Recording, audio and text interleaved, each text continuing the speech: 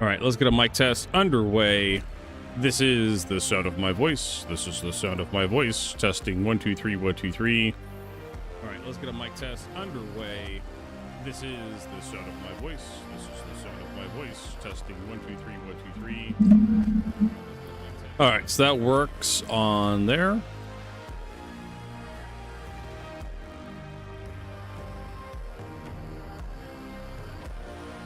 I look at the bright side. At least we're not degraded performance anymore. Like you could tell if they didn't tell you, right? We got patch notes to read. We got Alien Week propaganda to watch. We have YouTube bullshit to take care of.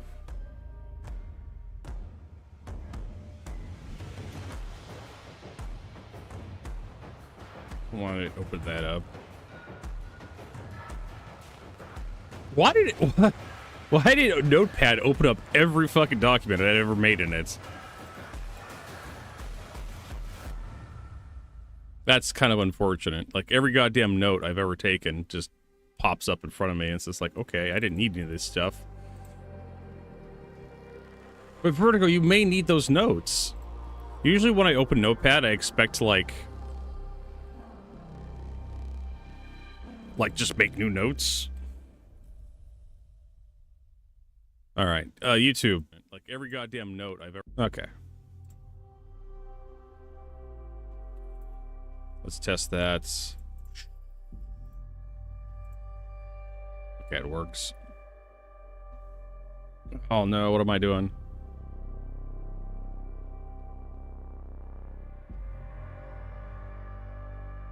All right. Well, we're live. Oh, wrong button. God damn it. Fiddling around with the thing here. So yes, we have a new patch.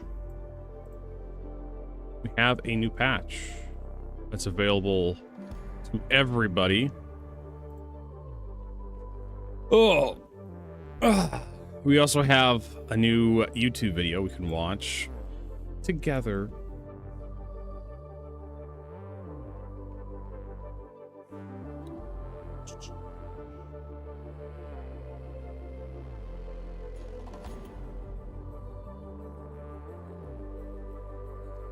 Where is it?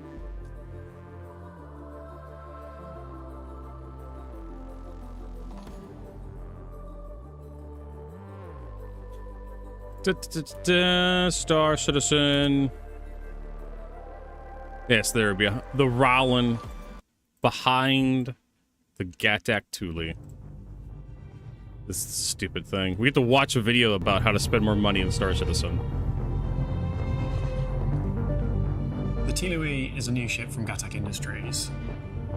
It is our first dedicated alien snub fighter carrier. We Hey, have Rob. two categories within our snub division of ships. We have snub fighters and snub crafts. This is really designed for the former, the snub fighters. And they need a carrier because they don't have quantum drive, so they have a very limited range and require a larger ship to get them where the action is. And whilst the Tyilui may visually share some elements with the Railen, it is a new ship chassis. The real noticeable change on the rear of the vehicle is the large hangar door.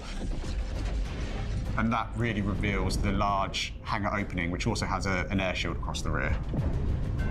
Okay, so that was supposed to be an air shield on the back. The Tyilui has the same armament as the Railen, plus 2 additional top and bottom rear-facing remote turrets. The Tyilui holds 4 snubs in its rear section, as well as 96 SU of cargo space. And the purpose of this cargo is to enable players to use the rearm, repair, refuel mechanics. So there's somewhere for the RMC if you're repairing your hull, for the hydrogen fuel if you're refueling, for the missiles if you're restocking, or for the ammunition if you're reloading your guns. It's a very different environment to what we're used to on a lot of our human manufactured ships.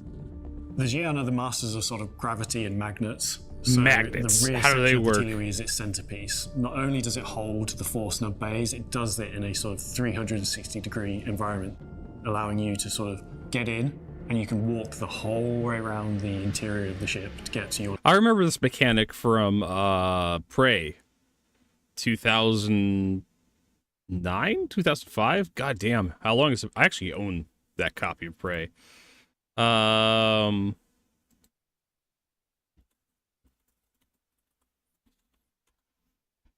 No, not that one. We're talking about the old one.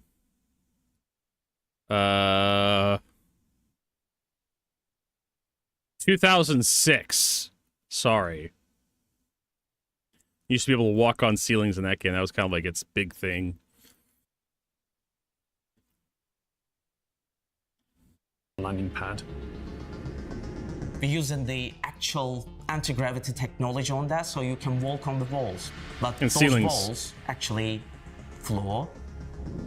The impact is pretty instant. There's no real sense of up and down. You can go for a jog all the way around it. It's just a really incredible tech. It's a really fun space to play in. Nobody's going to use this thing. I played with it a little bit yesterday with me and As you leave the Exodus. hangar through one of the exits on either side, you walk through a little ready room for your snub fighter pilots.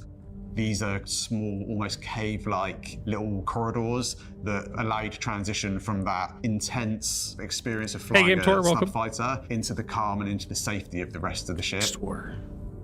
And then once you get back into the main elevator shaft, you're back into kind of like the shared hab area that you're used to on the Railen.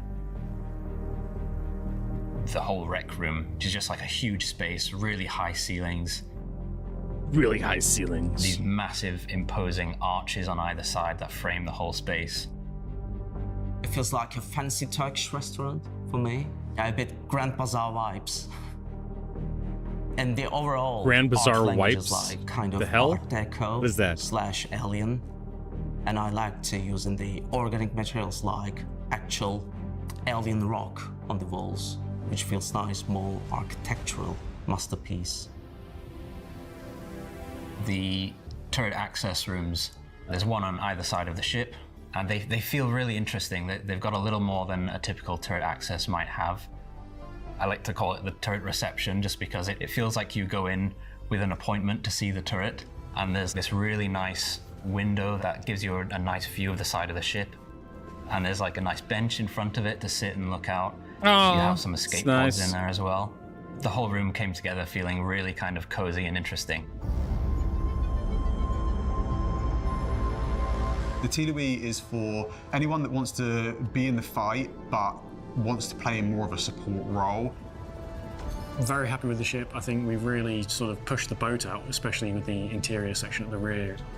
You don't have that particularly large firepower, but enough of it is an annoyance to distract other players and allow other people in your fleet to help do the objectives. It's about supporting your snub fighters and causing as much kind of chaos on the battlefield as you can. It's almost like a swarm of angry wasps that can go in and attack. Or if you've really annoyed people a bit too much, they can get back in and you can just jump away to safety. You know we need an alien snub fighter now, right? Yeah, it has crossed my mind. Yeah. This is the variance of the cargo hauler, the Tyilui. Oh boy, that transition into the hangar is gonna be kind of difficult because when you get inside the ship's physics grid, you're gonna be going way too fucking fast. You're gonna slam into the front of the ship.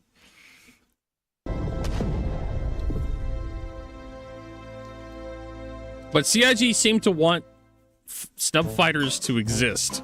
One of the things that our players are especially fond of doing with the new ship is playing a good old game of what fits. We know the Pisces fits. It almost always goes way beyond anything that we expect. Ah, Polaris, that's cute. Have a reclaimer claw go into the rear of this. It's gonna look like a proctology exam.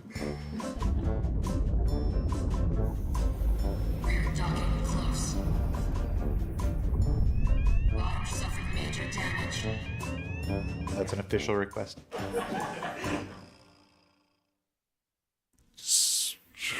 They had to go there. They just had to. All right, so there you go.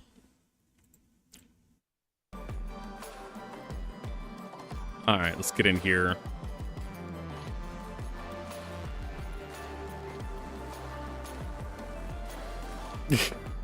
Hairballs. Look at the dog. Look at this doggo. This doggo wants steak. Isn't the cutest little doggo? Of course, I maybe remember this meme. Can I has cheeseburgers?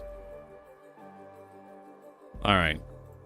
And you get the joystick gremlins. Gremling. High configuration going. Oh, we also need to read the patch notes. Yeah, this thing. I'm gonna get some tea here.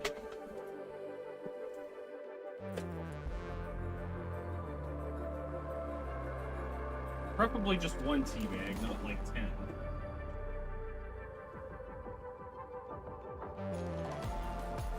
I mean, I do like my tea stout, but not that stout. Alright, this fucking thing. So it has that hangar bay in the back with that strip of gravity plating. Stellar Strange. Stellar Strange. Float, spin, wind, and wind. I think that's wind. Through this powerful, uniquely product of alien invention, Xeon technology elevates the way a crew operates this space, utilized and how ship purposes evolves. A spectacular original, the Tyilui is not only the first alien design carrier on the market, but the first with zero-gravity hangars, allowing the aerial ballet of weightless operation. Elevated experience. Zero gravity. Walls to walk on of alien rock, where up is down and down is up, and everywhere you need to go. Xeon technology creates calm amid combat, letting you drift through the Tylui's hangar quickly, effortlessly, and with never-seen-before style. Weightless carrier. Stump transport. Up to 4 stump fighters nested in the multi-directional zero-gravity hangar. While capable weapons loadouts protects their run for the front lines. Keep them flying and fighting with 96 SU of cargo for ammunition, resources, and parts. I don't even know if 96 SU is enough to keep ships fully supplied in combat, but I guess we'll find out one of these days. Design that lives. Extraordinary interior. Composition is unique as its functionality. The spacious interior chamber heightens the tranquil Xeon ecstatic with organic materials and living plants and flowing water. Of course, we have the interior here. We're going to take a look at it inside in the game. Yeah, I think it's mostly for the ships, Rob. It's not exactly for players. I've tried to get into the zero-G areas. I end up just falling to the ceiling. And yeah, and then they have all the paints and whatnot.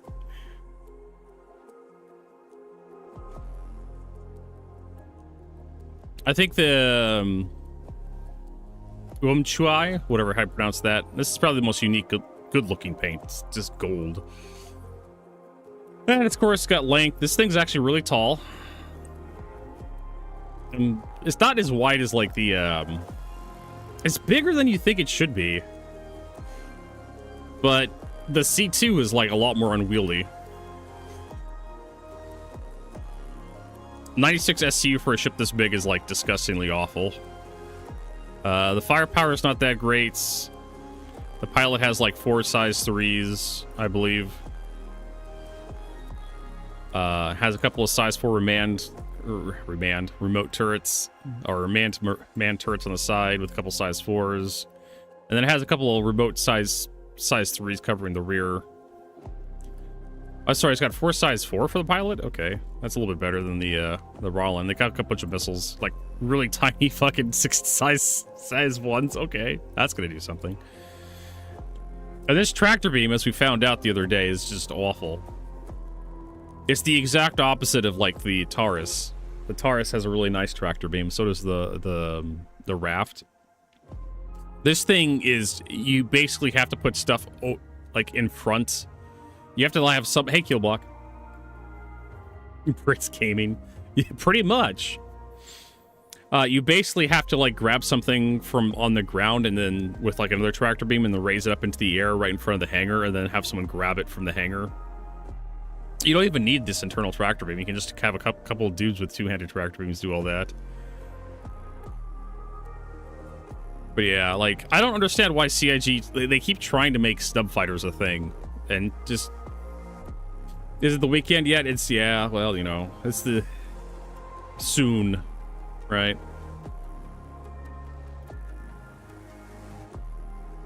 Probably practice for building larger carrier utilizing that tech.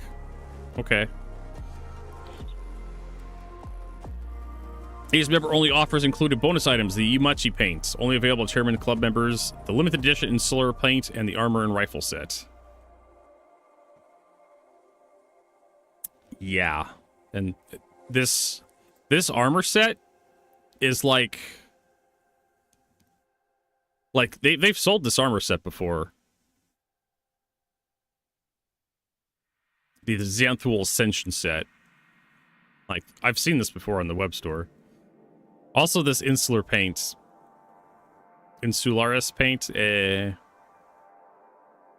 It's, What's War Bond, and it's like almost $400. Oh, you just missed Star Citizen Live? Ah, shit. Oh, well. We'll have to go watch the pre-recorded version up on YouTube, I guess. And they have like a one with the bunch of Furies for $550, or the dual pack for $700. It's with a carrier pack. I think that's War Bond. Yeah, it's War Bond. This is the non-War Bond version. Has $615. Boy, I hope you at least have like a bunch of people like that like playing with you. Like if you're like, I guess if you're like a warden in a Chinese prison. Best value. All the paints. Yeah, but you can't arm and refuel. This has got the refueling mechanics built into it for stub fighters. Yeah, but most people just like they get the stub fighters get damaged and you just like dispose of them. Like they're so quick to cooldown. Oh, you can't with there you go. But I think it only has like 2 spots in the entire ship that can rearm, refuel snub fighters, so you have to like rotate them.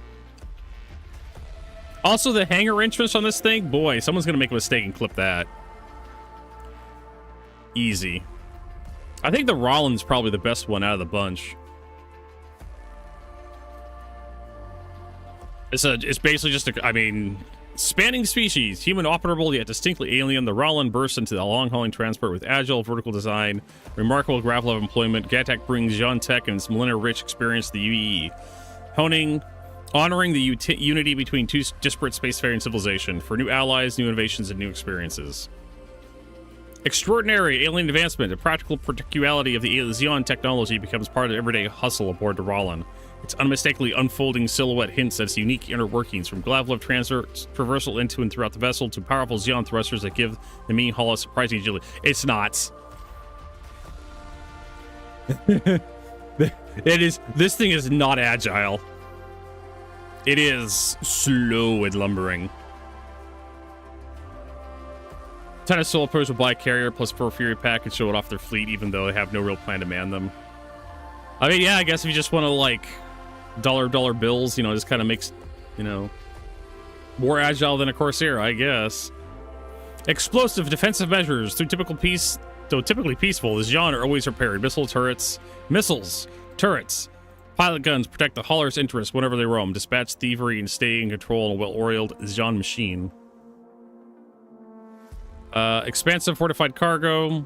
True Gattac design, the best 2 worlds combined to give haulers the quick accessibility of tractor beam loaded external cargo with a protected cocooned internal storage. Xeon deployable armor safeguards your 640 SU from the treacherous trials of long-haul transport. So I've been using these tractor beams. They kind of suck. They're an okay placement, except the problem is you can only unload half the ship, and then you have to use the other tractor beam to unload the other half of the ship. And it's kind of awkward because only one support seat controls one turret.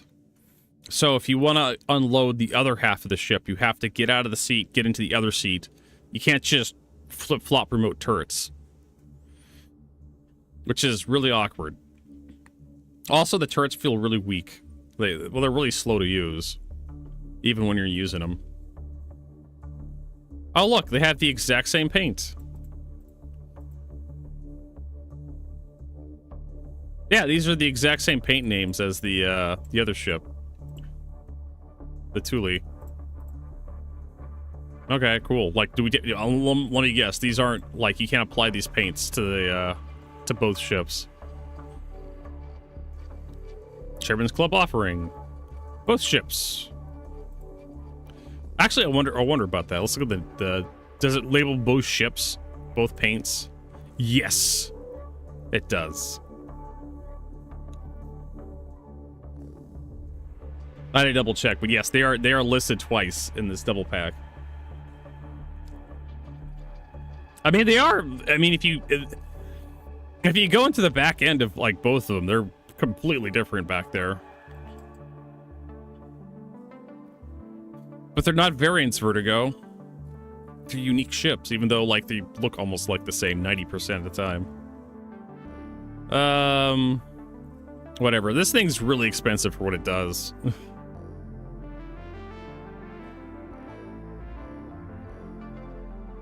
I mean, it's basically just a better looking Hull B.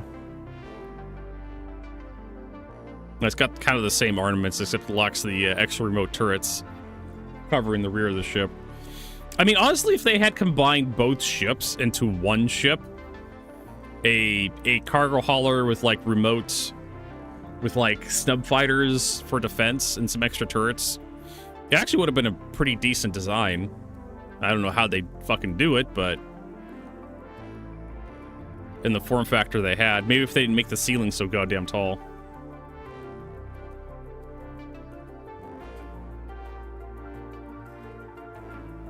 I think the whole B kind of looks silly. It's just basically a stick.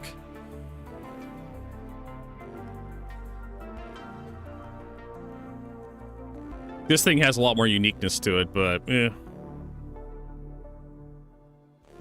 So what do we got with Alien Week? Extraterrestrial extravaganza. Humanity's appreciation for all its alien allies, whether Banu, Jean, or Tervan, continues to foster collaboration and celebrate around the verse. Since first contact over half a millennia ago, our shared kinship have only grown stronger. Join the festivities. We give thanks to our planned galactic peers, proudly don new paints, discover Gaitak's newest ships, silence Vandal threats, and Arena Commander, and pay homage to any of all our aliens with their own artistic creation. New paints. Welcome to Railen, the Tyilui, and Stinger to Alien Week paint clubs. Grab new insular paints for those 3 ships, or returning paints for other extraterrestrial vehicles to add some otherworldly pizzazz to your ship and fly the flag of solidarity. Alien artistry, the community contest. Cool costume, maybe striking sculpture. How about beautiful bake? Immortalize your favorite alien culture, design, story, or anything else you craft. Congrats for the chance to win cutting edge Sion vessel. Alien Armada, limited Arena Commander rewards. Fly the toughest fighters you can stand to ground over 25 intense rooms of Vanville bombardment. A rare opportunity awaits. Take on the swarm and emerge victorious with the right to pledge for Isperia Glaive. That's the thing. That's been a thing for a long time. Hey, Kevin. Welcome.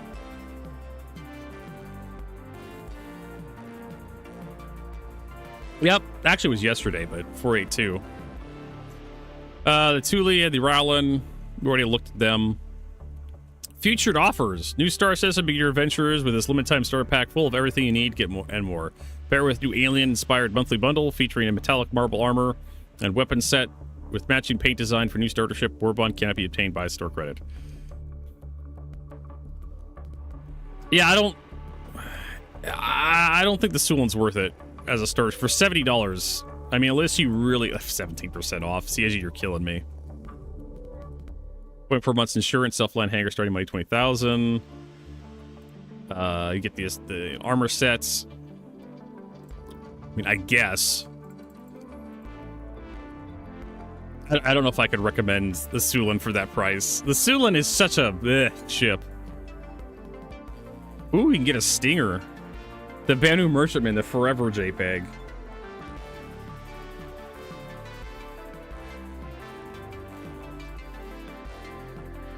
Then, of course, we have, like, paints for the Stinger. Alien paint pack.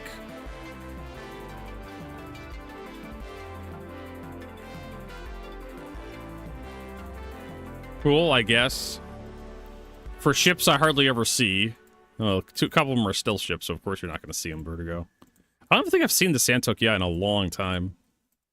Same with the Banner Defender. Same with the Stinger. I think I've seen a Stinger recently. Of course, everyone's flying the Railen.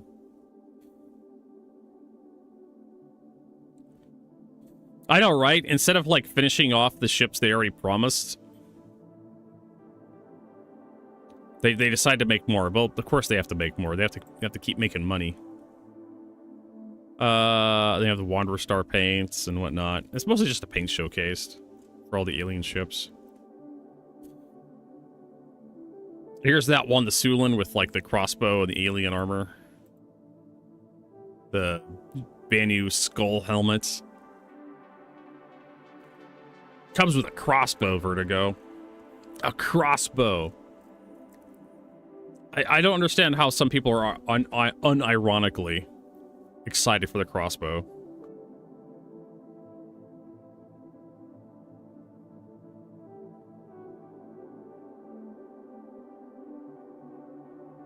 I just don't understand the draw of that stupid thing. Get your bundle today.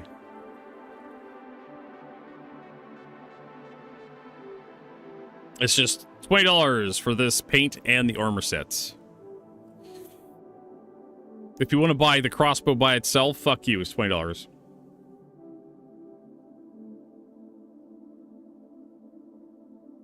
And of course, we have more of the Heartthrob bundle, February. Okay, this just lists all the stuff you could have bought.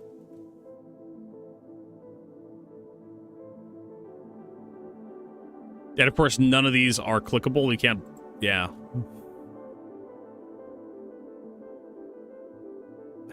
Fucking crossbow's killing me. All right, I think we're good to go. Hopefully we can get in.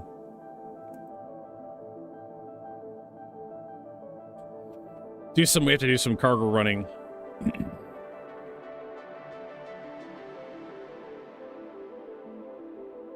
Yeah, but Jason, I don't think that's for you. It's for people who have more money than sense.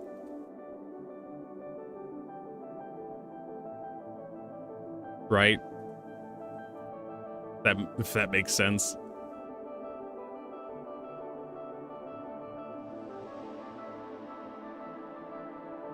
All right. Let's just get in here.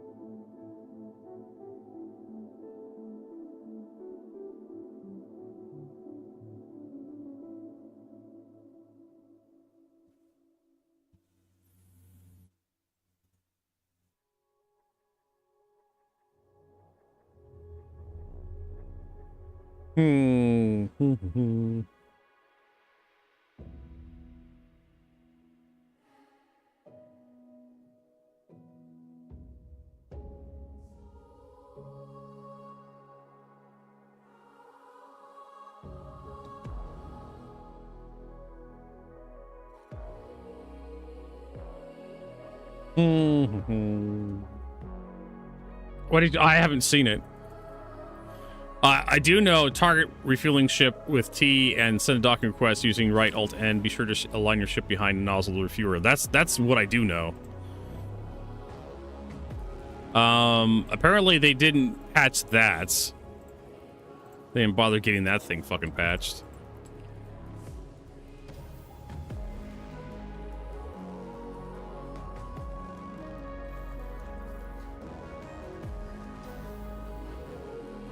If they have the let's see here.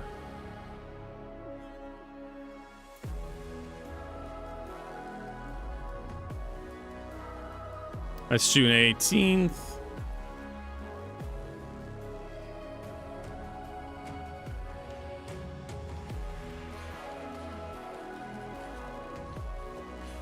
Oh, they did the Railen. Yeah, a lot of it's just been... It's just been vehicle stuff. And, like, advertisements for their ships. That's all it's really been past this year.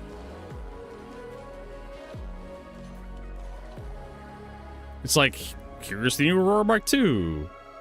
Here's the design of the Aurora. Here's the whole B. Where am I? What am I doing? I could probably go watch the VOD. I don't know if they have VODs on the air.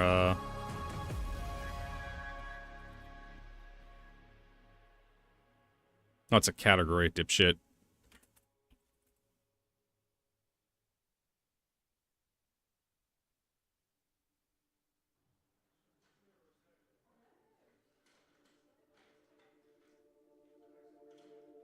All right.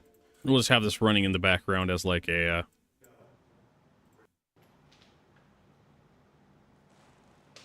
This is them just kind of dicking around for 11 minutes. Did we really need this? That's like what the fuck? This is like 3 hours.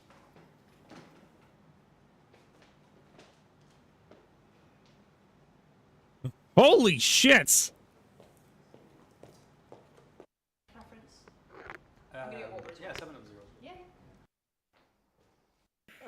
Oh yeah, we should do that one.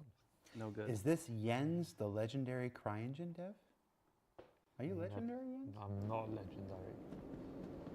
Nor am I CryEngine dev. Well, I guess I was when I started out, when we still took. Now it's Star Engine. Star Engine. Yeah. It used to be Lumberyard and a Star Engine. God, this is fucking quiet. You're now. Just for Men. No, I tried that on my on this one time, like 6 years ago. Actually, there's been 2 times. There's been 2 times in my life I've tried Just for Men, just on the beard. I tried it and I didn't last an hour, either time. I was just so freaked out by it. I just shaved my entire face. Like half the time, people are like, "Oh, Jared shaved." It's like, yeah, well, that's because I tried Just for Men like a couple hours ago. I guess it's Roast Jared Day. Oh yeah. I don't think we need a special day for that. Yeah, but I don't want to turn up the volume of my entire fucking system. All right. I don't need system sounds. Yeah, that's it. Okay.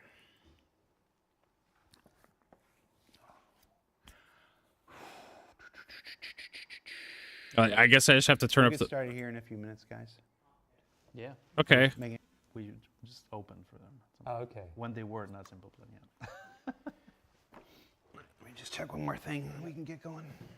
If this was on YouTube, I could Check just the boost levels. volume on YouTube.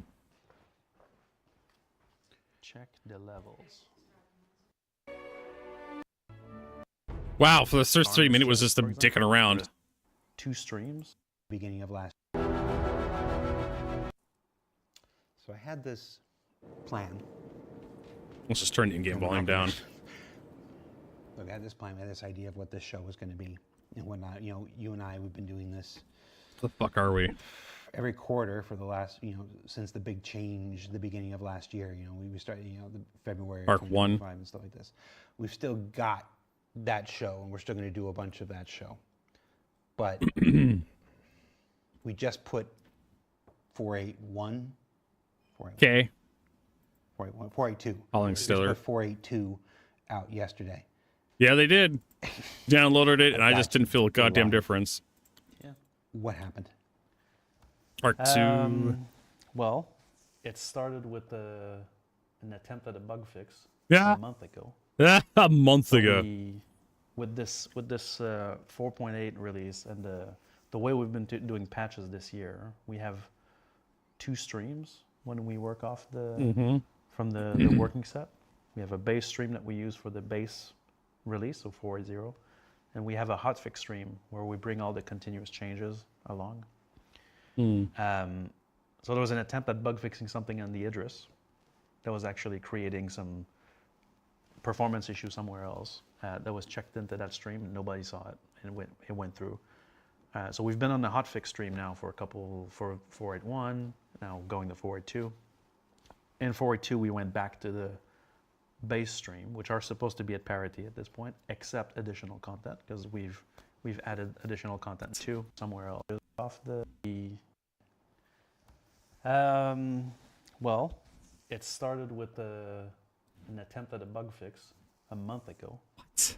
So with this 4.8 release and the way we've been doing patches this year, we have 2 streams when we work off from the working set.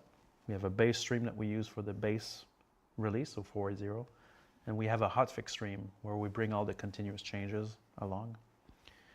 So there was an attempt at bug fixing something on the Idris that was actually creating some performance issue somewhere else that was checked into that stream. Nobody saw it, and it went through. So we've been on the hotfix stream now for 4.8.1, now going to 4.8.2. In 4.8.2, we went back to the base stream, which are supposed to be at parity at this point, except additional content, because we've added additional content in the past. Okay. That change was included. And so what's supposed to be a routine update became a massive, wide-sprawling issue. How did you guys fuck it up, though? Because basically the Idris was no longer compatible with its persisted copy. And so with that, Absolute horseshit. That they're blaming like one ship, the Idris, is what? One ship did that to the entirety of Star Citizen? You guys are fucking morons if you let that shit happen. that would do is players have in their ASOP terminal, they have a version of the Idris that's from 4.8.1. This change, which was not supposed to be in the stream at all, gets in there. And so now the game server is expecting another shape for this. The game server has a series of checks and balances for this, but he's the last banker in the chain. And so for him, if the schema is incompatible, he's like, there's data corruption risk, I'm out. And so Who's he in this analogy? he's the game server, Okay. basically, right? So the game server is trying to spawn the Idris, wherever it is, right? So that's called the async spawn chain. And so as he's trying to resolve the object containers for this and to materialize the ship in game, he comes around an incompatibility, and then there's a hard check for this, because if we let those through, if we disarm Hey, this Dovkin. check, for example, then the game server might corrupt ships or might be twisting data, and then we would go wider than that. And so the game server would crash. So there's all this. So, hey, remember that time where we played tactical strike groups and there's a fucking Idris in the tactical strike groups in 4.8 and 4.8.1? I don't think it's the Idris. I think they're trying to scapegoat this shit. Everyone's like, oh yeah, that's cool. Click tons, Port Tressler. Oh, here we go. Tungsten to Bajini Point. This is tungsten all over the place. I don't know, man. I'm not buying it.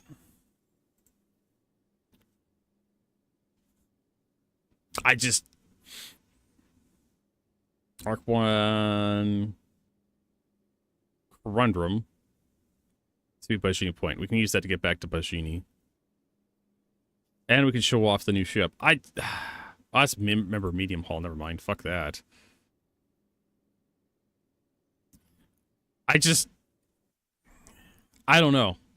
There's all this stuff that we have to work on and fix. Yeah. There's all this stuff that we are working on and fixing. And yesterday, in a patch that was just supposed to add, the 2 new, GATAC ships and some hot fixes to some of the more persistent bring back the issues. odd fixes from the odd fix branch and A move forward. completely unrelated check-in to the Idris Yes, somehow made it through validation or missed validation. correct.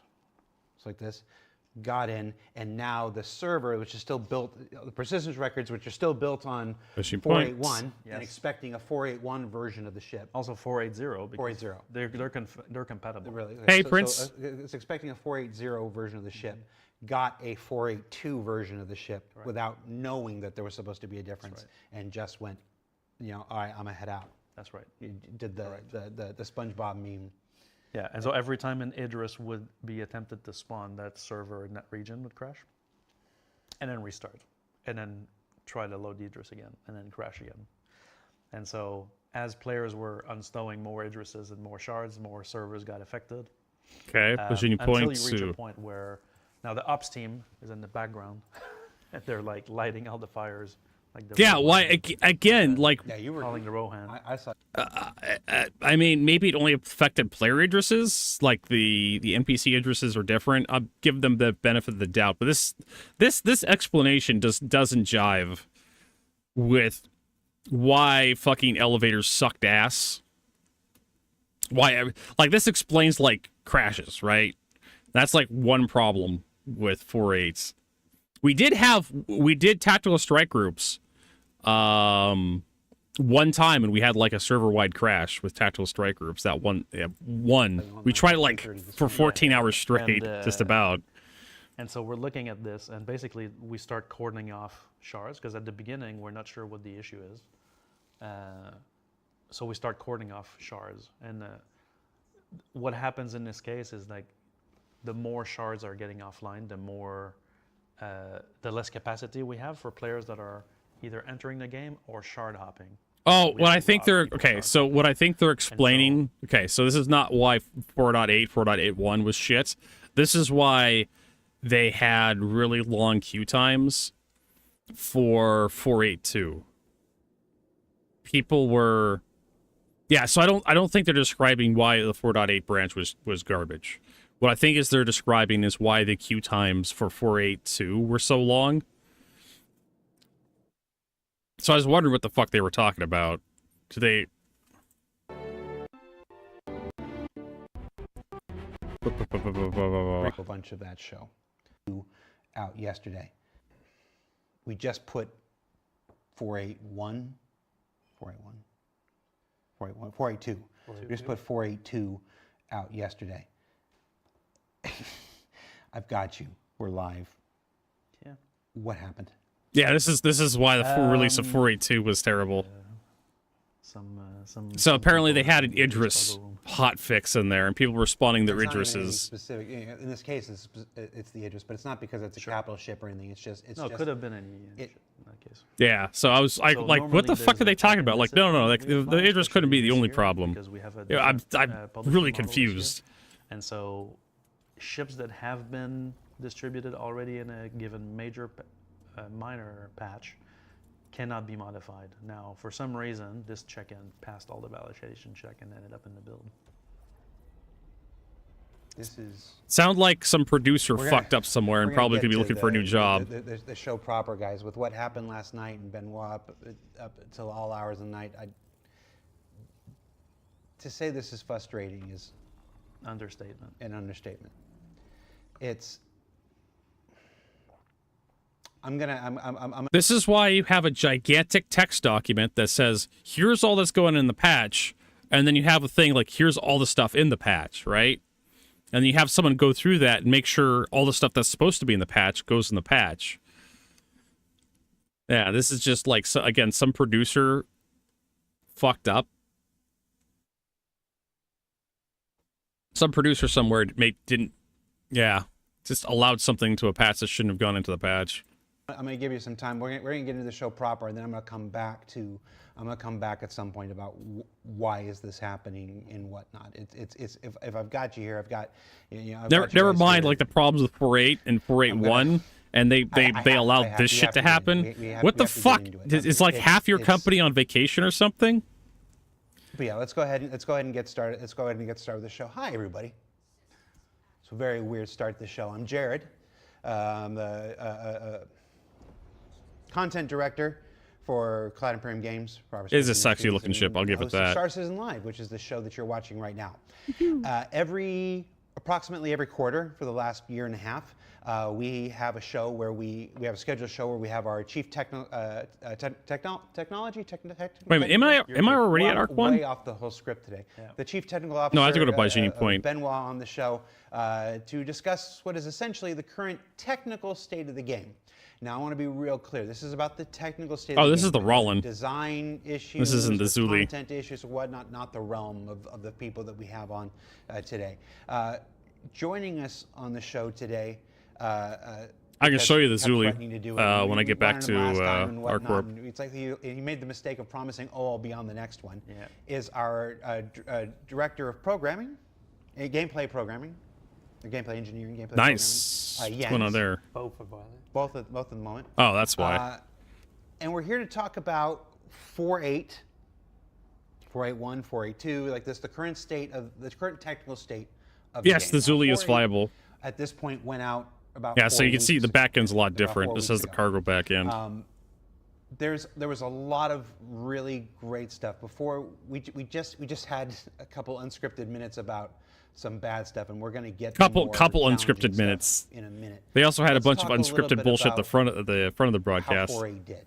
I saw there was a lot of commentary online that 4.8 was as bad as 3.18 and whatnot. We don't need to rehash 3.18 whatnot. Most people watching the show knows 3.18 at this point. Was it really as bad as 3.18? No, it wasn't. I played 3.18. Well, actually, I tried to play 3.18. Your take on how 4.8 went? What made 3.18 really bad? I'll rehash 3.18 because I was there, and I'll remind people about it. What made 3.18 really bad is we couldn't get in. Everybody was getting errors every time they tried to join the persistent universe.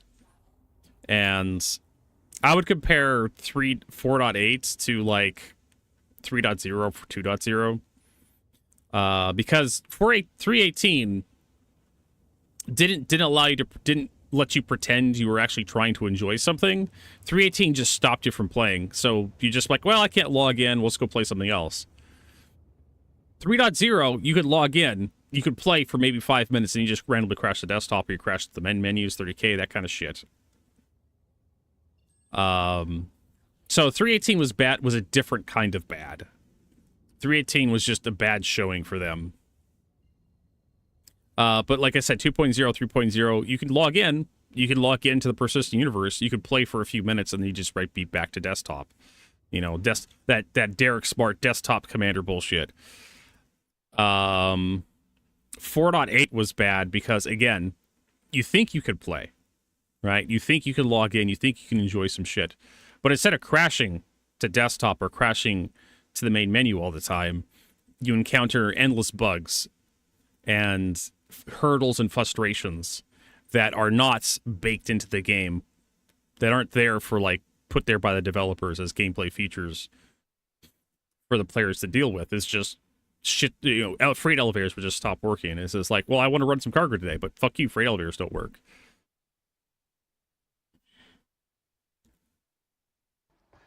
Well, for me, if I take from the machine room side of things, we've been firefighting since we launched 4.8. I mean, from a whole slew of different issues. And my sensors Some of are them off, so for some reason. Expected when we launch a patch that has this many amount of core changes, like 4.8 has.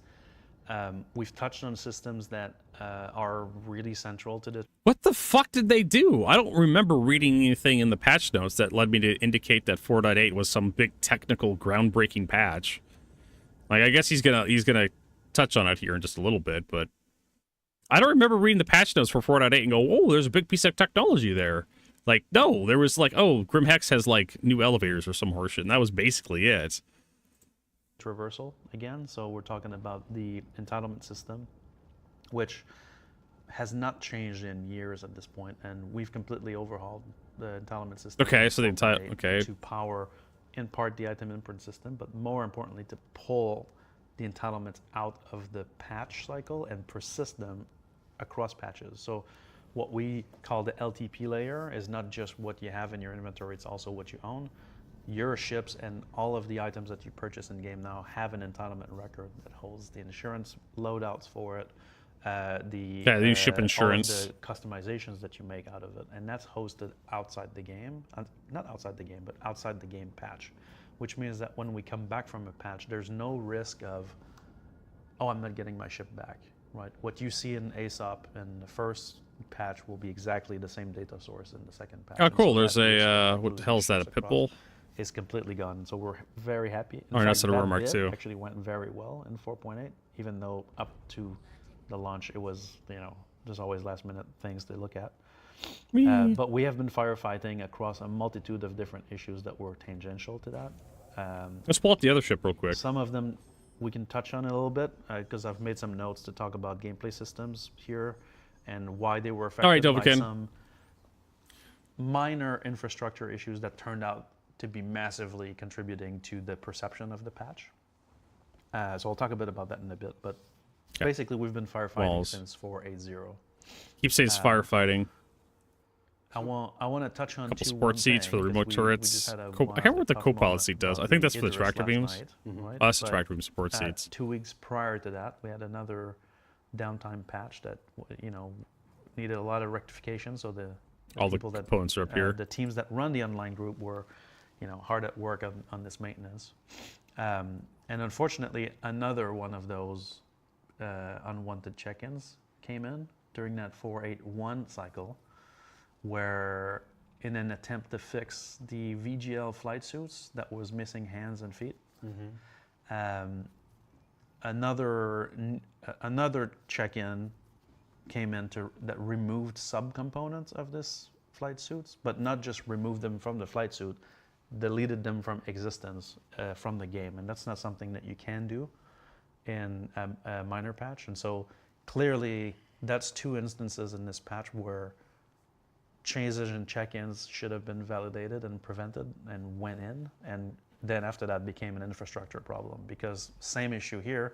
If somebody was wearing the VGL flight suit Look at and that. referred to these entity classes that were These are actually your representing, I think, the armory nozzle pieces. and the front pack of the suit, then the game server would crash. And so we had again to do percussive maintenance to remove those items and fix that. And so that highlights to me a massive issue with how we validate check-ins and how we get changes in the game across persistence until we have full forward porting compatibility on the persistence layer, which we don't have at the moment.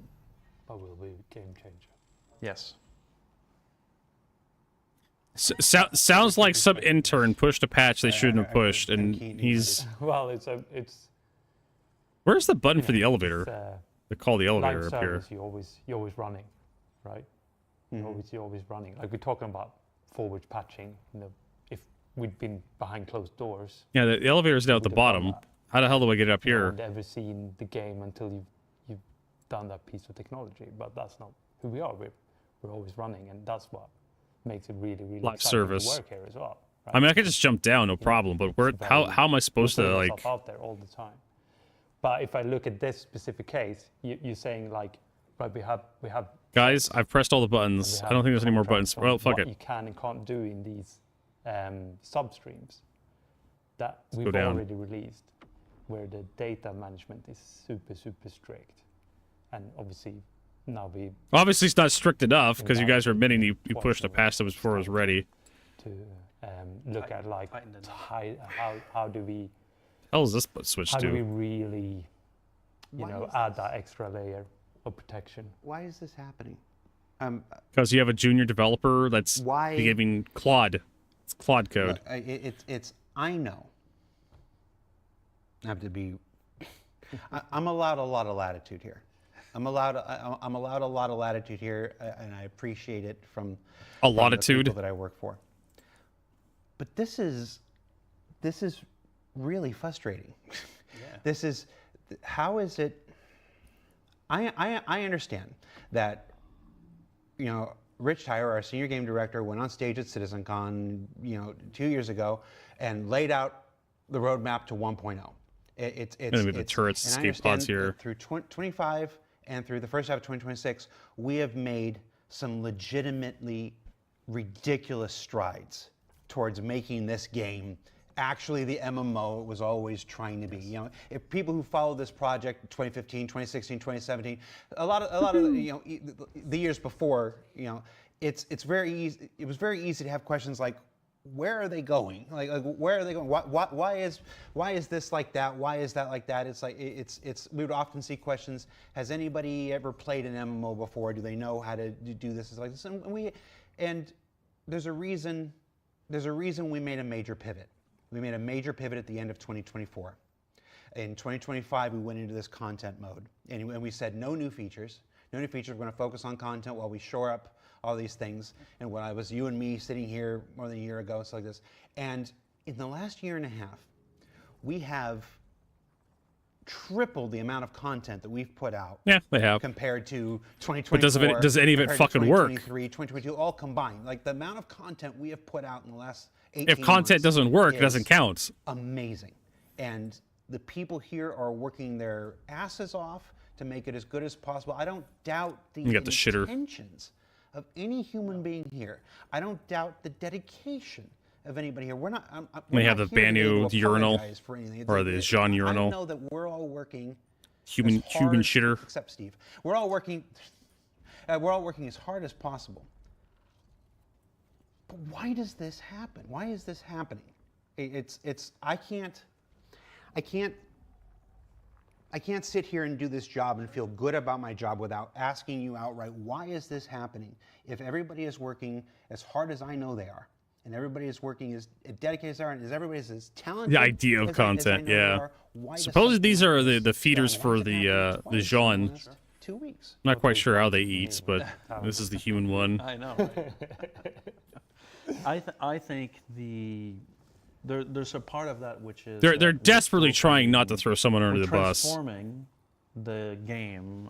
We're still transforming the game into. We're releasing patches. We're still in the process of taking a game that used to run on a single server, in now obviously a server mesh, which that's working. But by the way, you can actually just open the airlock if you want to without sending the elevator. If you, so if you want to go to EVA, pressure on top of that, right, of getting content into the game, releasing it at the same time, stabilizing that's kind of cool, it, that button there. hardening it, and features that come in and do the inverse. New features come in and they destabilize the systems. Without stronger guardrails that also need to evolve with this, that's where we ended up. And so I think that, to be honest, I think at this right now, we're outpacing our ability of verifying everything that's being added to the game, and this is where we need to put somebody fucked up and pushed something into the patch that shouldn't have. It was more than just the one thing, though. The check-in that would cause this crash issue. Right? All right, so what the fuck do I need to go to Hark 2? And so looks like I need quantum fuel. Adding these validation frameworks to prevent that from happening and keeping the Hark data 2. stable. Take out the hydrogen fuel. Now, that sounds. Well, why didn't you do that before? Quantum fuel. Right? You're not saying that there were no guardrails in place. No. There are guardrails in place, but they're not keeping up with the pace. Correct. Yes, exactly. Like we create more content and more features than we have time to add guardrails in to prevent these cases, right? An example I could give. No, I think the patch was just pushed well before we're supposed to. Persistence, right? But like 4.8.2, what they're talking about right now, like makes sense for 4.8.2. We make a weapon, we make a ship. That's it, right? Now we have a team making weapons. They balance the weapons. They design the weapons. They work in that realm. They have guardrails in there, right? They know what to check for, outliers, data sets, how power is distributed, etc. You go to the next team. The next team is making ship components.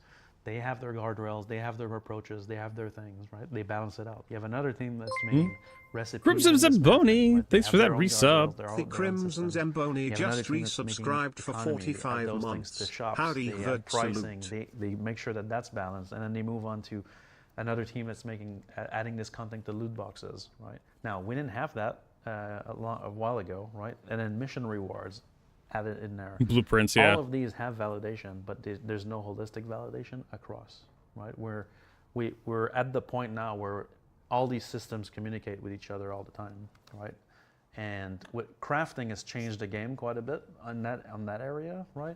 Yeah. And so that translates into more weapons being created, more content being created, more missions giving more rewards. Yeah, but tons of games have done crafting before. Like, how are you guys fucking different? Is this why in 4.8 there was the thing where there was a weapon? I think it was a ship weapon. I can't remember specifically, but you paid 20,000. I'm pulling a number out of my butt here. Sure. You paid 20,000 to buy this ship weapon, but then you dismantled it and you got like $80,000 worth of materials. And that you could sell in one area. That you can send. So people were just buying the vendor thing and doing it. And you're saying that's because the weapon and the pricing and everything for the weapon was validated in one by one team in one silo, if you will, and then the validation of the crafting and the breakdown and stuff was done in a different way. Yeah, but that's like and there wasn't something that transversal to check all of that. That was them fucking up like there's- the decrafting stuff we're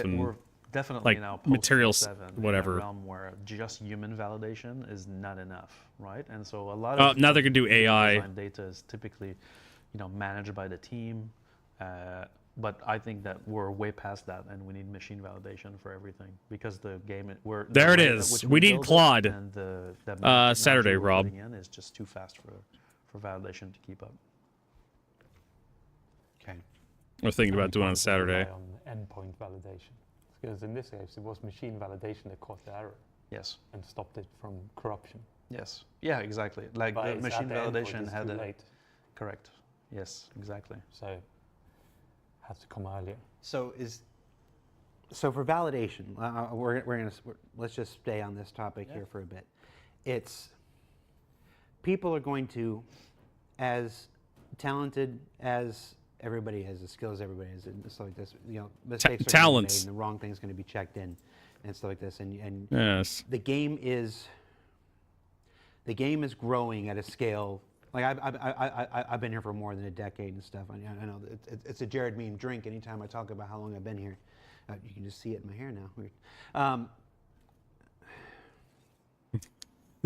They are desperately trying I'm to find so incredibly excuses. proud of the game. We're so proud. It's the last 18 months. Proud. Hands down. Proud. The best 18 months that this game has had since the PU went online in 2015. So proud. Anybody that says otherwise is. Hold on. Where's that proud meme? I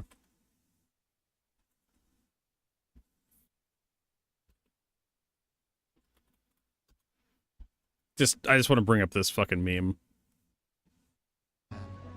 You make your daddy proud. You hear me? I'm gonna make you proud, Daddy. I'm gonna make you so proud. You make your daddy proud. You're gonna be so proud. Proud. Proud. Get the fuck out of the way! Yeah, that's kind of how I feel about this. We're gonna be so proud. Is being disingenuous. They just are. I'm being hard with you guys here, and I'm going to be a little harder. I'm being hard with you guys as well. It's like the last 18 months have been phenomenal. ASD was fun. Star ASD was cool. It's our daily average users are up. Our concurrency is up. The content is the best content we've. I'd argue ever about put best out. content they've ever put GSP is out. Finally, realizing we finally have coordinated space combat in our space combat game. Is this just it is? But it sounds like we're moving fast. We're moving fast, and we're doing a lot. You said the guardrails aren't catching up. How do we? I get machine validation. I get you got to build some stuff. Is that all we can do? Is that? I don't know. Maybe you guys could push less shit in each patch. Make me feel better about how we're going to fix this. Is what I'm asking. Because if I feel better, If your grasp, maybe there's a reason for people like watching over, if your grasp extends your reach, just a validation issue. Sure. So maybe it's try a to grab problem less shit. we've known about, right? And we've been trying to solve, right? And so more recently, there's more changes that have been coming from the engine side to give us a framework for validation. When I say framework for validation, All right, we need to go to that Arc game 2. designers can participate in this, right? It's not like, oh, they need to hand it off to an engineer, and the engineer is busy and he can't do the work, and now the validation is not added, which is the mode that we've been in the past, right? And so we've been in the process of building a validation framework for all game systems and all pieces of data stored in the game that can do queries across all data, whether it's, hey, I have a mission in this location that requires this, that pays out this. Is that an outlier compared to, And so being able to do cross data queries across the entire game, which is not something we've had before, which allows us then to just express these checks, find outliers into like mission payouts, find outliers into when Stormbreaker worked, it's not terrible. There was a ton of error. There was tons of parts of Stormbreaker which just fell on its face.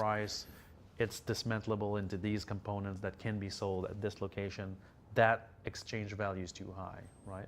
And so creating these validations will become part of the design work completely with this framework, which will allow us to have all these guardrails. On top of that, we've got the more technical validation, right? So the two issues we got. And suddenly this becomes a problem now, right? To modifying ships that were already in the distributed in the main patch, and removing entity classes, for example.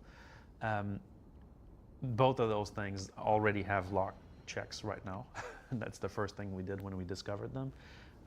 But we're going to keep adding more of those compatibility check. Now, 4.8 also has the beginning of database patching. So in 4.7, we didn't have the full ability to persist all the crafting properties on weapons. So if you crafted a weapons, all the modifiers were not necessarily going to persist through LTP, right? In 4.8, we have introduced that was 4.7 patchable serialized variables. We didn't talk about it much because it's kind of mixed into the crafting system, but basically we now, in the schema of a component, which stores every time I see those landing gear come past the cockpit, I'm thinking I'm gonna crash. Have the modifiers for it, crashing into his hangar or something. Nozzle, faster damage rate, whatever. These values, we now know which one of those values is patchable, right? And then we're able this way to persist them and patch them in the next release. We also determine which ones we store when you stow it. We don't stow all variables, which used to be the case. And that's the foundation for us to keep working. Take a shot every time they say foundation. Forward patchable data set, so that now these, even if you know, the ship team goes in, changes all the serialized variables for a ship and rejigs the whole object container layout for a ship, that will be able to live migrate your ship to the new version without crashing the game servers in the meantime. So basically embracing this movable data set. But that's tricky to do. Obviously, we've been at this for a long time, but 4.8 has the beginning of that just for crafting properties. Right. That's great for that's cool. allowing us to. The fuck does that even mean? Better manage when somebody checks something in that they didn't do. But I'm talking about what are we doing to stop the check-ins that aren't supposed to happen. Sure. Like through validation. I want to. Well, it's pre-validation, right? The one I call this validation framework I'm talking about is pre-check-in. Okay. Right. It's something that I'm working on the game. I'm going to add a new gun and I'm going to price it this and I'm going to make it super powerful, right? Well, that would flag. Okay, I could not. Yeah. I could not check that in, right? The system would go, wait, you need some authorization before you can check this in because of these reasons. Which currently we don't have something like this. That's cross-checking, right? Obviously, in each silo, yes, but not within. I still get 100%. Is this something? They're not validating if I drink my bottles at all. I still have like the free Cruise Lux bottle every time I drink. How many EDC I got? I have to ask. 6.3 million. Is this something that we're talking about? That's a 2027 thing. Is this? Are there parts of this, at least, that can go in? Is there hope for this? Yes. Sooner rather than later. We need this yesterday. Like. Oh, I'm aware we need it yesterday. Yeah. How come we weren't building it we're yesterday? Working on this right now, like to get all these checks and balances in place. Like I don't know if it will be like a 4.9 kind of thing, but it's happening now. Okay. Because everybody around the table knows now, like it's clear from the 4.8 experience that machine validation is required across the board. So this tracker is so slow and awkward to use. Why isn't this just? Let's tackle this from another angle. Why isn't just throwing more QA at this the answer? Because that require money. Why isn't this just hire? Just set of Claude tokens. More QA people, right? And we can and this gets fixed. I suspect you probably have an answer for this. Because QA costs money and QA's right now. The case, QA we the situation of like the data, how the database on 4.8.4.8.1 was, and with the new all the QA people are on Squadron 42 right now. Situation, and that's not something that the QA environment has. So whatever we do, we as a technology group would have to come in and at least give them that. And then if you put your 500 QA on it, then they would probably, one of them would have spawned an Idris. But without that environment, you could put as many as you like on it. No one would ever have discovered this situation. This is just too far removed. And I think that's sort of come back to the large data set, right? As you have a large data set. Because they have over 200 goddamn ships, and if one of them is fucked, it fucks the entire game. Just happens to be one of the most popular ships in the game, the Idris. I suppose if you just hired 500 QA people, that doesn't mean there's 500 requisite programmers that can all take the stuff and fix it either. No, I think they would. So, Jared, if you hire 500 technical Q&A support people, and they find a bug that crashes the entire fucking game, one of those 500 finds it. You're gonna set some time aside from an engineer to fix that problem. Just saying. If we're gonna talk about like apples to apples kind of comparison here. Yeah, but if you find like they have the issue council for fuck's sake, right? And there's tons of bugs on the issue council. People report every year, every month, every hour of every day that don't get fixed because CIG doesn't have the time, the money, the wherewithal, or the cares to actually fix everything. Yeah, I don't know how to call this elevator up, but luckily you could just like run down the elevator shaft and not have to worry. Create a separate set of challenges. So there's that. What's frustrating with this situation is that we've done multiple patches where this just worked fine. Oh yeah, we've been on this. We've been putting out a new piece of content every 2 weeks since the beginning of this year. Last year we moved. For 2024 and before, we were on a schedule of one patch every 3 months. And we didn't, I think we actually hit every 3 months once in the 5 years that we were on that cadence. From 3.0 to 4.8. I fuck up? I can't remember which one was January last year. We were trying to do a patch every quarter, and we actually hit the quarter date maybe 1 or 2 times. No, I didn't. Okay. So it was 4 patches a year, yeah, at most, basically, is what we were doing. And then in 2025, we, as part of this major initiative, we switched and we went 11 patches. Which was a terrible idea. In 2024. Again, I don't want to sound like a broken record. The content that was in those patches is some of the stuff I'm most proud of that their team here has ever put out. But we were able to do that because we pulled back on features. We pulled back on features, and it was content team. There were a couple features here and there that would sneak in and whatnot because we need this for that and other thing. But for the most part, it was all content. In 2026, we now switched ship ammunition. And anybody that's been really paying attention or following the development would see this already. We've switched to a bi-monthly patch where we put out a major patch every 2 months, and we do these 2-week content drops in between. So every 2 weeks, there's I a forgot certain thing gets turned on. People who have been in PT who have been testing. Okay, they tested this aspect, and then it wasn't there in the patch, and it goes, because it gets turned on in 2 weeks. It gets turned on 2 weeks after that. It gets turned, and that was to help with engagement throughout the year, to give people more things to do, to keep people more interested. It's one of those things that you do when you're running a MMO. Give people content, That's been great up until the last 4 weeks. 4.8 worked. Yeah. And so it's, I don't want to harp on this. I don't know how much of this is points. My own personal, I'm stuck on it, or whether this is what I'm supposed to be doing with the show. But it seems like we know what we have to do. We have to solve the process for sure. We have to solve the process. We have to solve the process. None of that stuff's there. More tools. We have to scale our validation to match the rate of content that we're doing. And the complexity of content too. Right, because this year we also turned on features. We turned on the feature spigot this year after pulling back on it in 2025. I think I've been Seraphim. Messing up my ears this whole time. All right. How confident do you feel? How confident do you feel that you've got a handle on this? I think we know what we have to do. Arc 1. I think but it's going aluminum. to take a while to get all of these guardrails in Oh, place, for fuck's sake. right? It's always going to take fucking But time. in the meantime, I mean, we just have to respect the rules that we've set forward in the meantime. right? Tungsten. So while we can't machine check everything this second, and to be honest, I'm not talking about months of work here Arc on 1, these validation Arc frameworks, 1, right? But it's about Wide putting Forest, in Harbor, the ability Seraphim, for aluminum. every team Yeah, we're to not doing that one. contribute guardrails, right? Which right now it's a bit splintered, and so we need to bring this all back together. So I'm confident that for especially the errors we just talked about, right?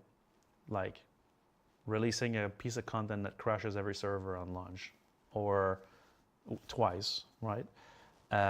Or evident misconfiguration of items or costs or recipes, right?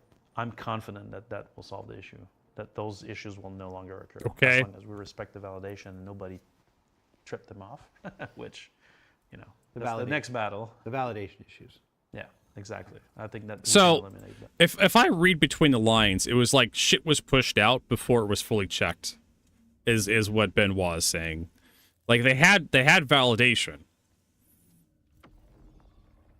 They had validation. Did I actually put stuff in there? God, I can't fucking remember. I need to go to Arc 2. I don't think about Arc 2, right? Oh, we are at Arc 2, so we have to collect. Right. I'm talking, I'm walking. I can't fucking remember a goddamn thing I've done. So it sounds like they have all these guardrails in place, but it's just stuff was pushed out faster than they could check in. Than they usually could. They have a process in place designed to catch all this stuff. It's there. It wasn't fully utilized. And I think this goes back to, like, this is like a conspiracy theory. I don't know. I don't work for CIG. I don't have that high level overview. I'm not like an executive producer or something that has access to all this information. But it just looks like to me that 4.8 was pushed sooner than it should have been. That's all there is to it. And right now, Benoit and Jared, yeah, nothing's here. Deliver, so we have to like go someplace else to pick up Virginia Point, I think it was. Yeah, collects over there. That's what it just seems like to me. Like they're just like, oh, in order to make this stuff not happen again, we just need machine learning to check all this stuff out. Right. But if you guys had slowed down, taken the time, but they had to make that Alien Week sale. They had to make 40 Drake Defense Con. We've been off the program here a little bit. It's that went out, and it's more than just the 4.8.2 problem where they released a patch. I have to remember to turn completely around to actually get into here. It's more than just people 4.8.2 just having long queue times and just constantly crashing servers and whatnot, and because people keep spawning their fucking whales keep spawning their goddamn Idris. Well, it's not the whale's fault. People just want to play with this shit they bought. CIG needs to be able to fix this shit. It's more than just 4.8.2. 4.8.2, if you go back to 4.0, that's the real fucking problem. Jake Defense Con and all the shit they released. The Ironclad was released well before it should have been released. The Railen works. The Zuli works. The atmospheric pressure isn't trying to kill you inside the Railen. The guns fire, there's you're not having the command module constantly detach and reattach. Mostly because it doesn't have that kind of goofy mechanic for some reason that somebody thinks it needs to have. I mean, the first instance of escape pods, I guess. And then plus all the other issues with 4.8. Am I not in quantum mode? I am probably So that's my conspiracy theory. 4.8 was pushed out well before CIG had the time to make sure it was quality work. And then Benoit is like, well, you know, we just need to get some machine learning in here to speed things up and make sure all the I's are, you know, make sure all the I's are dotted, all the T's are crossed. That's what it is, right? No, it's just the old system could work, but you guys just need to take the time to actually get all the systems to actually be proper. The issue that happened with 482. 4.7. 4.7 was fine. Issue. I didn't feel like we could go into the program that we had originally planned without. 4.7 was fine. It. Well, as just fine as Star Citizen patches went. I was went. very frustrated, and sometimes I abused my position here to do this. So you're laughing. I'm the one that's going to get back and see if my bosses are still happy with me or not. Oh, I'm sure, Jared. I'm sure. We do have a lot to cover. No, Chris Roberts going to be mad at you for talking about the broke-ass patch that everyone's asking about. I hope watching you'll forgive the diversion, that you'll agree that it was worth it. I think there was some very useful stuff there. 4.7 had issues. I just can't remember any. I do the usual, say, elevator bullshit, I guess. To say this. This is me personally. He goes, it was an issue with a ship yesterday, but the ship teams around the world. There's a team here. There's a team don't be Austin, mad at the people that work for us. Have been some of the consistently quality delivering teams of this project. We're just a small independent company that makes only $100 billion a year in ship sales. The last couple weeks. Don't be mad at us. Rough, but it's. We're still new at this. Like, where would we be? It's where would we be? It's my first day on the job. Like, lest this seems like we're coming down on the ship team today, that is not my intention. They happen to be in the hot seat, yesterday. It's like this, but this could literally happen to anybody. Any team. And it did. It happened. It was a whole nother team 2 weeks ago. Sure. And if we don't get these guardrails in place, it'll be a whole nother team 2 weeks from now. I don't know, man. It sounds like you guys have pushed I don't know how many fucking patches over the course of the entire project. And for some reason, you don't have a system in place to stop this shit from happening. Like 482. Let's specifically 482. And I don't think talking about 482 is that when this show went live earlier today, 482 was the hot button issue. But honestly, like when I finally got around to installing Star Citizen yesterday, like I got in. Right? It actually, they solved that issue fairly quickly from the time that 482 went, because I talked to Exodus. Exodus tried to patch and get in because he wanted to do some grinding a little bit. I was like busy with my Satisfactory world, like putting, getting plastic ready to be set up in like part of the game world and getting trains ran out there and looking at fixing up a few little this and that's in my main factory. And I was like, I better get some cargo runs done in Star Citizen, grind out that fucking senior rep. By the time I got around to it, they already cleared up most of the queues. Things actually gotten fixed up. So they're doing a really what is it? There's a very fancy word for what they're doing right now. Genuflexing, where they bend over and kiss the ring of the community. 482 wasn't that big of a deal compared to 4.8 and 4.81, which were just absolutely just bad. I'd rather know, like, what the fuck was going on with, like, the Drake Ironclad. I mean, I understand the command module detaching, reattaching. That's, like, new technology. Okay, whatever. What about the, what about, like, the moth or the mole, right? Where you store the ship and it deletes all the cargo out of it, or the server crashes and shit like that. Yeah, the rest of it, right? Fucking freight elevators constantly breaking. I thought you guys were gonna fix that shit. 4.8 in general, right, is I kind of think of what kind of made everybody really mad about 4.82. 4.82 is, like I said, 4.82 is just the latest injury in all this. But what started this all was the release of 4.8. And Jared is spending a lot of time talking about 4.82 like 4.82 fucking mattered, because nobody could get in, because the fuck people who could get in would spawn their Idris and would crash the server because the Idris was malformed. They fixed that pretty quickly. from my understanding. Like, it took them a couple hours, but they managed to get it done. So but 4.8 still kind of fucked. I can't. For me, the takeaway is human guardrails are not enough. Like, yeah, that's the thing. I mean, human guardrails have been enough for a while. Oh, by the way, you don't take any damage falling out of this thing. Look at that. It's unfair to make it seem. It's unfair to make it seem like the ship team has. You literally do not need to use the elevator to get out of this thing. You just open the exterior, just land on the fucking elevator pad. You're good. Take 0 damage. That should have broken my ankles, but okay. Let's just. Nobody's ever going to say yes to being on this show ever again.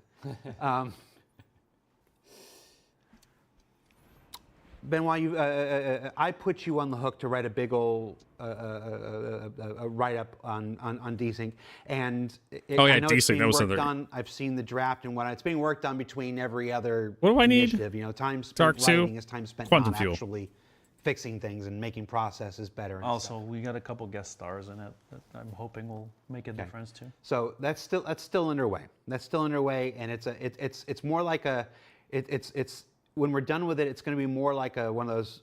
It's not a design brief. That's not the right thing, but kind of like what you saw with the gameplay guide. We're going to break it down, and I promise you, it'll be the most educated thing that you'll ever see from a game studio on what it is, what it isn't, and what causes it, and what doesn't cause it, and stuff like that. Did mercenary stuff, got evaded into yeah. But that said, yes, you got to remember, it's just going to be a learning experience. 4.8.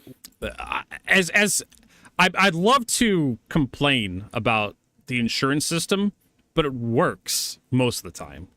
As Exodus found out yesterday, I posted this on my Bluesky profile, where Exodus was having this problem when well after 4.2 has been out for a while, where every ship in his fleet was bricked, and he would go through and he'd scrap all the brick ships.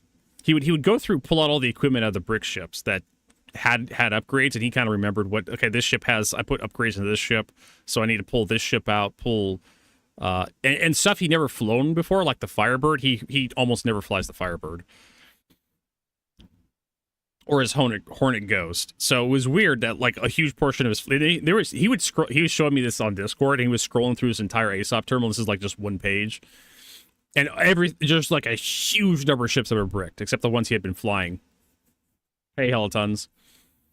And he said he had to go through, remember which ships he had upgraded, pull the ships up, pull the components out, scrap all the ships that had been bricked to just kind of get rid of them out of his ASOP terminal. And then he would come back hours later and would come back to this exact same screen.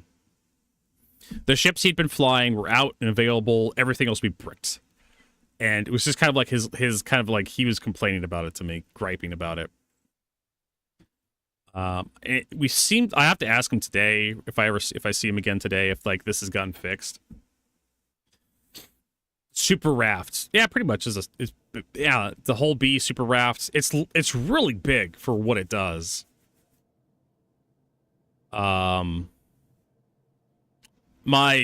C2, which is actually like even bigger than this thing. The C2 is really awkward to get inside the hangars like this, but I can do it. The C2 can hold 1100 SU. This thing exactly holds 640. Even though like the listed cargo capacity of the C2 is 696. I could jam a lot more cargo into the C2 than this thing.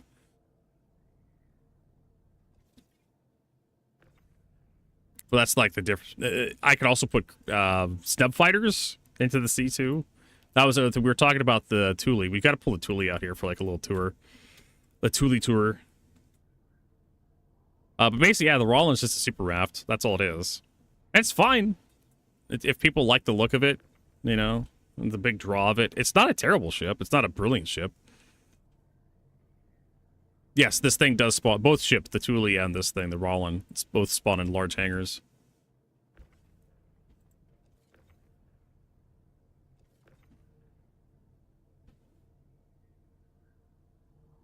So be prepared for that. But honestly, like this thing doesn't like It's not like my C2 where it's like really difficult to get out of the hangars, or I hit the hangar doors every goddamn time. How's the patch today? It's actually doing pretty good. Knock on plastic. It's a much better version of the 4.0 branch. CIG's been putting in some work, burning the midnight oil, making sure everything works. So far, so good. I haven't tried a lot of stuff. We've mostly been doing the rep grind for Kovalex right now. We'll try more stuff as like the week goes on. There you go. We're doing the senior grind, so we're just doing like half-ass loads. I don't even care about the money. I just want to get the rep.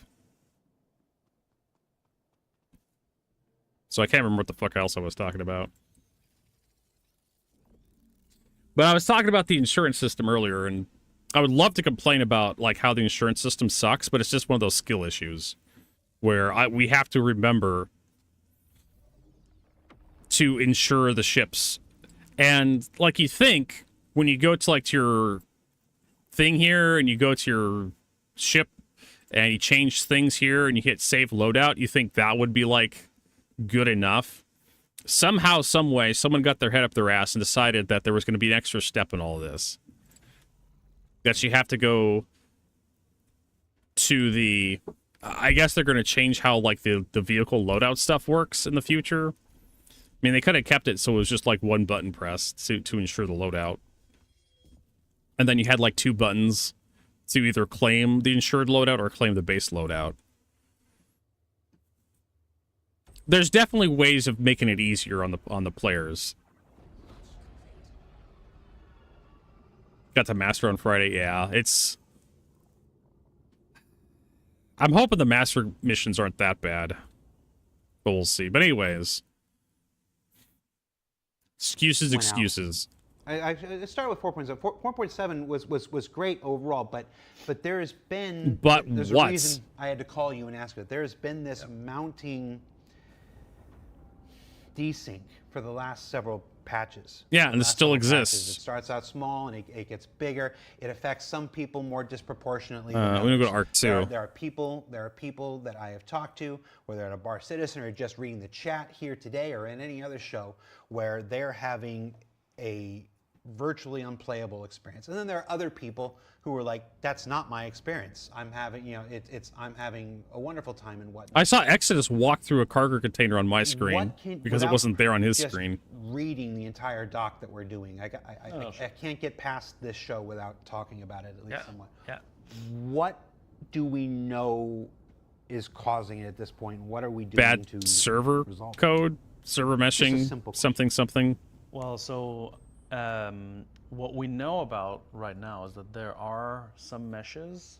When I say meshes, I mean a dedicated game server inside a shard that are running way below FPS spec that we want, right? Oh, I'm sure. We don't have a handle just yet about what is actually causing it. We do have performance captures, and we're tracking at least 6 to 8 very specific optimizations that need to happen. One of them is master missions are interplanetary component, which is used all over the engine. Interstellar area and zone component, they kind of go in hand. But Take Two at a Time at Everest by Genie or Tulevsky. Because we're pushing. Okay, more so you're going content, from right? The Stan to hierarchy trees Tulevsky. of Gotcha. The game world is much bigger, so there's more areas, more zones, more subdivision, more. There are some areas of that where if you add a lot of entities in those that enter or exit these areas, there's the engine provides the listeners to track entities entering areas or leaving areas or zones changing, right? And obviously there's concurrency constructs around this to prevent one thread from accessing another thread, right? And so just keeping it simple without diving too much into the low level, which we will probably in some of our desync areas. But there's lock contention in the area component at the moment. In some places, there's lock contention in some areas of the game. Well, I literally mean area, like, if there's many entities in this spot because of the way it's configured, we're seeing basically FPS drops in those areas. And so we're tracking about, like I said, 6 to 8 major optimizations that we're trying to get in and in our hotfix channel, right, to try to get this FPS back up to the spec that we want, which is above 20. I mean, honestly, I would love to get a server Somebody FPS of gonna take- 20, 25, somebody's gonna take 24. that clip and say, oh no, Star Citizen 30, yeah, that'd be great. FPS and gameplay and whatnot. No. And it's important to note that like when a server is running low FPS, it doesn't mean that it will create desync, but especially when you're interacting with entities that are simulated on that DGS, AI characters, NPCs. NPCs have been fairly like, well, at least you're gonna perceive FPS desync because the NPCs source have been is pretty slow at decent. creating its output, and Hmm. the traffic goes from your game client to the replication node. Replication node to game server. Now, if game server is running slow, at the beginning of the frame, he's taking the state from the game, from the network to the game and applying it. At the end of it, he's applying the changes back to the network, right? If that loop is slow, then your client's going to predict something, and then that prediction will get corrected the next frame, and that will create a rubber band, right? And so that's the gist of why there's desync in general. Why does the client have to predict? Because if he doesn't predict, then you're going to be at the tick of the server, and you'll see like. Even if it was running perfect, you'd see it. In an Yes, this is the Railen. Because your need for it to be Apparently, I can't get a landing here. so This is an issue. It's too high. Why didn't that fire off? Is this- Dumb ways to die. Because So- Twitch is just there. It is. It took like 5 minutes. Certain ones are slowing down. Correct. It's not widespread in all areas. Which is why some people are in Not there gonna- having a Exo great was having this Tell you, problem the because other I'm gonna day. Tell you which areas. That's what you're asking. Which to I got to ask the obvious question. Then, at least it's obvious. It seems obvious to me.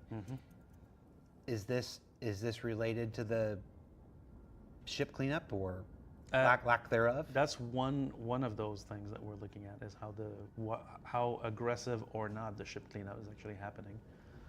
That's one of the things we're looking at. Yes. I mean, because you can watch a Twitch stream or look at an Initiative Council report, and you'll see. I wanna say, Persist I wanna say everything, dozens Roberts. and dozens, but I feel like it's even more. Yeah. Shouldn't- Brick ships everywhere because with the insurance changes and whatnot, breaking these ships. I thought full and whatnot. persistence wasn't going to be a bad thing It's for us.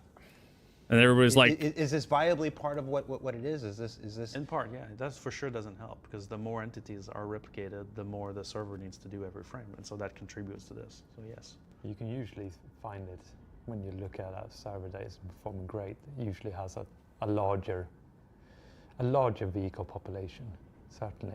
the server Vehicles that is are- performing great has a larger? No, a firm not performing so Oh. great tends to have a slightly larger vehicle population or a very large active population. That can also happen. In general, just a lot of everything.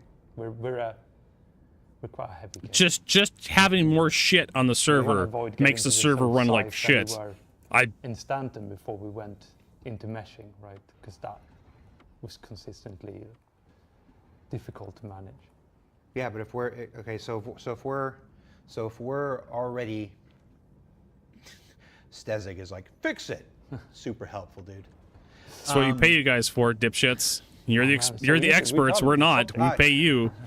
You know what, Stezig? I honestly, none of us had thought about that. That's all right. We don't even need to do the Fucking rest of the skill show, do we? issues. Yeah, I know that there's been some changes related to how we perform entity cleanup. So I don't think I'm getting a doc unattended here. Vehicle cleanup used to be a separate system, right? That ran on its own. That's been merged into what we call the density manager, which is basically an engine functionality that will look at overpopulation in clusters of areas that Maybe if I obviously warp designers away have and come control back, I over. can get a lock For landing. example, we want to make sure, like the exit routes for hangars are cleaned up, and so these are, have active cleanup zones configured, right? That's designer controlled. Now the engine will then, after that, apply the logic on the volume, determine, there's too many of X in this area, and we'll start popping stuff out, right? He's going to do the cleanup. Now for ships, the unattended vehicle cleanup system used to be separate. Now it's been brought into the density manager, I think end of last year, something like this. So it's been a while. And this one tracks whether there's passengers on a player passengers on a vehicle, and will, based on a certain timer configuration, and the values are different depending on the areas, will either stow back the ship into the originating inventory or destroy it, depending on if it's a player-owned ship or if it's an AI ship, depending, right? Now, it does look like maybe there's a misconfiguration in key areas that are leaving ships there. So we don't think the system is incorrectly functioning. We think it might be inaccurately configured in some areas. And so that would allow a very popular area to just accumulate. I don't think it's the ships being left all over the face, is breaking freight elevators. Are you able to clean up? Are you able to differentiate between? You obviously mentioned a ship that has a person on it. That's great, but a ship that doesn't have a person on it but is still a viable ship versus a destroyed husk versus a bricked ship from the inventory. You're able to distinguish between and set timers for. I'm not sure if I the can't get density a manager landing here. will have a This is modifier nice. specifically for bricked or not, but it can see it. It does, or it will. It will. It will. Okay. It will eventually. Yeah, if it doesn't, it will. Eventually. And it's less about timers. It's more about density. It's sort of trying to say you have overpopulated this area. So it's less about like that ship has been there for a long period of time. What if I could just do a crash recovery? There's a lot of ships here. Yeah.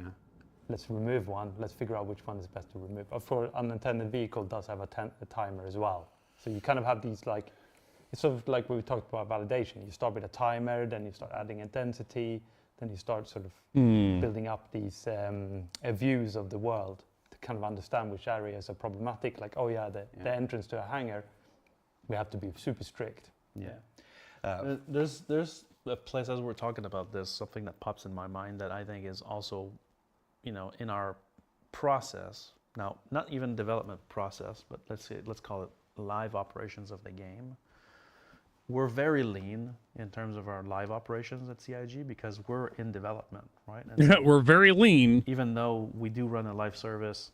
We don't hire a lot of people, even though we make $100 million a year, because people are expensive. So we don't have an army of site reliability engineers that are looking at like every aspect of like, oh, Shard 25 is an overpopulation of ships at Jackson Swap in, between this time frame, time frame. Like we don't go in that depth, right? And so we track overpopulations across all shards, right? But we can't go granular into this. But that is an area where we could improve this and detect those things to better tune these values. Typically right now we will tune the density manager values every patch or every hotfix, but that is a slow cadence compared to how you would react if you see, oh my god, Talking with Refueler. On every shard this location is loaded, let's affect the density manager change right now. Right now we don't have the ability to do that live, and that's a problem. That would improve the game quite a bit. There's folks in the. It would. I don't want to dismiss that.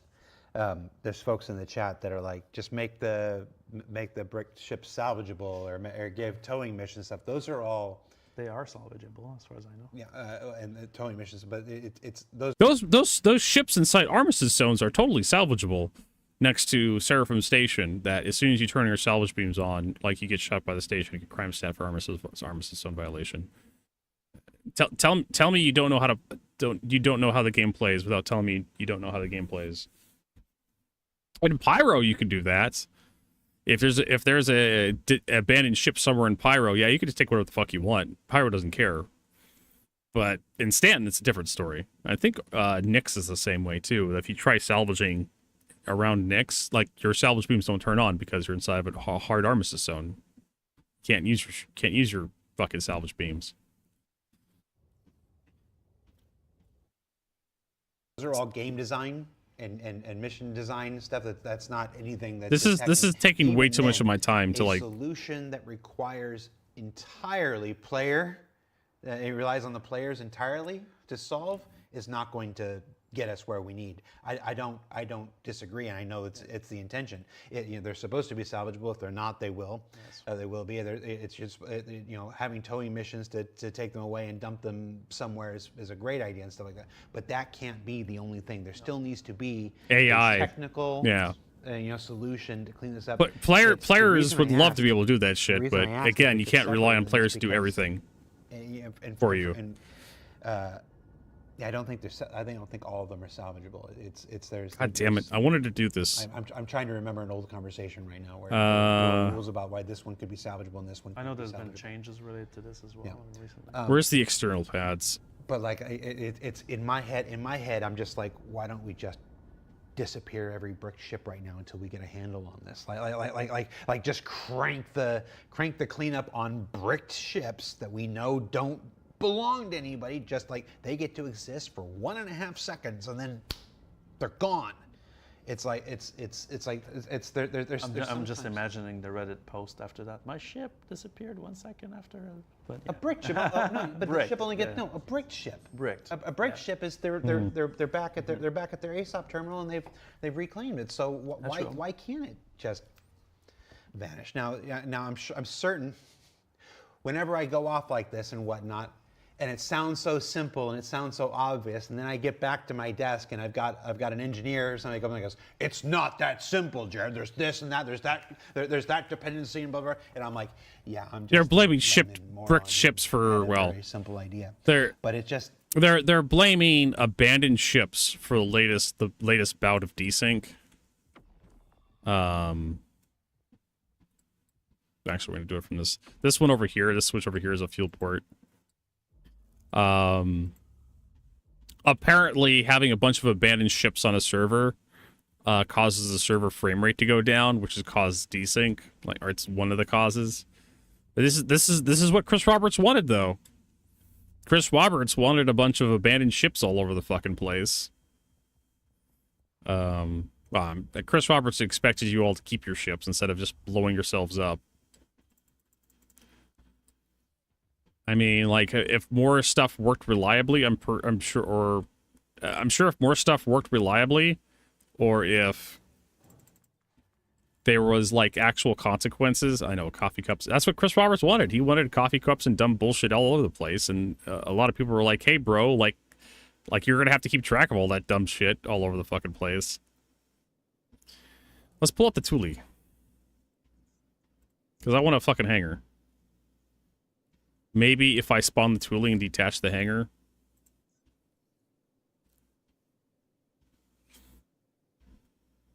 I mean, like, you have to keep track of all this crap in the wild, and players are just leaving stuff around because it's just a mild inconvenience. I think the hangers here are broken.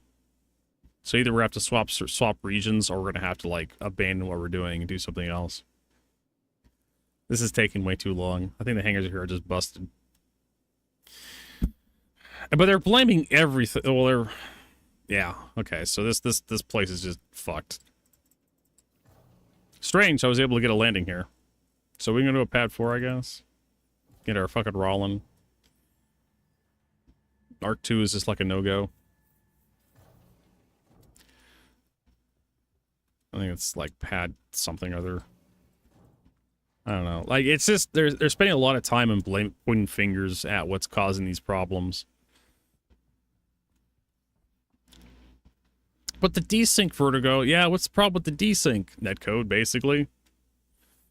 I mean, I know what to tell you guys. The thing is, we had this problem yesterday with, like, Exodus and me. Oh, I should show you, like, the deployable shields. Those are fun. And also, hi, Ravier. I see you.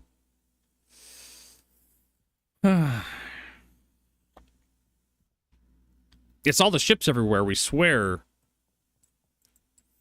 Like, at a certain point, yeah, but like the whole shard system is the server meshing. Like, like stuff in certain parts of the universe isn't supposed to affect stuff in other parts of the universe.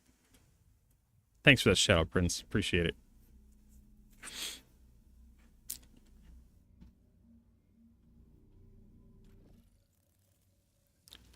So having a bunch of like ships in like Stanton shouldn't affect people in Pyro that much, like desync wise, at least in theory. Also, I like how this there's a problem with this elevator we found out. Like if you because there's this glass thing that opens up right here, so it can fit down to lower areas, and it has to like cover this area up. If you got two people on this elevator, or one person gets too impatient to get to the pilot seat when you go to the upstairs area, the other person who steps off the platform falls down to the very bottom. There was a couple times where we started getting close to the top. Exo walked to get to the cockpit, and he fell to the very bottom. There's no railing on here to prevent you from falling down. Just a little noob hole there.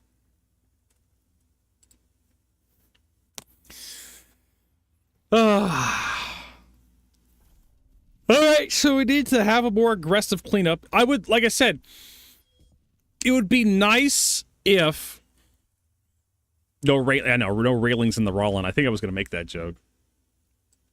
It would be nice if there was a player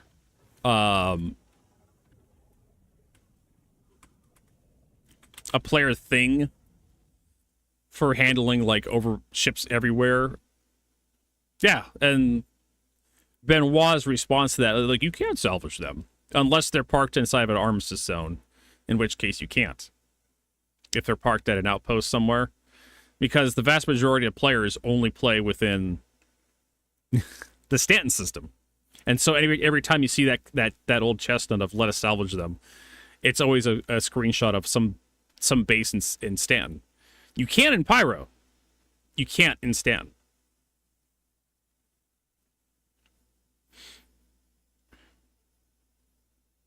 Then you tow and salvage. Yeah, and again, you can't tow inside of an armistice zone because you're a hard armistice zone.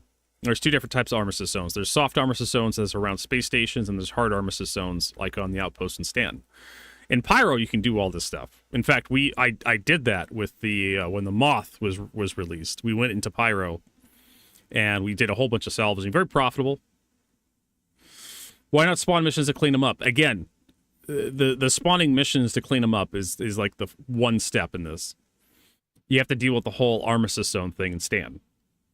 If you get rid of the armistice zones in Stanton, then bad actors come in and they start salvaging ships while they're still on the landing pads. Or if you just give them like tractor beam capabilities, then they start tractor beaming ships that are already on the landing pad and griefing people, right?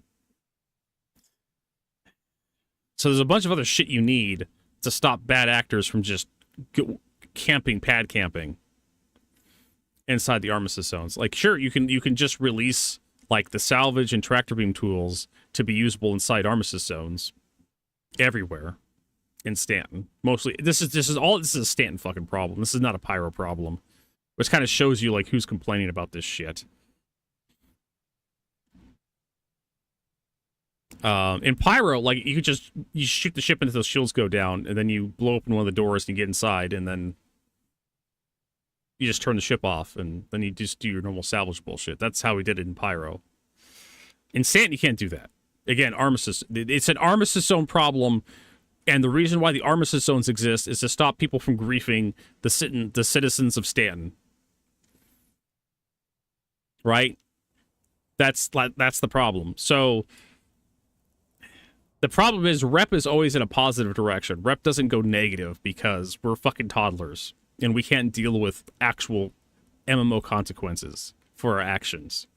Because somebody fucks up a mission and suddenly Hurston Dynamics doesn't want to talk to him because they shot one of their security guards, and Hurston Dynamics is now shooting at them, and now you can't go to Hurston Dynamics because you fucked up a mission.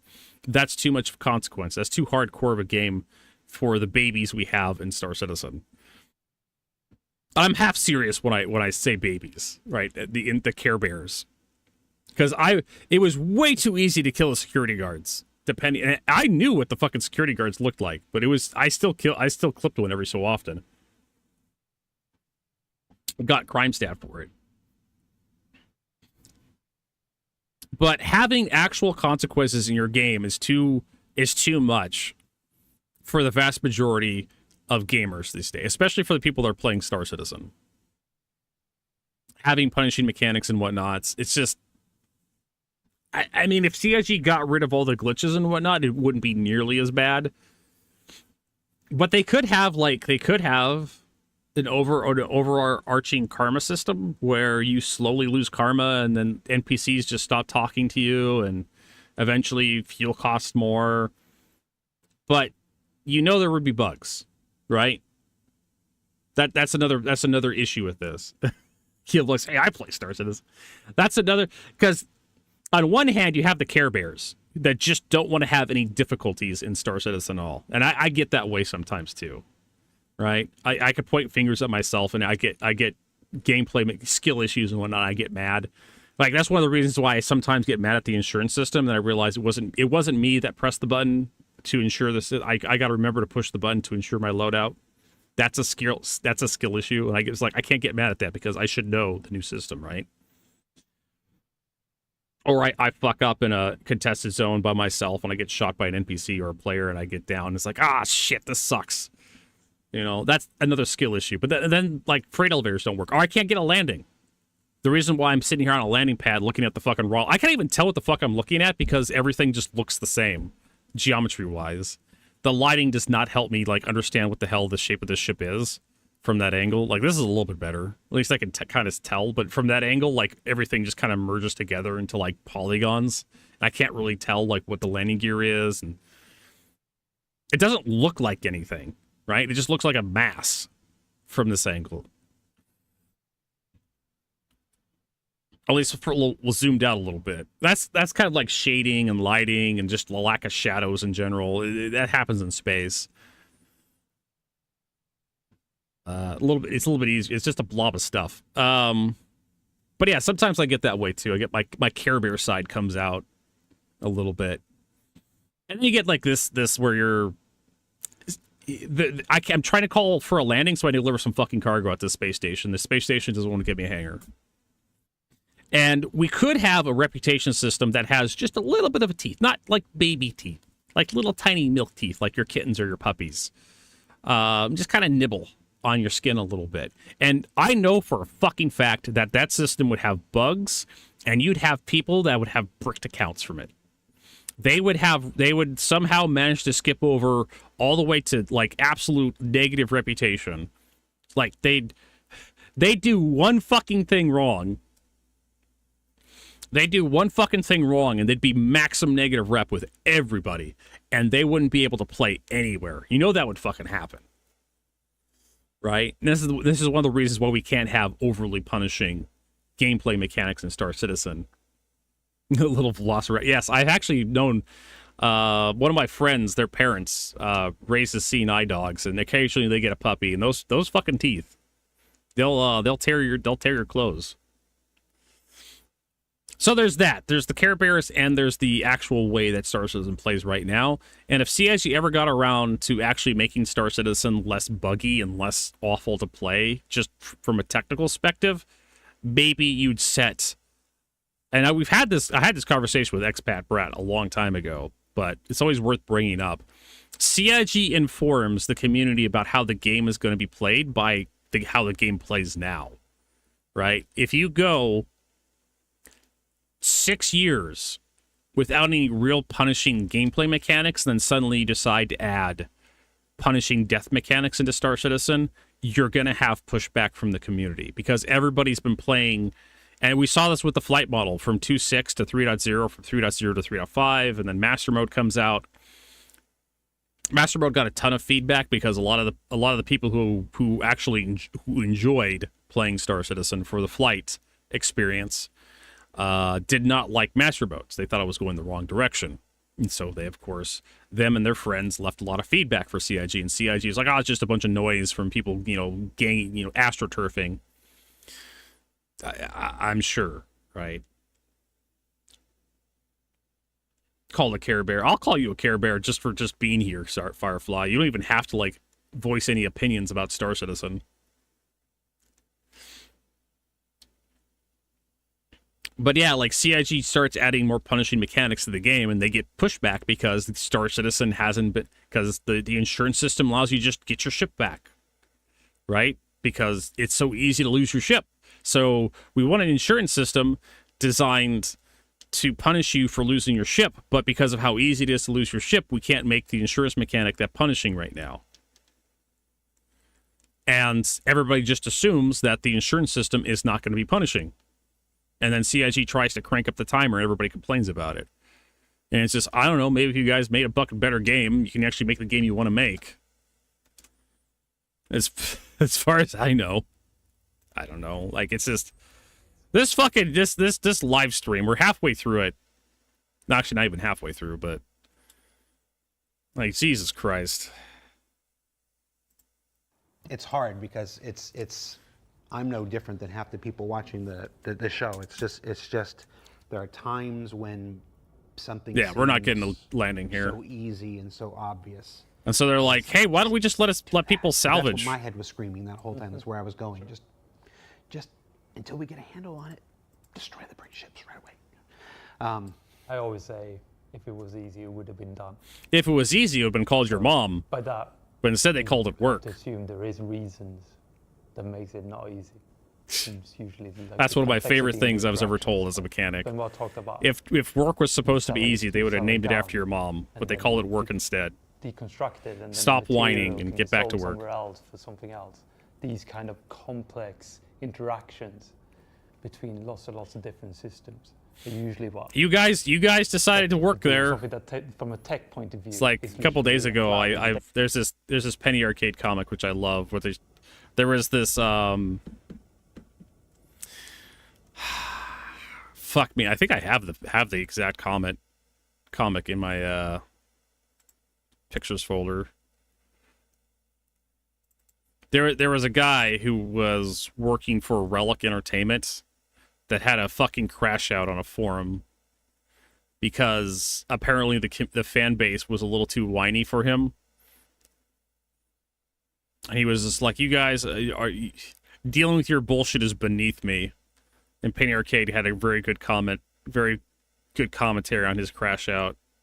It's like, if you took a job petting scorpions or a job eating bees, would you complain about getting stung? Of course you would, because you took a job eating bees. There's a Penny Arcade comic right there. That's not the one I want, though. I thought I had this one.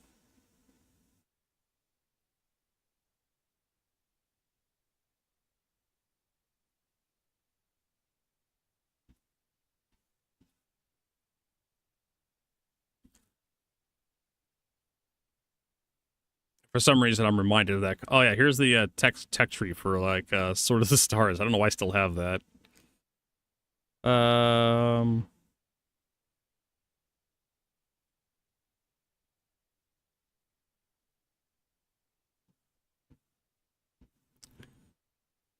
it's like you guys decided to work on this very ambitious, difficult project. And it's just like, oh no, we're too ambitious. Everything is too difficult. Oh, how will we ever, I don't know, fucking figure it out. Jesus Christ. Let's see if I can find it.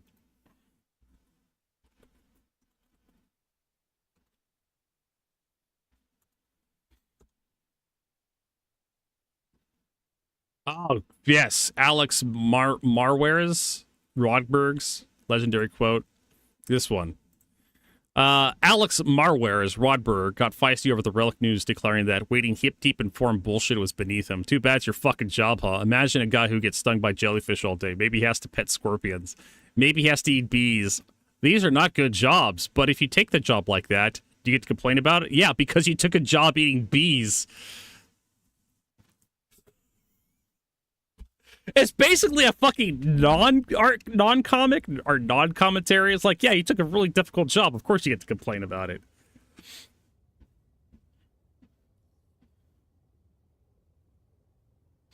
But yeah, these people are like, oh, so, like, the Chris is bullshit, you know? People got to inherit this crap by Chris Roberts. Inheriting crap by Chris Roberts sounds like a scent.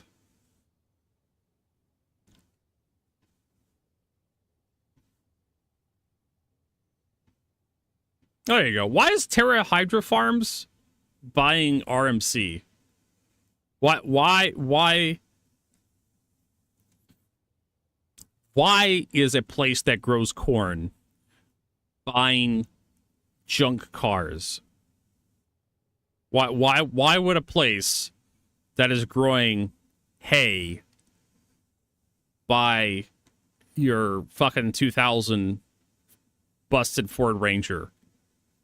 What did they decide to like this not be a? Did they not bother rebranding? Maybe it's one of those things like MTV where they didn't bother rebranding. MTV, music television. We don't do music anymore. We do reality shows. Maybe it's... it blows my mind. It's called Terra Mills Hydro Farm, but they buy scrap.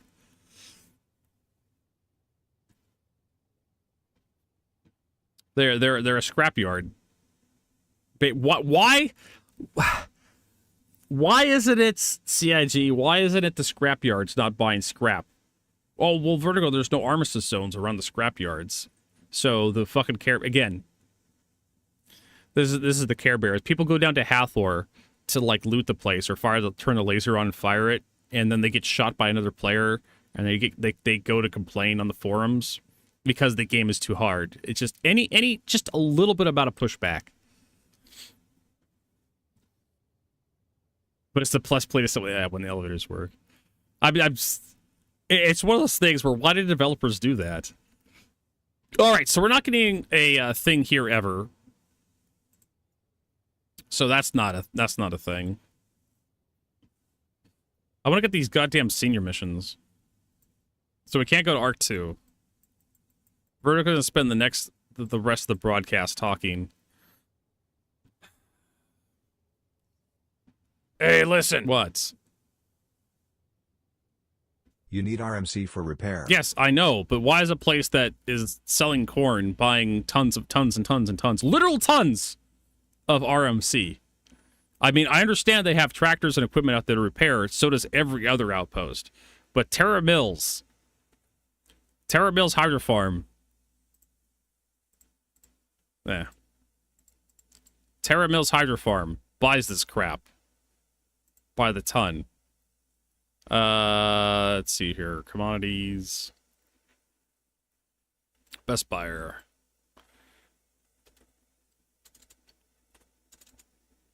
Why is that? Fuck you, that's why.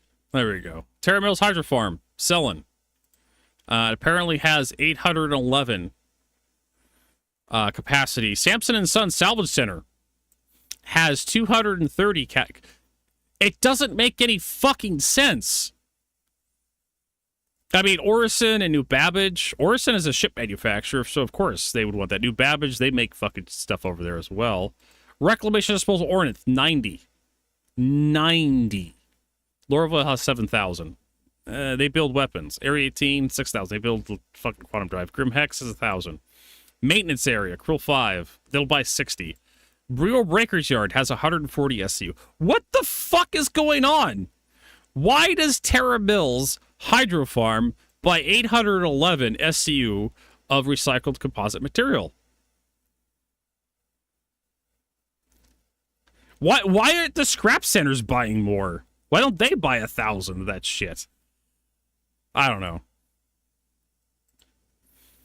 It just make it make sense.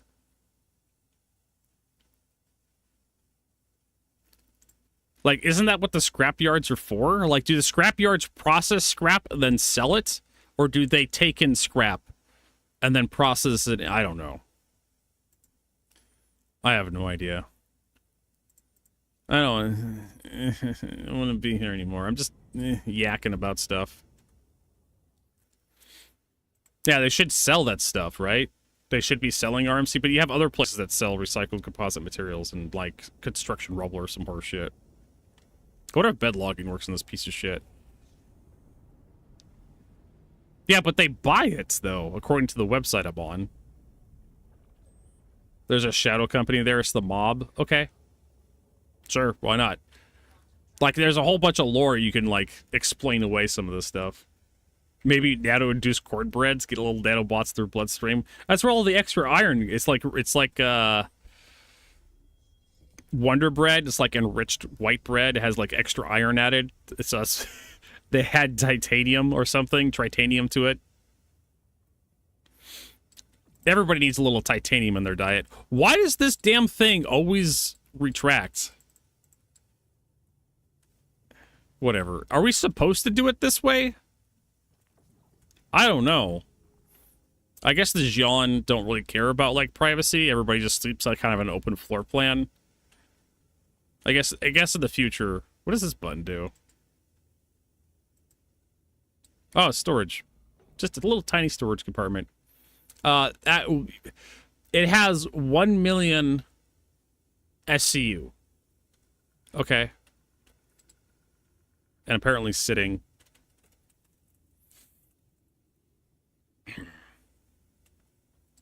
Because sit is exactly what you want to do every time you go up to a bed. I don't know why log out is just like a flat option. There we go, log out. But anyways, make you so proud.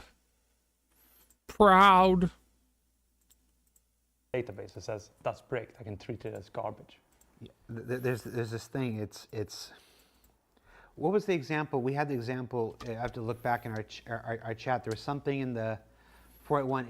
It was the one of the old features for the hanger module, or for the. It's in our chat. It's in our chat. Yeah, you know, it's one of the issues. And I said, dude, we need to remember that. It's in our chat. Why don't you write it down, Jared? Why don't you ask Claude? I can't remember.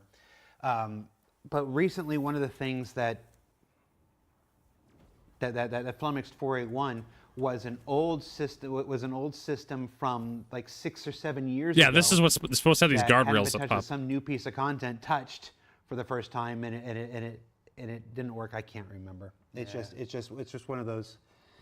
It's new piece of content that when I said we need to bring that up. I can't remember. But recently, one of the things that flummoxed 481 was an old system. It was an old system from like 6 or 7 years ago that hadn't been touched. Some new piece of content touched for the first time, and it didn't work. I can't remember. It's just one of those.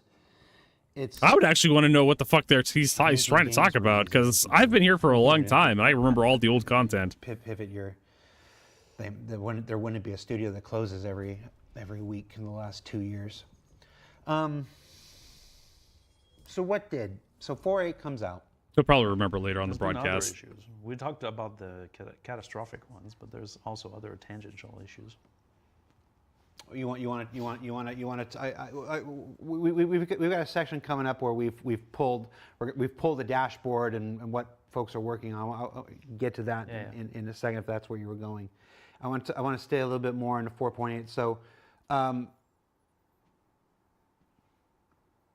Use your words, Jared. Yeah, how I want to do this. Here. He is so flummoxed. We put up a thread. We collected a bunch of questions. We're sorry. Some of that's affected. We've used that to inform certain of the topics here and stuff. One of the, when you go through. We're sorry. Okay.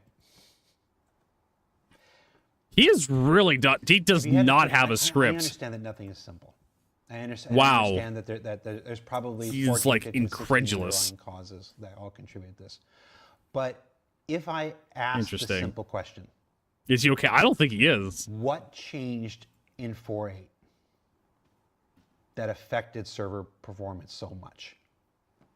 I'm just on like raw server performance. Sure. Whatever. What's the thing that comes to your head? I'm gonna get both of you on this. Sure. Here, so don't think you get out of this.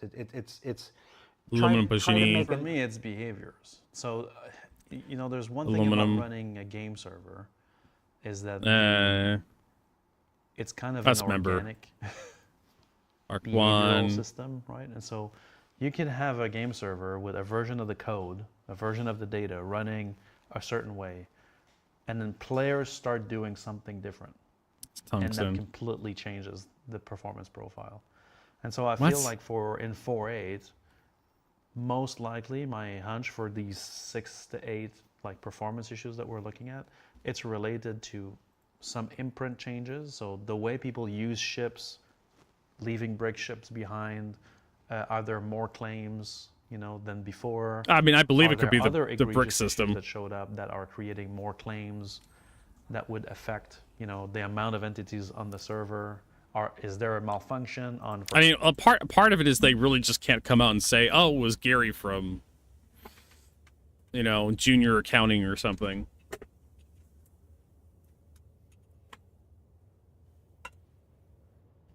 It was Gary. It was his fault. It was probably just a bunch of overworked people just pushing out a patch. I mean, 4.8 was pushed out because they needed to make money, and now they're just now they need to make excuses to cover for their either incompetence, they couldn't get it done in time, and they were just too ambitious to cut back. I think the reason why 4.8 was probably because like crafting changed a lot of stuff on the back end, and the new insurance system changed a lot of stuff on the back end, which created some issues, plus a lot of old issues coming back up, like freight elevators that CIG tried to fix but couldn't fix. And it was just like a systemic failure, right? They got a lot of people making ships, making a lot of money for the game, but we can't afford. We have to run very thin margins on everything else. Oh god, I can't wait for the oh my god, yeah, the component bug where you come out and your ship would be parked up on cinder blocks. The guns, the missiles, the doors, the pilot seat, all that should be missing. That was a fun bug. That took me years to figure out. But yeah, it was just the patch was just pushed out before they could fully go through the whole thing and figure out what was good and what wasn't. All right, we're going to try this exact same mission again. We're going to ship ammunition to... Collect ship ammunition from Bajini Point, deliver to Arc L2. So we're going to try that again. Maybe on this server it'll work.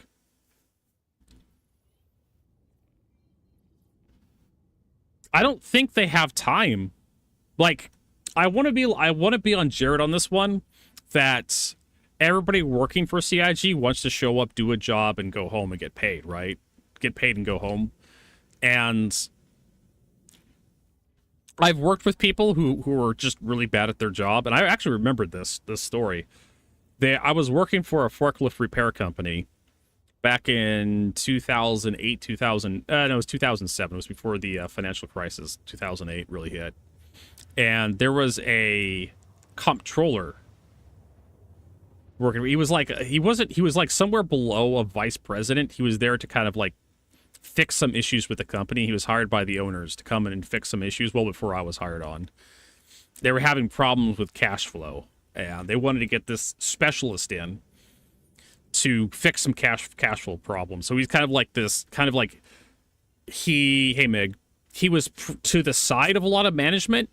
He wasn't directly above anybody, but he was there to kind of like observe like some problems and whatnot and try to get all the various departments to work together so the company can make fucking money. Because that sometimes happens where you have like inter-office politics and you have like various departments that start butting heads against each other because your department is required to make money and this other department's screwing you over, but you're supposed to be working together to make money for the whole corporation, but everybody keeps passing the hot potato between each other, and someone ends up holding that fucking potato and getting burned.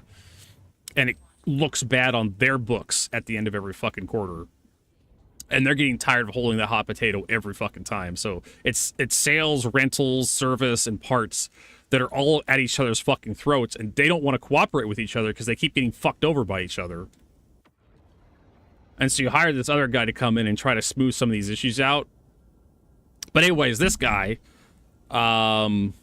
this was the kind of the warming up to the big financial crisis in 2008. One of his friends down in California lost her job, and he was just like, come up here to Washington. I can get you a job in our parts department. And he had enough authority. He could do that. He could hire people if he thought it was necessary. But the owners told him that they didn't want to hire her. We're not going to hire this gal. You need to make room. So there was another guy in the parts department that he didn't like, that he convinced people to fire. And the guy he got rid of had been there for like 18 years, knew every ins and outs of all the machines and systems and whatnot. He was a great guy. Dave was his name. And he eventually passed away of a heart attack, several years after I went to a new job. Great guy, liked him. He knew what he was doing. Very brusque. Like, he'd call you up and be very direct conversation, but very to the point kind of thing. It's just one of those hard to explain, but very, very to the point, very direct kind of conversations. And some people would kind of take it wrong, but that's just kind of how it is. And sometimes in these, you don't have a lot of small talk. It's like, hey, what about this part number you ordered? Can you send me a picture of the order on my phone? Yeah, sure. Here, click. Let me get back to me. Click. And, it was back when we had the Nokia phones. And so this gal that's, we'll call him Kevin, the comptroller, Kevin, hired to replace Dave, was just incompetent. Didn't know what the hell she was doing. So I've worked with people that are just do not fucking know their ass from the hole in the ground.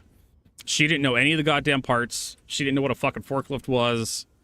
She didn't know what the companies where she was working for was, but she was put into it. Basically, she was put into an environment to fail. She was hired, and she was expected to, just kind of know stuff, because she was replacing someone who had been there for a long time. We already had several junior parts people working for us that were kind of cutting their teeth and figuring out how stuff worked. But because Kevin had a problem with Dave was going to go. And unfortunately, Dave was like the one person you didn't want to let go of. I wonder if it's invisible, because I can't walk forward here. Nah, it just doesn't pop up. That's nice. Like I said, you're not really penalized for, falling down this thing. And so she was just fish out of water, just left out to dry. She was there to get fucked by the entire company. Every time there was something going on with her work, every time she touched anything, there was always something wrong with it.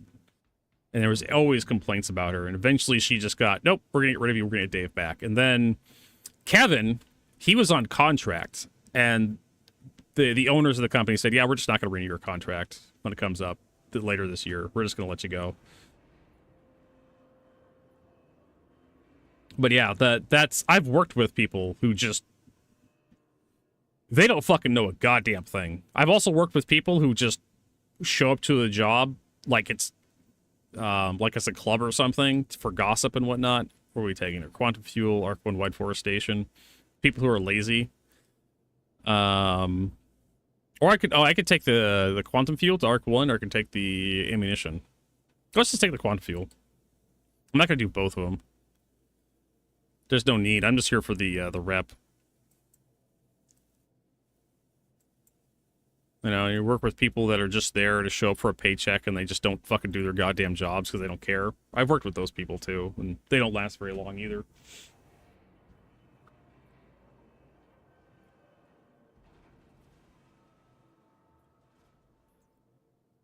I want to believe that CIG employees want to do a good job.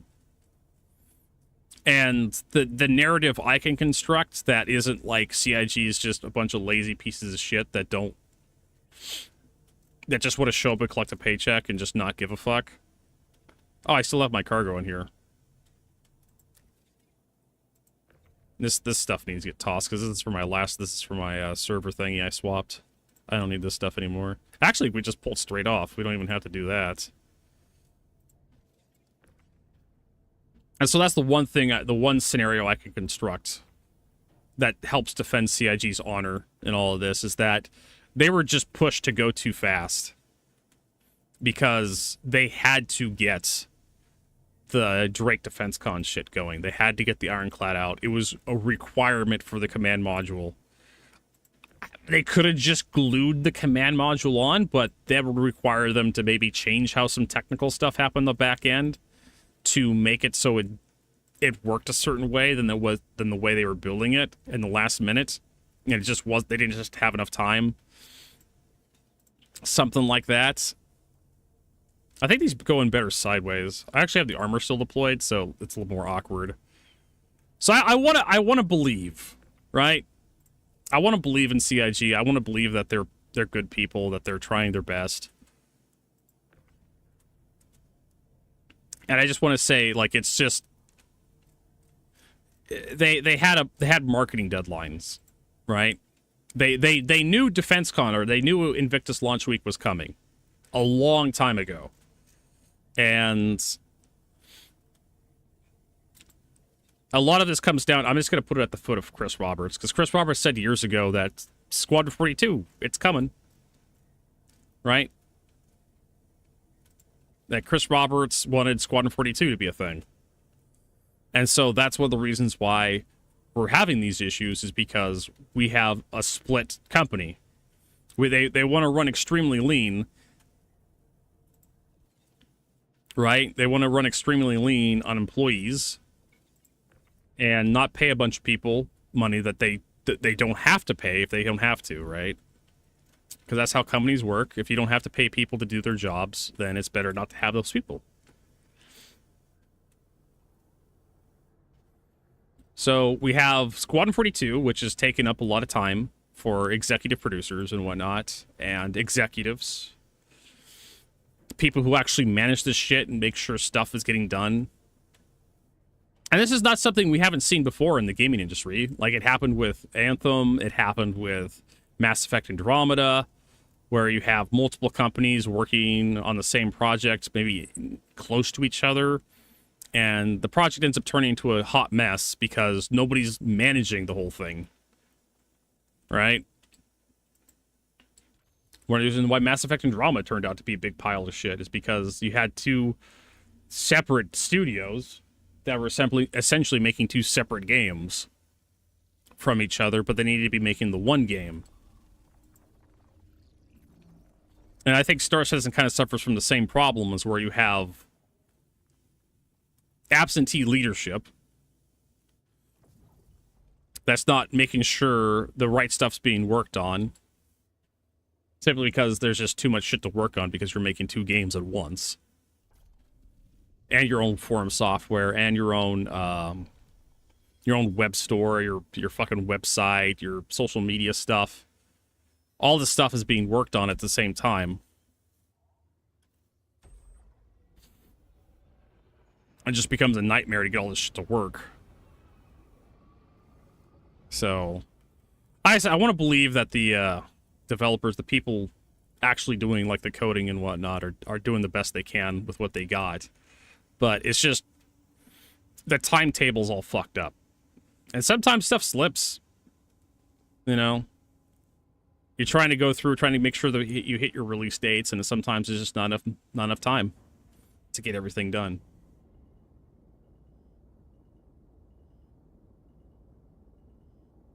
The patch always goes, I mean, like, that's, if they wanted to make money, like, they made a shit ton of money.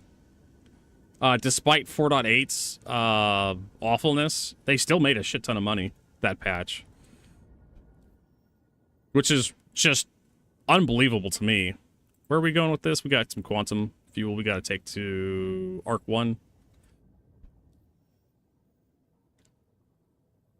We'll head over there.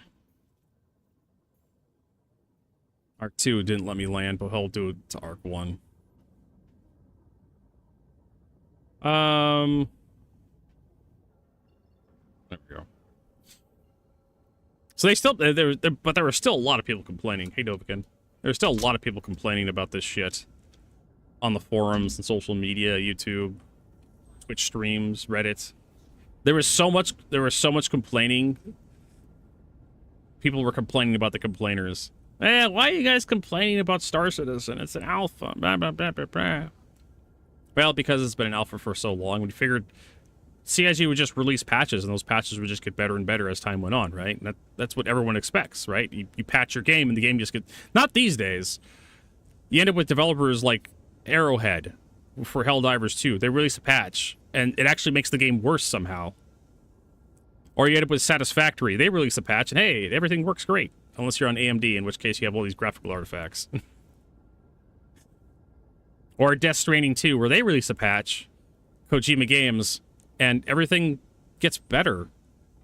And it's just like it's a breath of fresh air when I go play a game these days, that it's like, wow, a patch gets pushed and it actually improves the gameplay experience? Who would have thought?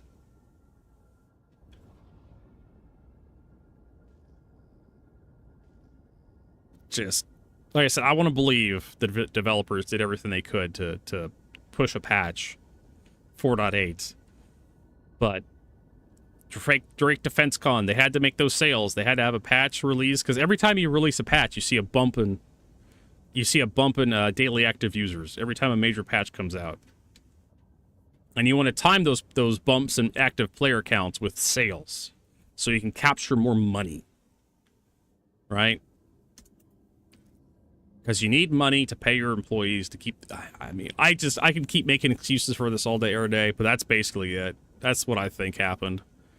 Is there just wasn't enough time to get everything fixed, and the patch had to go.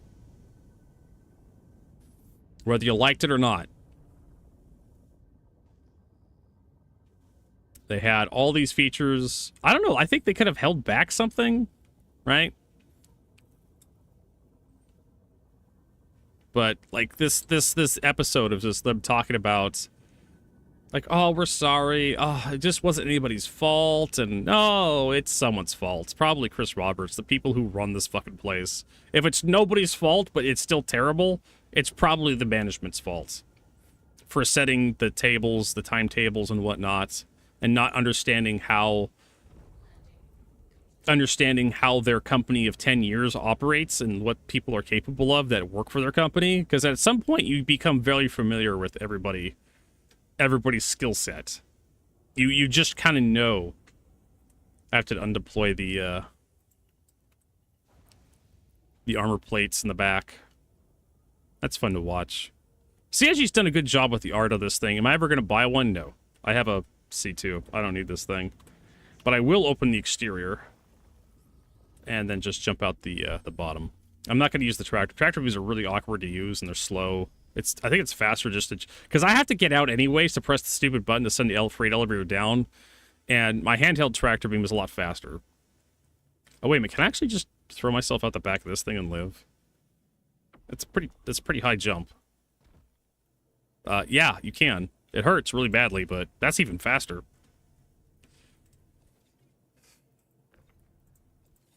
CIG in charge of, like, making Death of a Spaceman actually threatening. So I'm just getting sick and tired of listening to Jared Huckabee and company make excuses for it's nobody's problem. It's nobody's fault. Don't blame us. Who the fuck are we supposed to blame then? It's just nobody's responsible for this. It's like a volcanic... It's an act of fucking God. Yeah, buy more JPEGs. It's just unavoidable technical debt. Oh, it's just we're so ambitious that our grasp extends past our reach. We just need to get some machine learning in here. And some AI. We need to get Claude code up in here to validate all the changes in our game files to make sure everything's just, you know, copacetic. Or you can just take more time and code more carefully and...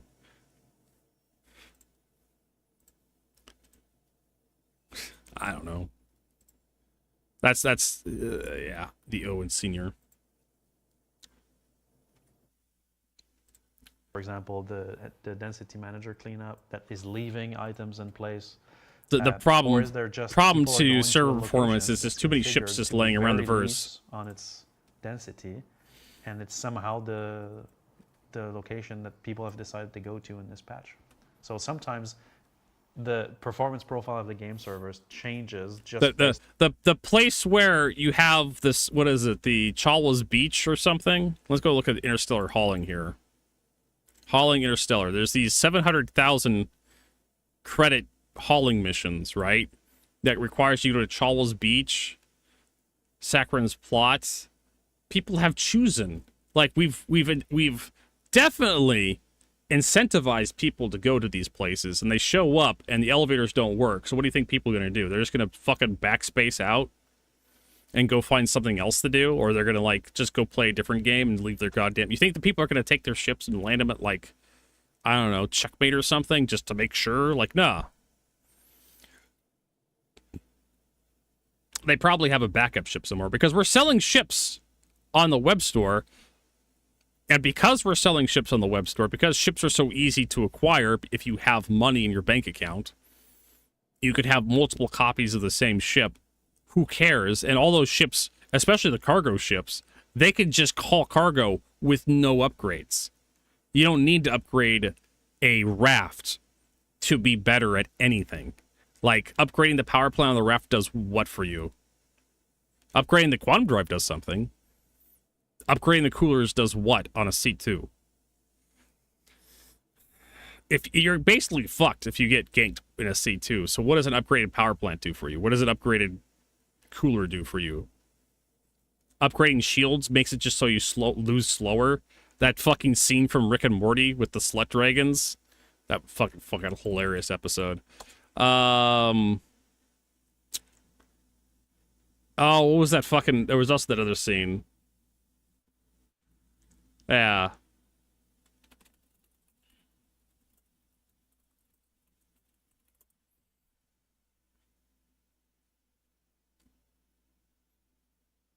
There was like Uncle Slow's death. Was also another good scene. Slow Morbius. He slows down time to die slower.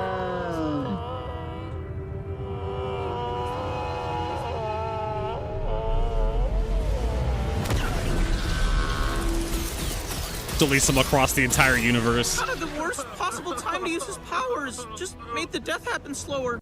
Yeah. Just make the death happen slower if you just not done it. But yeah. Always remember that. There's also the one where the guy uses an ice spell to encase himself in ice, and then Dragon just breathes fire on him and he just dies slower. Why bother? Could have done it faster. Yeah, this episode is kind of irritating me. On behaviors, not on like, oh, we changed something. So you're blaming the backers. No, I'm blaming the features that cause behavioral changes. The features that you guys make, the features that you guys can't debug, the features that you guys put in there but on the behest of Chris Roberts, the features that were put in there by people, the features that were released well before they were Q&A'd properly, the features that are incomplete. I mean, it just goes on and on and on. Like, who do we blame for this? Obviously the company that made this shit. And so that, for me, that's what screams. That's what comes out of it. It's no one's fault, and that's the company. You're talking raw server performance. Raw server performance. I'm not just the raw server performance. You know what? Here. No, we're done. I can't anymore. I mean, it's just gonna be me. It's just gonna be me being like irritated for the rest of the fucking day. Them talking about this. It's nobody's fault. No, it's the computer's fault. The computer has made a mess of everything. We need the computer's fault, everybody. That's why everything's fucked up, and we need more computer to fix the computer. So we need to get machine learning up in here to debug the problems with the computer, because obviously not. There's no one person responsible for all this. Stop asking questions.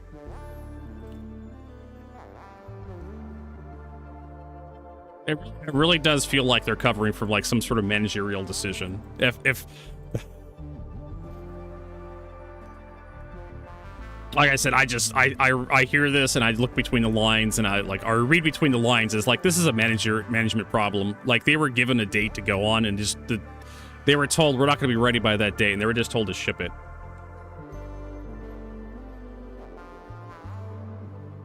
They were just told to ship it. So L4, L2, I don't want to do that. There was one that had like tungsten or something that was kind of worth experiencing.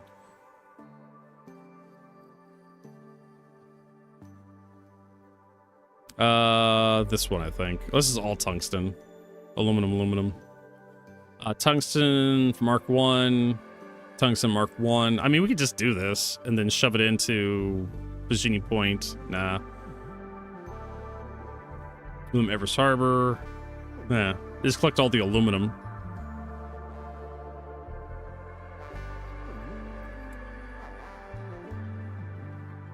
It'll still give me like 50,000 credits. Yeah, that's why I'm seeing how this is going and how much they're spending on like doing damage control for 4.8, and it's just gonna irritate me even more watching it. I'm sorry, what did I need? Aluminum.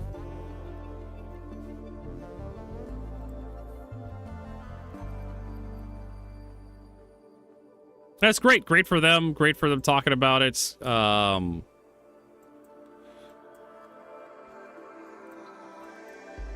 Fix your shit, CIG. That's all I have to say. Just get it fixed. Make it fun.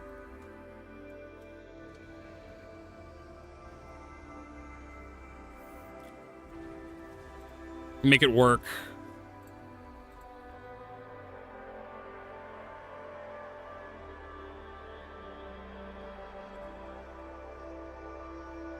I mean, when every question they asked has been auto-mod removed from the chat. Really? That doesn't surprise me. Yeah, same shit. Exactly, same shit. It's not our fault. It's the game's fault. It's the engine we've chosen. It's the features we've chosen. You know, Chris Roberts. I mean, they came really goddamn close to blaming Chris Roberts directly for like making everything persist in Star Citizen, for you know, forcing us to make everything persist in Star Citizen. That's why there's so much desync. It's just, you know, Chris Roberts decided that this was going to be a thing. But no, it's the game's fault. Like I said, I'm reading in between the lines, and they're heavily pointing towards like some sort of managerial problem with this patch. Like, oh, it wasn't quality assured before it went out because we didn't have enough focused testing or some horse shit. Well, it sounds like if you had more time, like you would have caught these issues before it went out, right? 4.2 for 4.8.2. It sounds like 4.8.2 was released a little too hot into live. So if you guys like slowed down and actually checked your work properly, you would have caught the issue and it wouldn't have been released that way.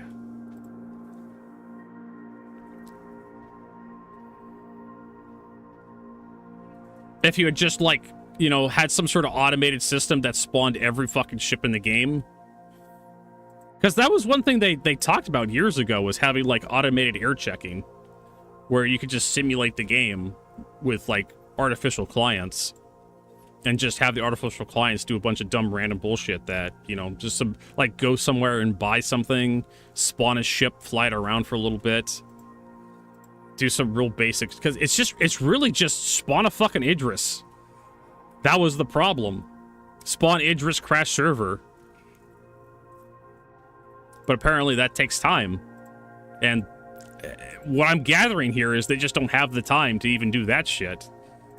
Because everything's on fire. Because 4.8's on fire and the community's really mad because the servers are on fire. So we got to get something out to fix all this shit. And oops. We had a fix for a later development that should have been released that causes the servers to crash as soon as someone spawns an Idris. Okay, so where the fuck did that 2SU box go? I don't know. I think my cargo grid just ate a box. I'm not entirely sure, but I grabbed this 4SU box. Yeah, it just disappeared again. Oh, there it is. Oh, it just flings it across the cargo bay. I was wondering where some of my cargo boxes went to when I'm dicking around. Maybe everybody, yeah, just be careful what you grab onto. So there you go, folks. There's hcvertigo reacts to Star Citizen Live. We're sorry about 4.8, the episode. We're sorry we released a couple half-baked patches. We're sorry that you're mad. It's no one's fault. Buy more JPEGs from us. I wonder if the episode ends with them mentioning the sale going on the website. It has to. I mean, I already said everything I need to say before. For those of you who choose not to weaponize it and choose to recognize that we are human beings who are, it's nobody's fault. They're all human beings. We all make mistakes. It's no one person's fault. It's just a systematic. So you're saying it was poor management. If it's nobody's fault and it's a systematic issue, there is a person or a group of people that are designed to control these systems and make sure they get fixed. It's called management. To manage people and make sure they all do their jobs. We'll make mistakes, but move content from it. Whether we keep the content in and we push that release. I have skipped like an hour into this episode after watching this for an hour, and they're still apologizing. And they're still talking. They're still trying to convince people that they're, oh my God. Back further to give it more time to address. The only thing hey, Matt Black Gaming, confidently comment on right now is that the people in this room and the other big decision makers that are having this conversation right now do not want a repeat of what just happened. So I mean, I don't want a repeat of 2.0, 3.0, and 3.18, but hey, 4.8 was pushed the fuck out because you dumb motherfuckers wanted to make some money. I mean, it's gonna happen again. We keep hearing it. It's one of those, they keep falling down the stairs and they keep saying we don't want to fall down the stairs, but they keep doing it. So through one method or another, whether it's removing content from 4.9 that we don't think is ready, or whether it's pushing 4.9 back until the content is, I don't know which direction we're going to take, but I mean, 4.9, what's 4.9 going to line up to? Meaningful action. So stay tuned to find out which direction that goes. Check in with your roadmap roundup, and I'm sure there'll be an announcement from the community team or whatever about which path we go. But that's it. That's our show. Thanks for watching. I'm Jared. That was Benoit. That was Jens. I think your mom was in chat, Jens. There was at least one person here who was like totally in love with you and was like, they should be on the show every week and whatnot. So I agree. You should be on the show. Yeah, that's cool. That's wonderful.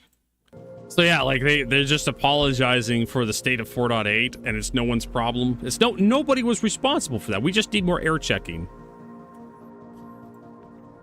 I swear to God, one of the boxes came up here. I love these fake environmental boxes. There it is, and there it goes.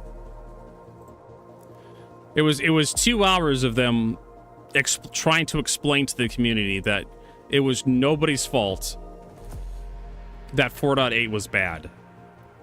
They really want you to believe that no singular person was responsible for the failure of 4.8 or 4.82. And they're really sorry that it happens, and they're going to work on a way to make it so it doesn't happen again in the future. Please be patient with us. It's still early days. We're a little indie company. We're still trying to figure out how to make video games. That was basically the entire episode. I got through like an hour and a half of them just... Well, the episode starts like 4.8 released with them building the fucking set. No, they spent the first half an hour of first 10 minutes of them just kind of dicking around, putting cables in and getting started. Apparently they're behind schedule or something. getting everybody situated, I mean, just... Guys, why? I don't know, like, I don't know what the fuck happened here, why they were building the setup. Maybe they were using it for something else. Yeah, Malcolm Luck. Seems legit, off to the shop. Yeah, it's...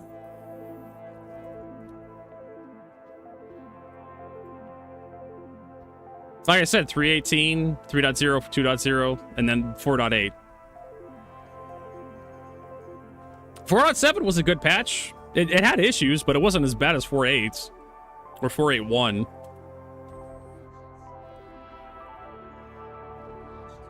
Also, this thing is like power starved.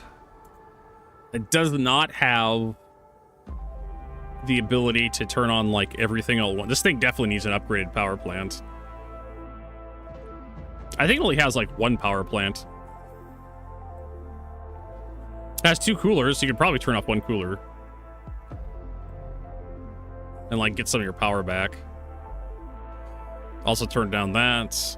Turn off the tractor beams while you're in flight. So you can either turn on the quantum drive or the shield generators. There we go.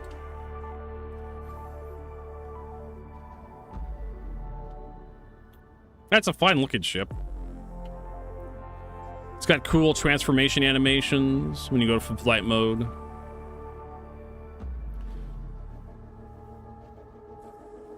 There's a lot of little cool little touches you're never going to notice unless you're in third person or you're like really close to the ship while it's transforming.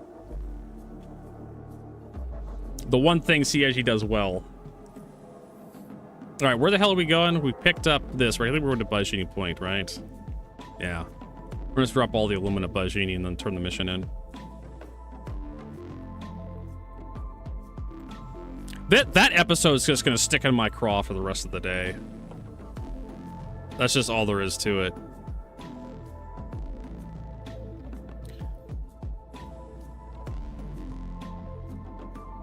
.8, as far as I'm concerned, was just... They had a date and they just couldn't make the date, so they shipped the patch. And they were like, we'll fix it in post. And then they were like forced to release, because it was worse than they thought, or it was about as bad as they thought it would be. There's no way in hell you release a patch like 4.8 and don't see that shit coming from a mile away. All the shit malfunctioning. The ironclad. I flew the ironclad for like 5 minutes and I just like, wow, this ship's got a few problems with it. How are you supposed to get 8 SCU cargo containers into that secure area at the front of the, what is the assault? Or is it the I think it's the standard ironclad. The assault has an armory up in front.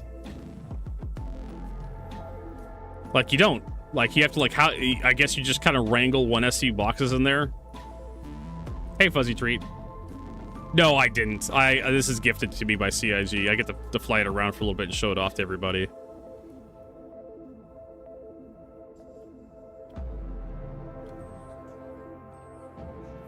It's a nice ship. Nice looking ship. It's kind of big for like what it is. I mean, this thing is a massive target. It has almost no firepower.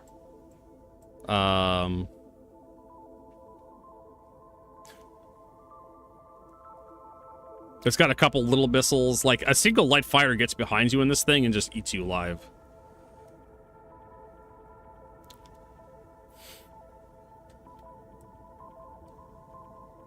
Even if you have turret gunners, it has the same problem that the Corsair has with the side guns, where they can't really like flex in any good directions. They cover like the size of the ship, which is great.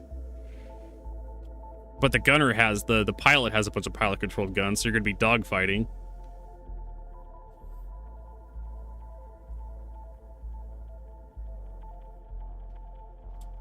Imagine salvaging with the Salvation. Yeah, it was the entire was them apologizing. It was basically just like a backdoor apology for like 4.8. And then nobody is to blame, which means management's to blame. If no one person working on the project is to blame for how badly the patch was, then it must be the people managing those people that's the problem. Logic would dictate.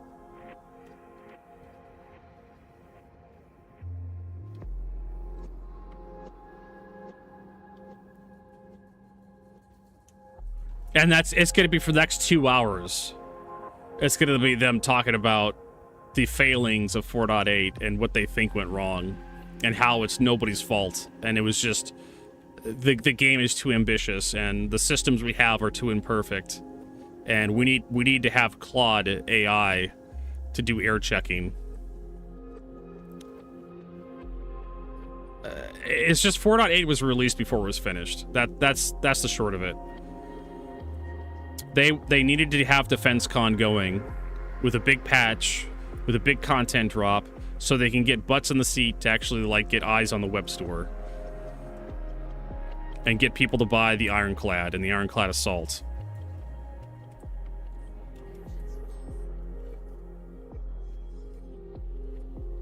It was like that thing for GameStop like 10 years ago where what's his name gave Kane Lynch a bad review and got fired for it. While GameStop, fucking Petty Arcade made a comic about that shit too. They're like, did you see all the advertisements for Kane Lynch all over the website? You can't give it a bad review. You can't call it mediocre. According to Ben Wan, nobody's testing these patches because testing requires money. And they're just a little independent company that doesn't make any money. And, you know, you could have that comes in like later in the episode where they talk about like having 500 people testing the patch would only mean something if the people spawned in Idris. Yes. You think that automated testing would have caught that, where you would have like virtual clients set up to spawn a bunch of dumb bullshit all over the verse in various configurations. But that takes time, and the reason why nobody did that for 4.8.2 is because 4.8 was a gigantic dumpster fire of a patch, and 4.8.1 wasn't better, and 4.8.2 needed to get out the door as quickly as possible, therefore we cut corners. That's what happened.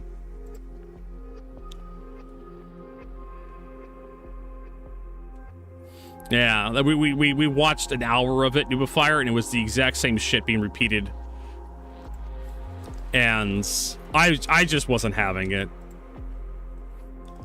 Like, if you just ran automated testing, which I'm sure you guys could do, right? You just virtualize a bunch of clients as bots, and you just have them go place and spawn a bunch of fucking ships just to like sniff test like your ships to make sure your ships. Because there was an air tester, there was something that caught the Idris bug in the live patch in 4.8.2. That's what caused the server to crash, was there was this air checker that there was like, Ben Watt told us, like, there was a mismatch between the data expected and what was being spawned, and the game was crashing as a result. So instead of like not spawning the Idris, like they don't bother checking for errors until like you get to that point in the thing where the error happens. Like, if you just spawned a fucking Idris, like, just had a bot spawn a fucking Idris, like a normal player would, walk up to an ASOP terminal, use the terminal, which I'm sure you could do. You could probably have the tools on hand to, like, automate that shit. And you had 1,000 clients spawning every ship that's in the game, which would probably take you, if you're doing, like, if you weren't, like, doing on just the back end without the graphics and whatnot, it would probably take you a few hours to run through the entire gamut of Star Citizen ships. But at least you wouldn't release a patch that was broke dick, right? At least you would say, well, you know, we checked all that, the basics, we checked all the simple shit. But they didn't have time to check all the simple shit. They needed to get 4.8.2 at the door as quickly as possible because 4.8.1 was awful, and the community was having none of it. And we're going to submit this. And we're done. I don't know what aluminum I was supposed to drop off there, so we just took all the aluminum to the same spot.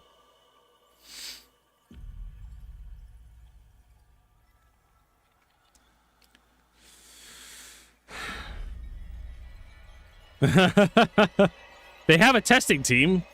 They turn a gallon of coffee to a gallon of piss. All right, so we're at Baijini Point. Yeah, so I stopped watching that because it was just making me mad. I could have watched the whole thing, but it was just them talking about the same stuff over and over and over again. It's just like, I'm already mad about 4.8. I don't need to be more mad about it. Let's haul some cargo to like calm down a little bit, right? Listen to some nice, calming, relaxing music. Maybe we'll watch more of this shit tomorrow. How about the Surviving Mars soundtrack? That makes me relaxes me.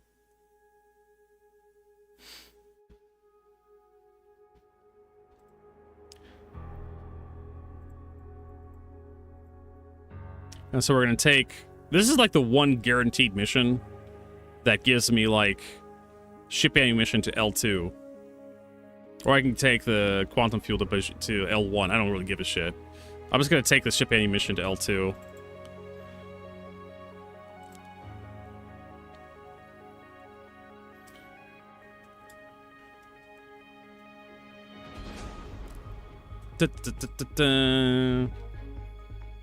So let's find our ship ammunition.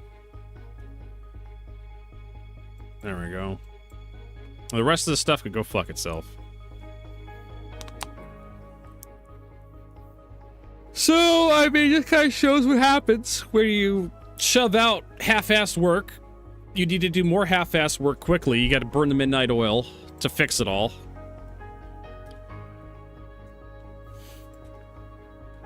And then just creates more problems. So you might as well, you know, how's that? An ounce of prevention prevents a ton of work. That old saying. But they made their money. Hopefully they didn't burn themselves too bad making all that fucking money. Hopefully they have a good hopefully they do a good job next year.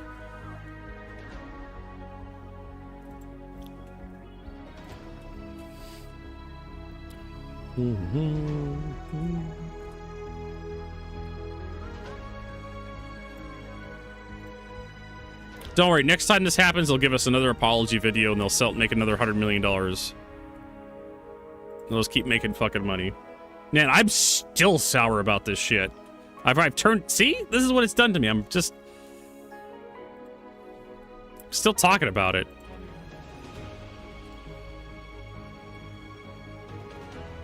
The credits for Squadron 42 is just going to be a big, long apology video. It's just gonna open up YouTube. It's not even going to be embedded into the game. It's just going to open a link in YouTube and open up your web browser. It's going to alt-tab out of the game, open up a web browser of, like, Microsoft Edge or something. This apology video sponsored by Claude. Or some horse shit. Some, like, oh, what's the name of that gambling site? Kalishi or some shit? Sponsored by Kalishi. This apology video is sponsored by Kalishi.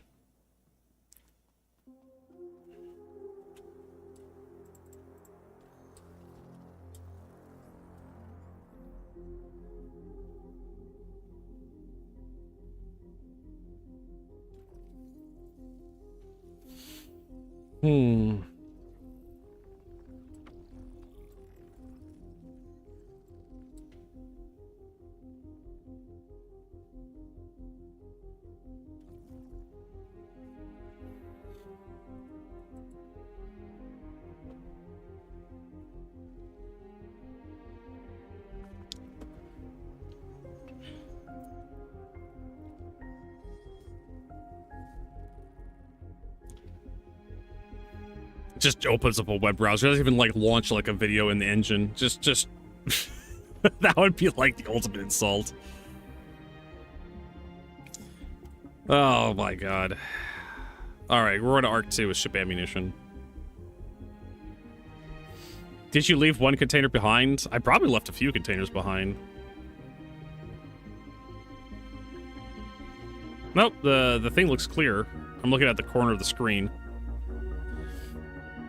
But I'm doing really half-assed cargo hauling because I just want the rep. I don't care to get the money. I'm trying to unlock the stupid quantum drives. So we're going to Arc 1. Do we have a drop off to Arc 2? We do. So we need to make sure we're gotta check the difference.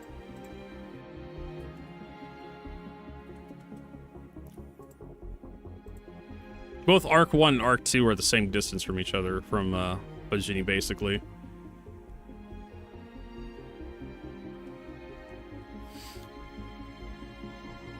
Oh, you got a free monitor. That's great. That's great to hear. Yeah, Game Tour, you don't have to deliver all the cargo to get credit for completing the mission. You get partial payment, but CIG assumes that I'm only doing this for money. I'm doing this so I can get those goddamn blueprints to drop. And so you don't lose rep for doing a partial turn-in. You get all the rep for doing a partial turn-in, and that, I think that's by design.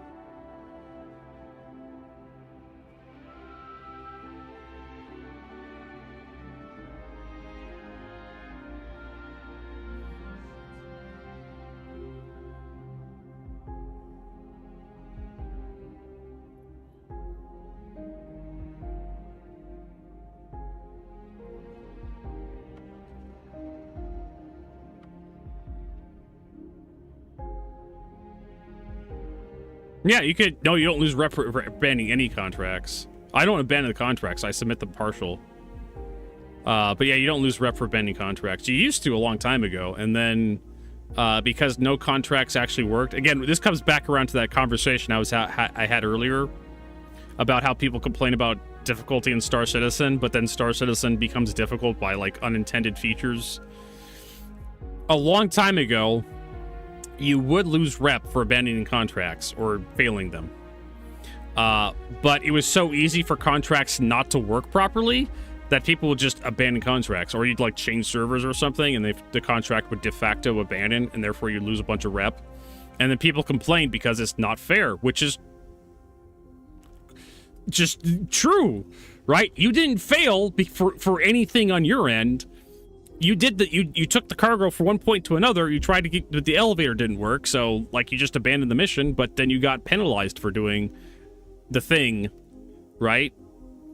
Because Star Citizen is a alpha, right? It's a work in progress, and you get penalized for playing that alpha work in progress, and it irritates you. So therefore, you complain about it, and CIG is like, okay, we'll make it so you don't lose rep until we figure this shit out, and then. Star Citizen doesn't punish anybody for playing it, and then everybody just assumes that Star Citizen is going to be a fucking Care Bear game, and then Chris Roberts is like, let's finally introduce Death of a Spaceman. Finally we'll have the game. Oh my god, why is everybody complaining? Why does nobody not like my idea that I told them that was going to be put in the game all these years ago? Because for the past 6 fucking years, Chris Roberts, you have been taking it easy on your fucking player base, and they just assumed you forgot your original pitch. They assumed you gave up. It was like when the reputation was first added to Star Citizen. They started having mission rep. And yeah, you basically just had to like realize what missions were busted and just avoid those missions. But if you took the wrong mission initially that was busted, or if you just got a bad bug on a mission that did work most of the time, and you had to abandon the mission that was like low level, like you could easily drive your rep negative.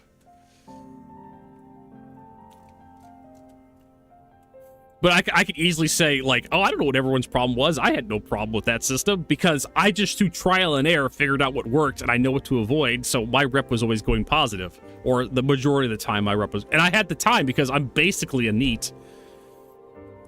I could just afford to play Star Citizen all day. Well, with your help, I can afford to play Star Citizen all day. For those of you who want to help hcvertigo, maybe we consider contributing to the stream, subscribing here on Twitch, or maybe donating to hcvertigo's PayPal, subscribing to the Patreon. Every little bit is appreciated. Where's the Patreon button? There it is.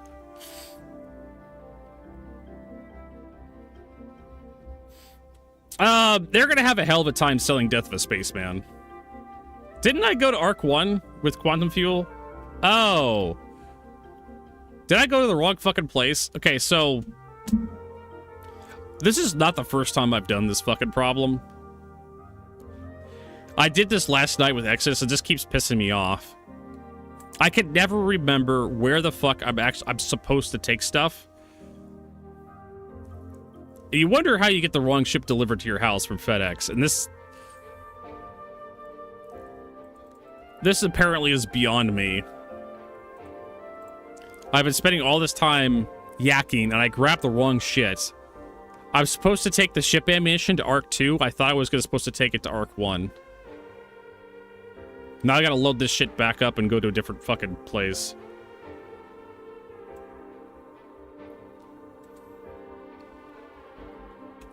Yeah, I know, Hungolia.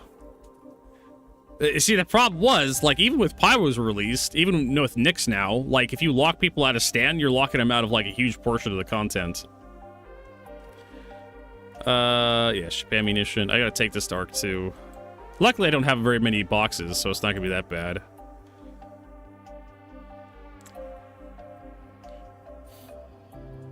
I mean, they could have made the punishments kind of slightly not bad. Like, you just pay more for fuel and ammunition or something and Stan. I don't know. Like, here's hcvertigo thinking of, like, ways to make it so it's not terrible, but yet it still kind of displays, like, what you're going for. Still kind of shows the community, like, yeah, we plan to do something with this in the future. Don't get too comfortable. But yeah, Star Citizen is basically turning into a Care Bear game, where you're not allowed to fail.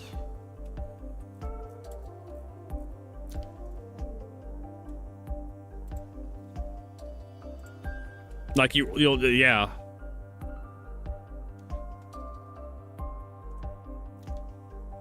Most of them let you go without being shot. Yeah, I know, right? The piracy stuff. For the fuel stuff. I don't have a Starfare, but what's his name's been talking about it. Galactic Command, he's been running those because they pay really good. I don't know if I think they've changed them.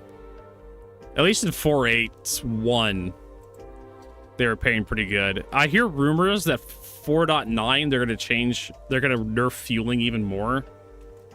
Everybody gets no child left behind in video games. Star Citizen is going to be the first story mode MMO, single player MMO. With co-op. It's gonna be an MMO with co-op and a story mode difficulty. Fucking Chris.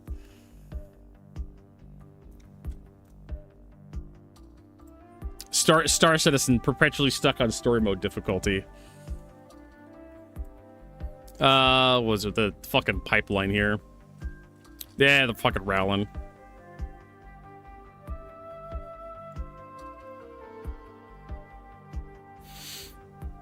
The Tyilui, so stupid. Apparently, so 4.9 instancing tech preview findings. Weapon damage. Screws railgun. Explosion damage increased from 10 to 60. That'll do something to players. GP33 mod grenade launcher. Explosion damage increased from 12.5 to 75. That'll do some things to players. I think that's direct damage. Direct damage impact increased from 3 to 5. I'm not quite sure what that does to people, but yeah, the explosion radius, it's going to take more than one grenade to take somebody down, but it's going to, you know, with a 40% damage reduction, I could probably figure out what that is. So 7.75 times 0.4 is 30, subtract 75, so you do 45 points of damage to someone wearing heavy armor. So it's probably gonna take 3 shots to take someone down instead of like 6. Depends on how the damage fall off works, but it's definitely going to be a lot easier to use the GP33 to kill somebody. Mark 4 frag grenades. Explosion damage increased from 20 to 120. I didn't realize how bad the grenade damage was. It's 20 points of damage. If you're wearing heavy armor, you don't, yeah, it's 40%. So, Vertigo, what's 40% of 20? Oh, hold on. 20 times 0.4. 8. It's 8 points of damage. You do 8 fucking points of damage right now with the handheld frag grenades if someone's wearing all heavy armor. That is fucking stupid. Well, actually, it's times, what? 2, so 6. So times 6. So it's you do 48 if you hit the entire fucking body. Plus maybe double damage to the head, I guess. Yeah, because for some reason CIG made it so area of effect explosion affects the entire body. It subtracts from the entire health pool. Wicklow contracts, collector Gatling gun. That's for the super heavy combat armor. Yeah, so Wicklow has a super heavy combat armor and it drops. Collector suit armor. The Monde armor sets.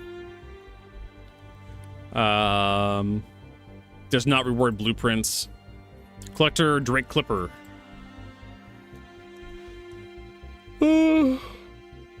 Blueprints. Added the Archmix Chairman's armor to set to blueprints again. Fixed 18 blueprints that just gave wrong items when crafted. There's still more to be bugged. Added 5 slots for default blueprints, however they're not filled yet. Ship quantum fuel tanks. And this is kind of like a head-scratching one. I don't know if it's going to make it in 4.9, but they've really fucked over the fuel system. Ship quantum fuel tanks. Quantum fuel tanks have been severely reduced. 30% for smaller ships, 70% against bigger. Some ships have increased. So yeah, basically every ship has lost quantum fuel capacity. Now that refueling is in. Quantum drives! Quantum drive consumption has been modified across the board. Some doubled consumption, some halved, and all have values in between. Although it seems to have that all S1s have increased, S3s have decreased, S2 and S4s aren't as consistent. So there you go. Yeah, it looks like, well, I don't know if it's going to make it in 4.9, but for the tech preview they did, they managed to data mine some damage increases for them.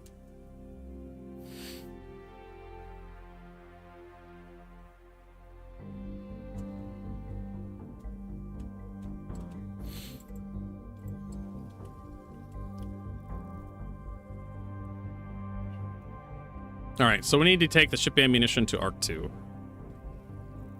This thing is definitely easier to use than my C2 in terms of just running raw cargo. Of course, I could say the exact same thing about the whole B. You just throw stuff in there. Or the raft. I think the raft would be easier. And the raft has, like, a better tractor beam. No, all systems are smaller than they actually are. They're all scaled down. Pyro is roughly the same scale as, like, Stanton, compared to the star map on the website.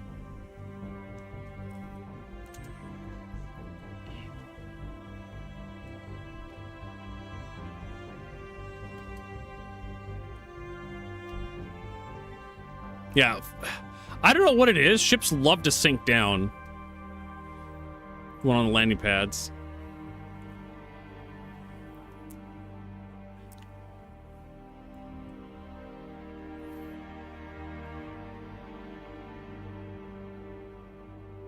Also, whatever you do, don't open the, don't raise the landing gear while you're inside the hangar.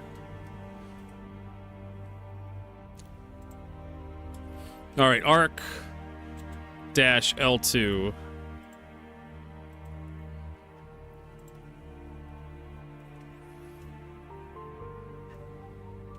Hopefully we can actually land here on this server.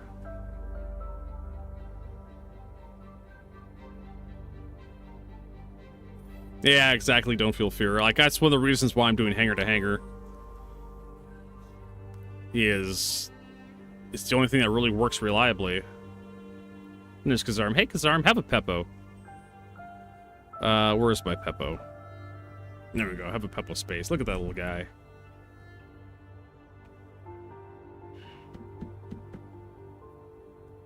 So yeah, I don't hate the Railen. I hate the Tyilui.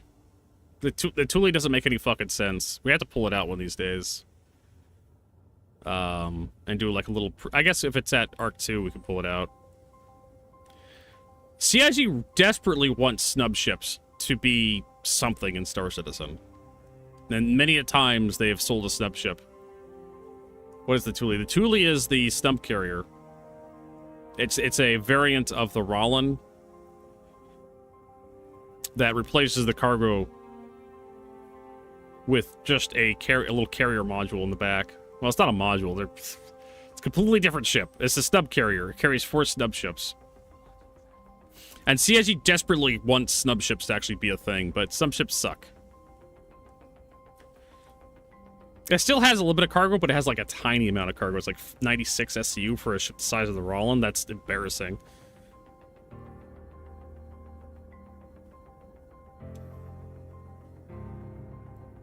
It has a lot of turrets on it, so it can defend itself pretty good. If we ever get like NPC crew or like AI turret blades, you can put a couple turret blades in there to help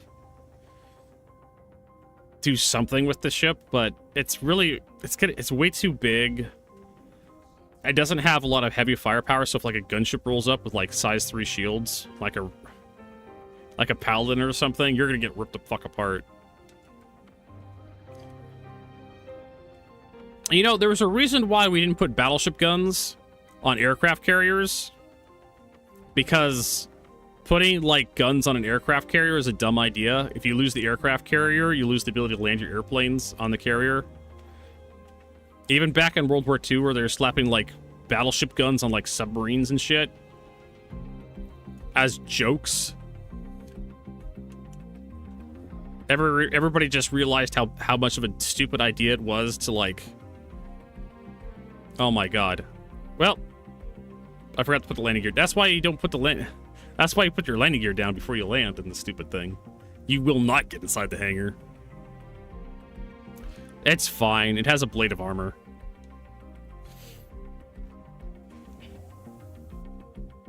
Yeah.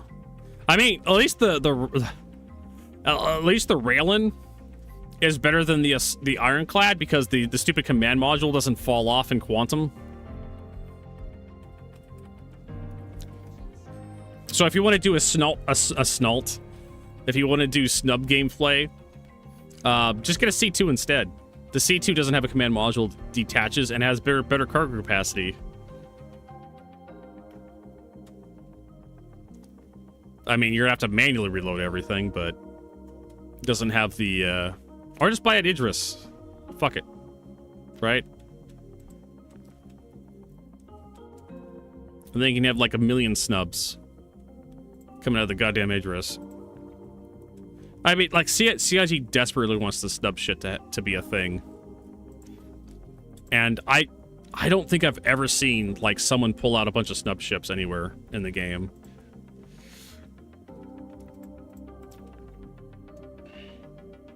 I'm desperately trying to think last time I saw a snub ship in Star Citizen, in the Persistent Universe. I've seen them in Arena Commander from time to time when I actually load in. People will take, like, the Merlin out or a Fury or something, and they're a huge pain in the ass to actually fight in Arena Commander because they're so small and agile. But they also have no quantum drive, so you can just run the fuck away from them. And they also have really pitiful damage, so you realize you're fighting a snub ship and you're just like, I'll just leave. Hey, Otaku Van Life, I see you over there.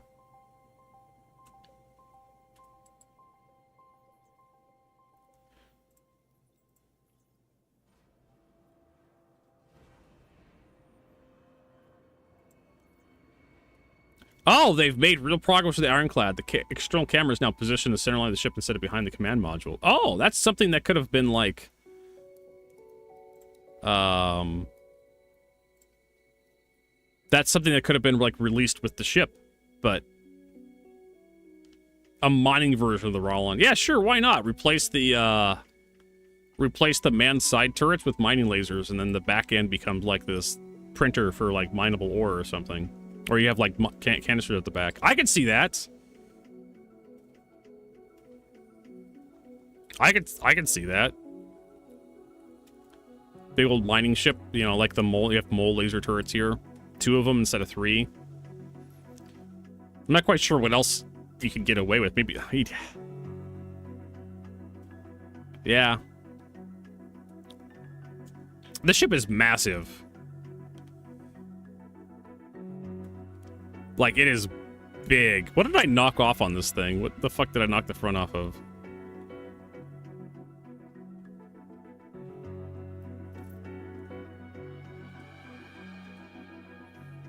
Probably the facade on one of the limbs. Yeah. So it has like facade, like pieces that get, yeah, like that. All right, do we have the Tyilui here? We can pull out. We're gonna turn the audio up a little bit since we were listening. We were listening to the apology. And here's another thing. You think they could have get this name working a little bit better?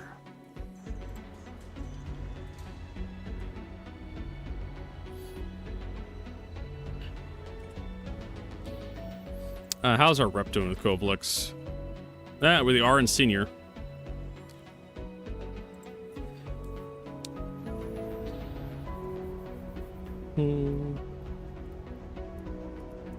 Or people have suggested having industrial snubs.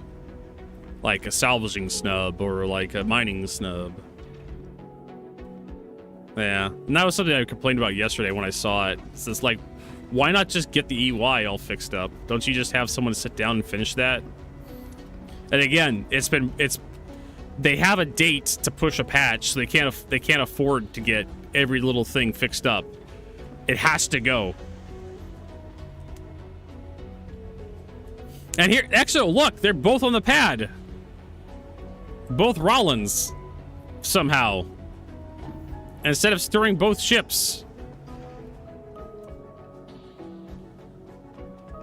No idea how this manages to happen, but yeah, we get to experience both Railens together.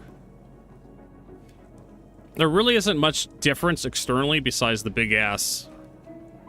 Literally the big ass on this, the carrier one. It doesn't have the cargo capacity. It has extra remote turrets in the back. Now, there's a little more going on inside Caravion than just a cargo grid.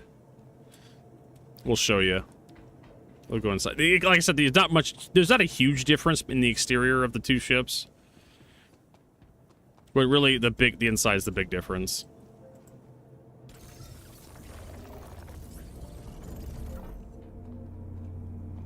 Also, I have to turn my brightness up to actually use these damn ships. They're just really dark on the inside. You think CSG could add more lights? Can you stuff it with ground vehicles? Yeah, you can. But will those ground vehicles survive the transit? Alright, so we have this lower area. This is how you get into the, yeah, this is how you get into the flight bay. Which is different from, like, the main area. And you have, like, your pilot area. So, welcome to... Yeah, this is the flight area. You have little bays here for, like, snub ships. The Fury fits perfectly in here. When it's in landing mode. You can get a Pisces in here, but you have to span the Pisces across, like, 2 of these bays. You have to line the Pisces from here to here to get to sit properly.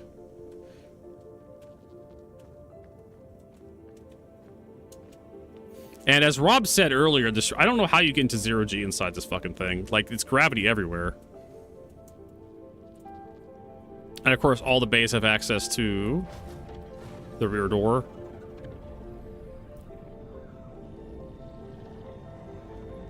Yeah, you could walk on the ring.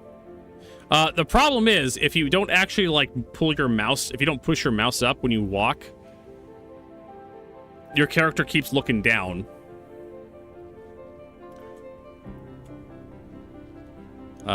Prey 2009 had it so when you walked across these things, it would actually keep your head level, so you wouldn't have to keep looking up. And of course, you have these little cargo bay. This is a cargo bay right here for like your supplies. And you have to actually crouch down to get in there. It's not for cargo hauling. There is no easy way to get cargo up here. There's absolutely no easy way to get cargo up here. And you can see we're on the ceiling now. No, we're actually down where we're supposed to be. So this is the ceiling. I was on the ceiling. So yeah, here's your ceiling. All the numbers are upside down, backwards, and it's a cool gimmick.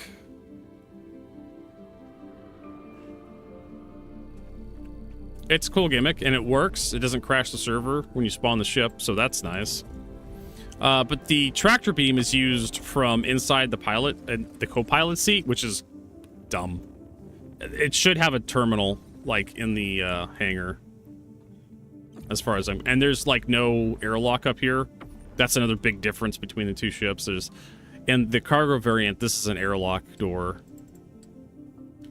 With like with some suit lockers and some weapon lockers and whatnot. But in this version, it's just a plug. So go to the co-pilot seat. Yeah, it's 96 SCU. I'm sure you can put more in there if you just kind of shove stuff in.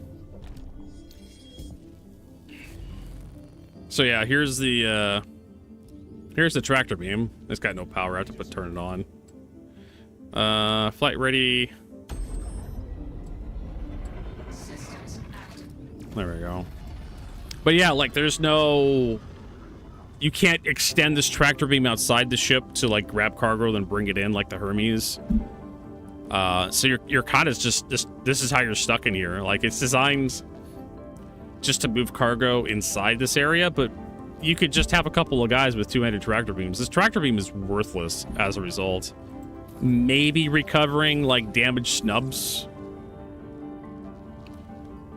They really, I mean, really do not want you to use this ship for cargo hauling.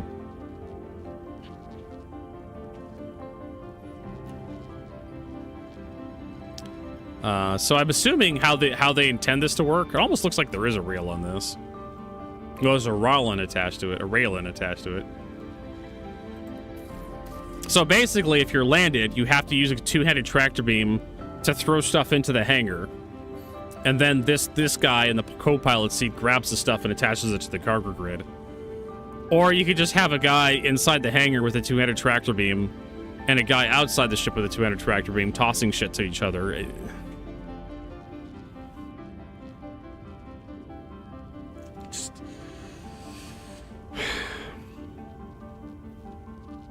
What's the armament for the ship? I think it's 2 size 4 for the pilot and a couple of size 1 missiles and size 2 missiles. And then it has like some size 4s on like some turrets on the side that are manned turrets, and it has a couple of size 3 remote turrets that are controlled by these seats in here for covering the rear. I am not impressed by this ship at all in terms of like firepower.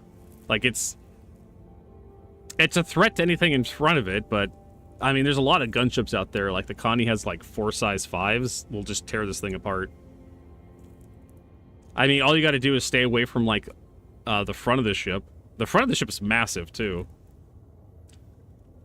You knock out one of the side turrets and you just focus on that side.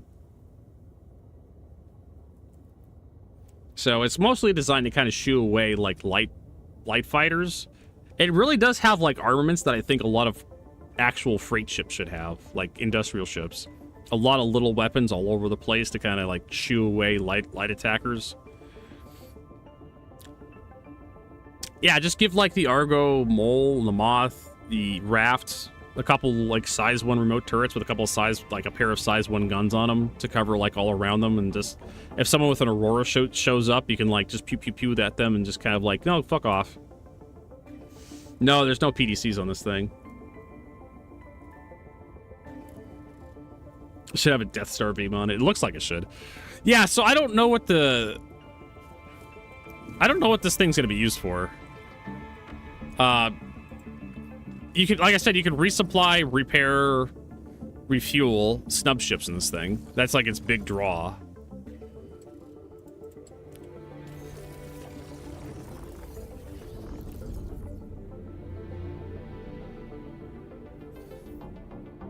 You can't do that in a Caterpillar. You can't do that in a C2. There's a ton of extra. There's a ton of ships out there where you can't. You can carry snub fighters, but you can't. You could just carry. You could just carry more snub fighters to replace because they're so cheap to replace. Now we got nothing here. So let's get rid of the Tyilui is so stupid. CIG desperately wants snub fighters to be a thing, but they're not. I mean, they could have just flattened out the back end and just put 2 landing pads opposed on each other and just had 2 small landing pads for like 2 light fighters, like Gladius, or 2 arrows or something. And that would have been like 1,000,000 billion% better than what they have here, but okay. I mean, it's carrier gameplay. It's what everybody wants, but I hope you have a bunch of friends. I hope you have friends to come play with you, because it's definitely one of those multiplayer ships that the community likes to buy but hates actually using. Yeah, I mean, the sub fighters just really don't do a lot. I mean, I guess you can, like... Oh, wait a minute. The Railen got impounded. Why? How did the Railen get impounded? Someone explain that to me. I mean, I sent it down with the Yuri. The Yuletide, 50,000. I'll make, fuck, man. I make that in about a fucking few minutes. Alien tax. Alright, well, we got a fresh one. Okay, so we're at Arc 2, right? I have to make sure. It told me, but I totally forgot.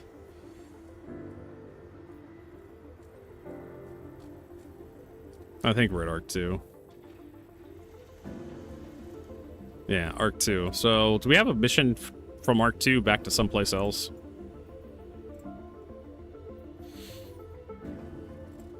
Senior, large cargo hull. That's gonna be lower on the list.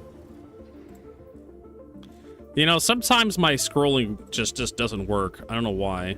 I'm even over the place where it should be. Do I have to be in between missions? Yeah, okay.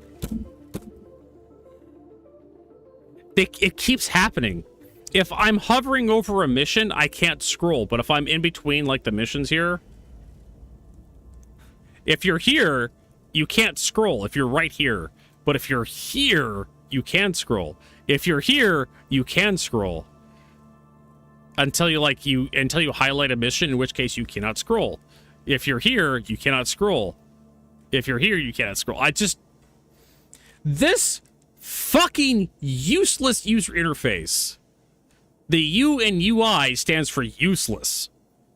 I swear to fucking God. Like, oh, Jesus Christ, CIG, you're killing me.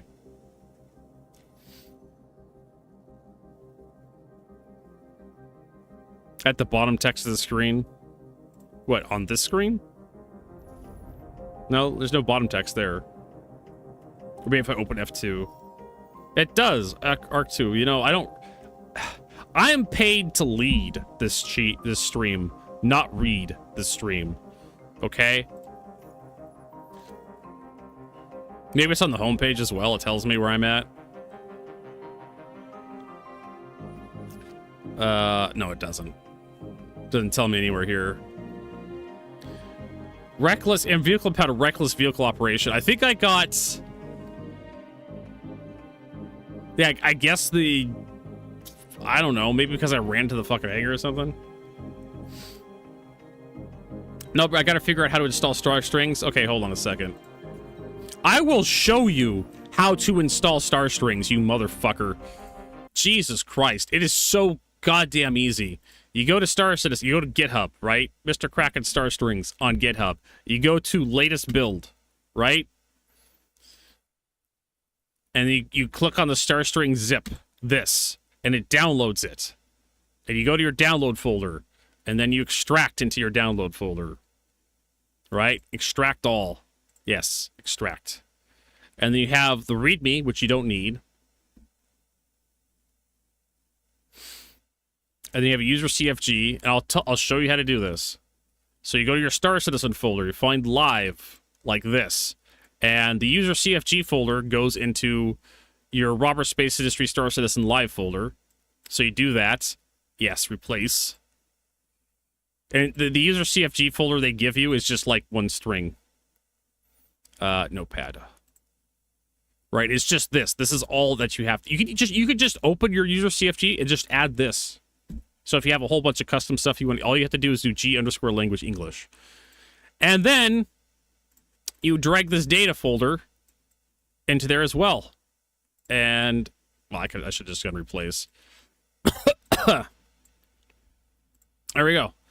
That's it. You're installed. That's Mr. Kraken's Star Strings installation. He could make it. He could make an exe folder, exe that installs it for you, but it's just you just drag 2 files. And what's in the data folder, Vertigo? Localizations English Global. That's it. 1 file. If the data folder doesn't exist, which I think Exodus had this, you just drag this data folder in there and then it overwrites it.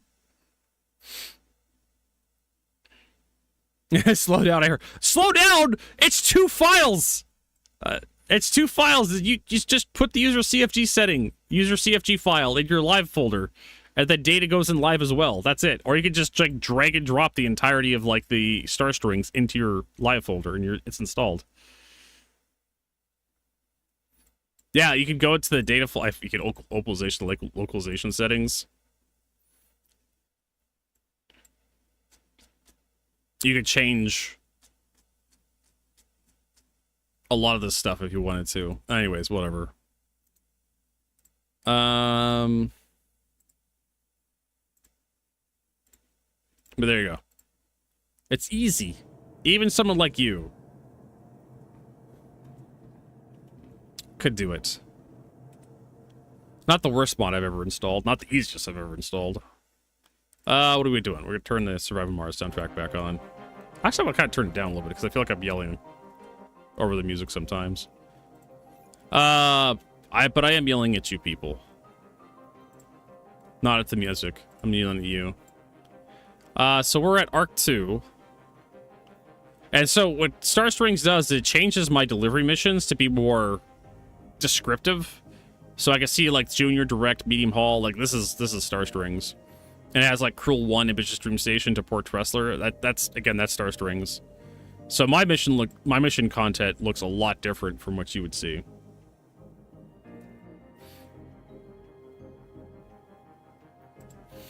But it makes it a lot easier since I'm at Arc 2, so I know I need to haul stuff from Arc 2. Surface Station, Port Tressler, Bridgety Point. I mean, I don't feel like loading all this tungsten. There's easier missions to do. Arc 2 pathway. So all this stuff is Arc 2. We have aluminum to Bajini, but that's a member. Sorry, not a senior.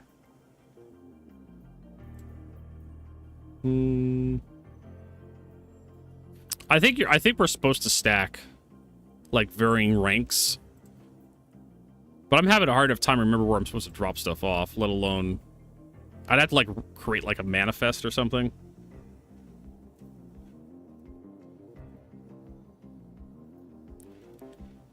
Of like where everything's supposed to go. You know, if we had shipping labels. Or I could keep just doing this mission. Senior Medium Haul from Bajini Point. And just keep going to Bajini Point to Arc 1 and dropping off the quantum fuel. I can just keep doing that. Let's do that. So head over to Bajini Point, grab... I mean, we'll just be deadheading. I don't care. So you're supposed to fly all over the verse and dropping off all this content for money. But I just don't care. Because the other missions require you to take 4 items. I complained about this to Exodus endlessly yesterday while I was doing these missions. Taking 4 of the same items to 4 different locations is an exercise in frustration, Star Citizen, because you don't know you don't know which individual item goes to which port because there's no shipping labels. So you basically have to drop off all of the contents of your cargo hold to each station and then let the game take out what goes to that station, and then you call the cargo back up and then you reload it in your, which is just a huge waste of fucking time. And that's kind of like my problem. It's like the game knows which cargo goes where. It doesn't tell me through the UI which cargo goes where. I'm not even BP farming right now. I'm rep farming right now, Game Store. Right?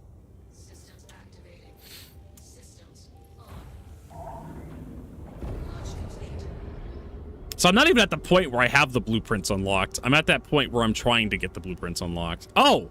I actually claimed the insurance and this thing's damaged still. Interesting. Whatever.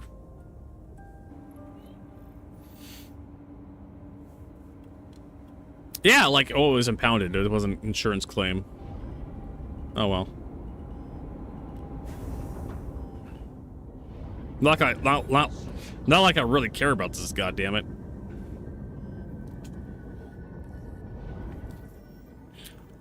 Let's cancel that. Let's go collect shipments.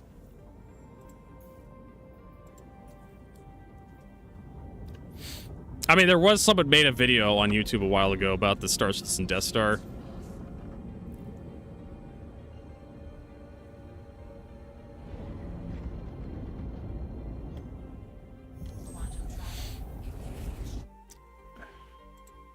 Let's see here if I can find it.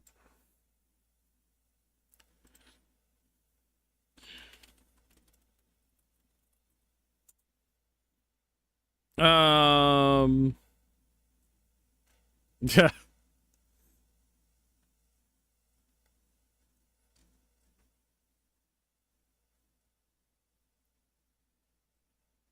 Where is it?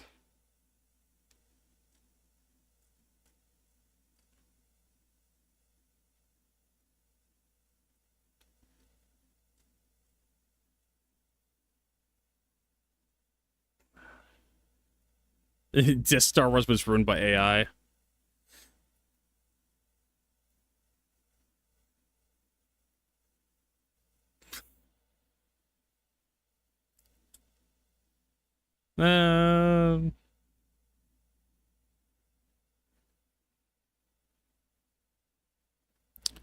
Oh, Star Citizen Alpha 2.0. Oh, Jesus Christ.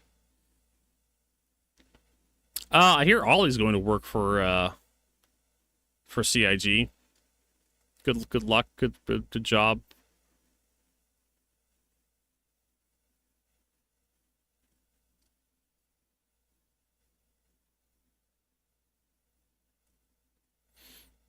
Mm-hmm.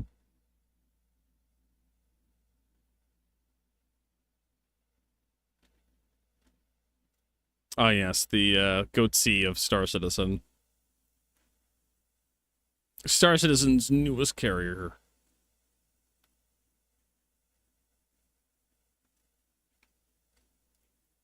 Let's see here. There's a reaction to the fucking video, but there's no fucking video to it.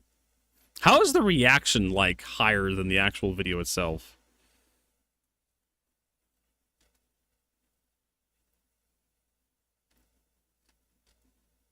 So fucking silly. All right, how if I just go straight to Google? Star Citizen Drake Death Star video.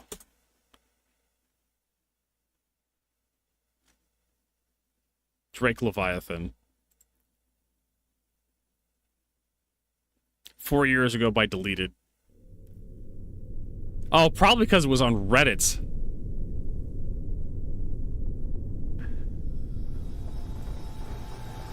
I have to turn it down. I think this gets kind of loud.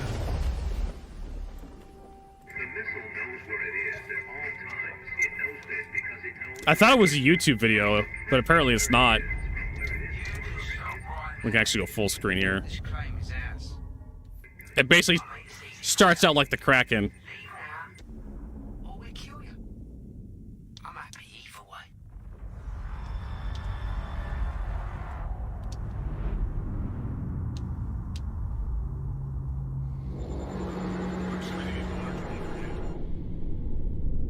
How the fuck do you get stuck up onto by a moon?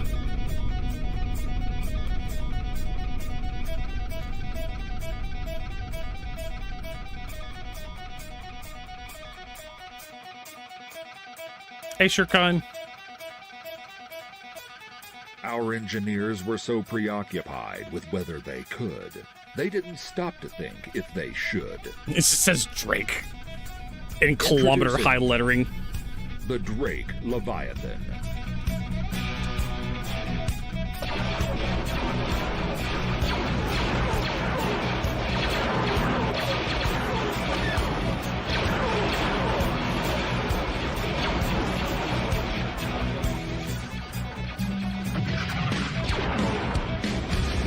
There goes Alderaan again. Packing 2.4 times 10 to the power of 32 watts of punch. The Drake Leviathan is the overkill your wallet has been waiting for. It's time to atomize the enemy. The horse they rode in on. And the planet they were born on.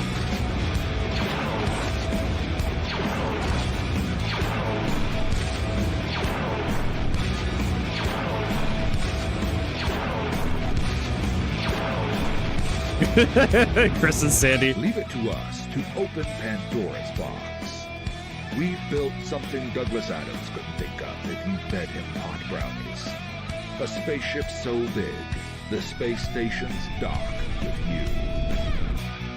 Pirates, you can say goodbye to pirates. Nobody's going to rob something with its own gravitational pull. Cargo, you're carrying enough SCU to crash the stock market. Who will you sell it all to? We don't know.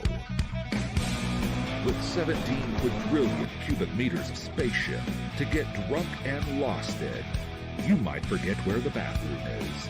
But your 1.5 million crew will all be running to it after they see what the captain and his big red button can do.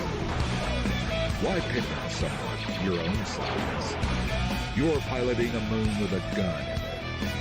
Every ship in the galaxy is your bitch now. They don't make Star Citizen memes like they used to. Planetary. Size matters. Size matters. Performed in an enclosed area of space with a stunt pilots. Please respect all local UE laws while operating. The featured model here may have components that aren't standard, and the base model may cost extra. Drake Interplanetary reserves the right to update, modify, remove standard features at discretion. Please consult Drake Interplanetary representatives or your local ship dealer for latest configuration. All reserved TM2 at Drake Interplanetary. Yeah, just the fact that we're using like AC/DC's Thunderstruck, I'm sure I'm gonna get like notifications of content detection or something on my YouTube and my Twitch stream. After playing that one, we've detected that you're using AC/DC's Thunderstruck. Oh yeah, people would buy like the most expensive shit in Star Citizen. It's a good meme. It's an old one. This was 4 years ago, but I deleted it. I can't remember who made that, but the voice sounds familiar. Now available with couples. YouTube link for... Yeah, video is unavailable. I love the fact that it rolled through quantum travel. But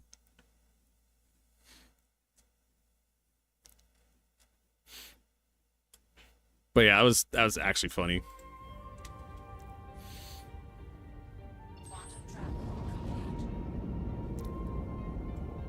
Alright, that's Beater's Vertigo. That's not where we're going. Boy, that would make a big mistake. There's a Gladius.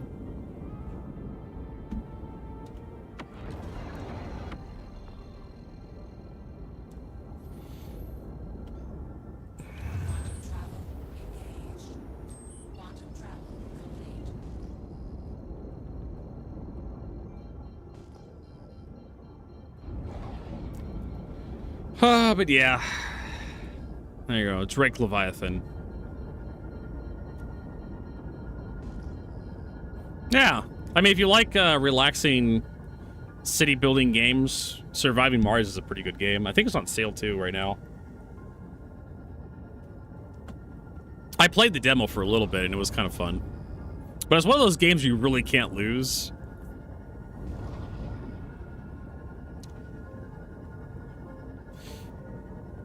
There's really no opposition. It's just like, you just keep building stuff.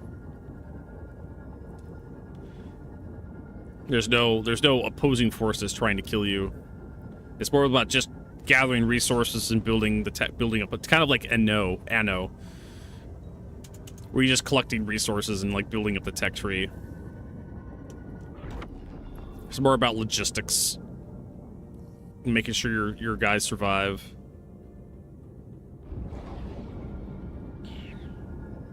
You know what? Okay. Thanks, Exo. You know what it made? Like, I'm gonna say one of the most horrible things ever, because I know Rob would agree with me on this one. And you know when Rob agrees with you, you've said something truly awful. You know what it made the Tyilui like an actual threat as an assault carrier? A quantum interdiction device, a very big one. Like maybe 5 kilometer, 10 kilometer. Then those snubs would have actually been threatening, and all the guns on the stupid thing would have been threatening. See? Rob's right there with me. All my Vertigo are 20. Not an interdiction device, but a quantum a QED. There's a difference between a QID and a QED. A QID pulls people out of quantum. If you're traveling through Sand or Pyro or something in quantum, a QID pulls you out.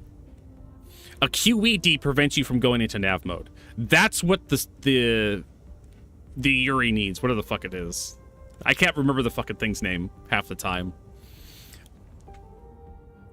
That's what it needs, a quantum enforcement device. Like a 20, 30 kilometer one. So you can put your snub fighters out, activate your quantum interdiction device, quantum enforcement device, and grab people as they go to Olem points or they come out at places. Or you can just have a mantis next to you and rip people out, and then you can just like anchor them in place, and then your snubs can actually work on people. Yes, this is the Railen. The Railen. Railen your mom. That's how I remember the Railen. You just gotta imagine you're railing someone's mom in the back seat.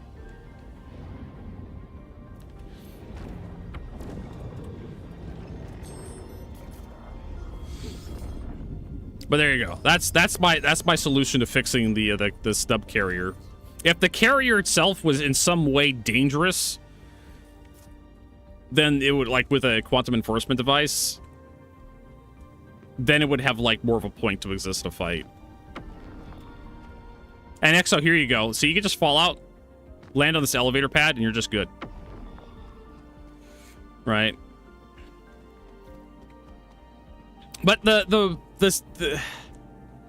Yulin. What the fuck is the name of the stupid thing? The Tyilui. The Tyilui. I always want to call it the Yuri. The Tyilui. Like, it's just, it deploys snubs, and then people just run away from the snubs, unless you're attacking like a static facility.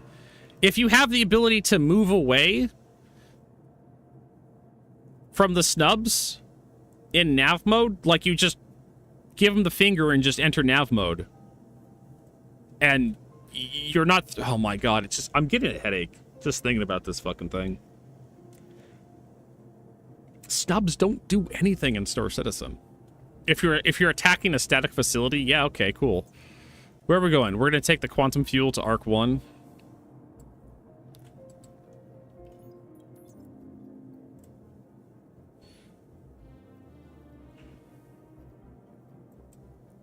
But if the Yuri had some mechanic that actually made people have to focus on it, then the snubs would be good, because the snubs are basically really good at defense. If you're defending something with snubs. But the Yuletide has no cargo, so it's just a carrier. But The snubs can't go into quantum, so they can't really do anything but just kind of hang out next to the carrier. Which means you have to get into... It's a really dumb ship. Nobody really does that with carriers. Nobody... Even in World War II, nobody really did that. You know, the whole point of a carrier is that you can deploy planes that can go further than the carrier, faster, at higher altitudes, and attack from just angles that surface ships can't do. Right? Or even underwater ships, because you can know World War I, World War II, like you can drop depth charges on submarines if the submarine's close enough to the surface. Like you could just drop depth charges on the motherfucker. They would have land-based, believe it or not, they would have land-based aircraft that were designed to drop depth charges, and they would use it for coastal defense. It would get submarines, German submarines, to fuck off away from like the shores of Britain, so you had to like hunt convoys much further away from Britain, which was harder to do because you actually had to find the convoys for one.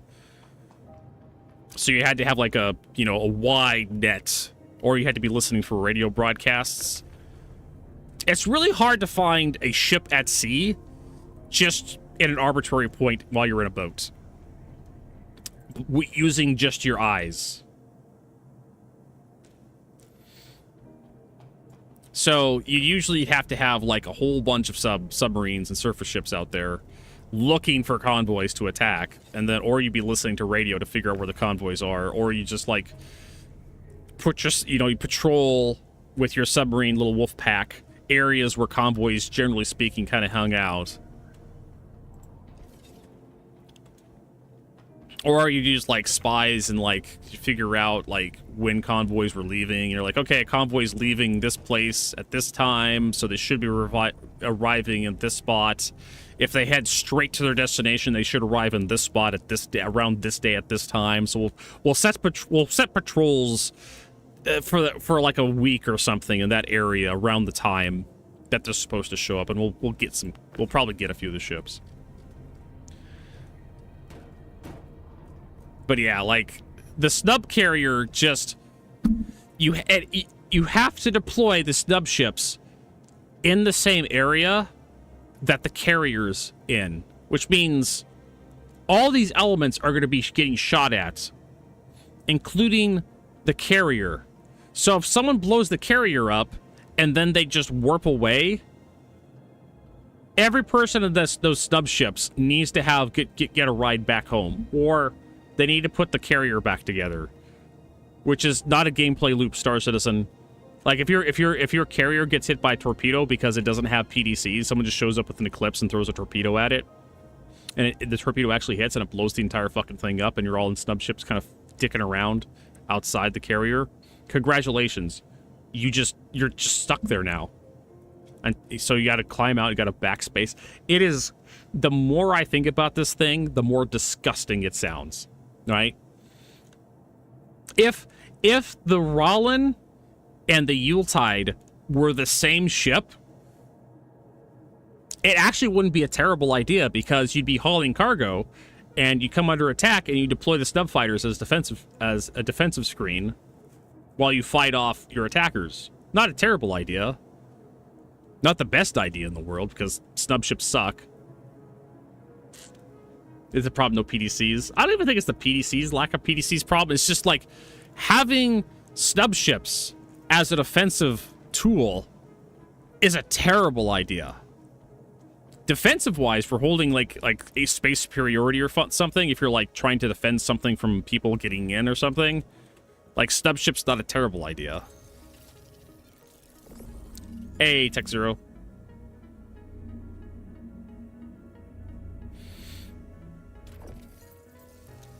But yeah, like as a carrier, I think subcarrier is a terrible role. It's a bad ship. I'm just gonna say the useless, the Gatak useless, whatever the fuck its name is. It's not even worth remembering its name. Is a bad ship. It's a bad design. It's a bad idea. Snubs were a bad idea to begin with.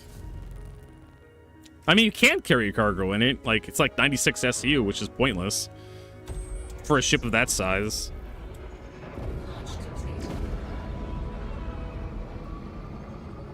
Gameplay-wise, is why?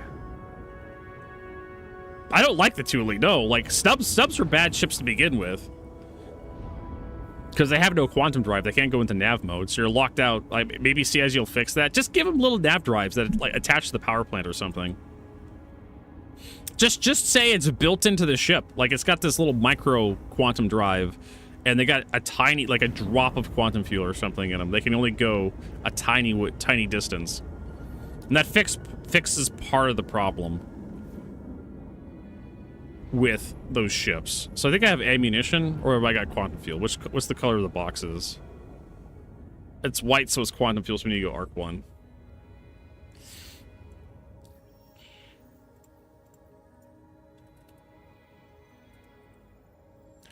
But if you want to, like, assault Hathor or something, sure, that'll work. You go on down to Hathor, you deploy all the snub ships, and you go fuck up Hathor. Yeah, sure, why not? That'll work. Go to, what is it, Stormageddon, where the Apex Valkar is. You want to assault the landing pads around that thing? Yeah, sure.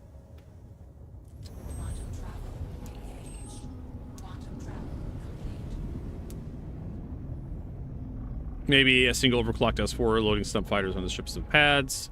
I could see, yeah. Because that's one of the big problems with snubs is they just don't really have, like,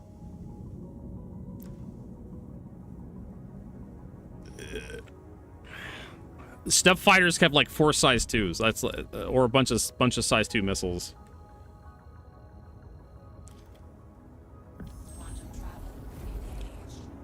I mean, even with the Pitbull, the Pitbull has a bunch of size 1s. CIG had to unfuck armor to make it so snubs weren't like completely useless against heavy fighters, because heavy fighters had enough damage resistance to just ignore all the damage coming out of like light fighters and like some of the starter ships, because size 1, size 2 guns couldn't scratch a heavy fighter.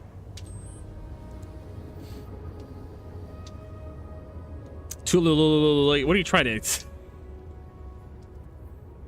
Sounds like something you do like with your tongue to eat a woman out, make her orgasm. There.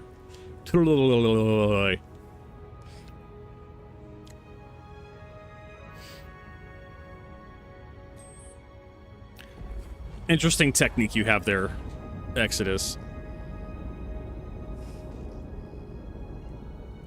It sounds like, yeah. It sounds like something, like a technique you use on a woman to make her come.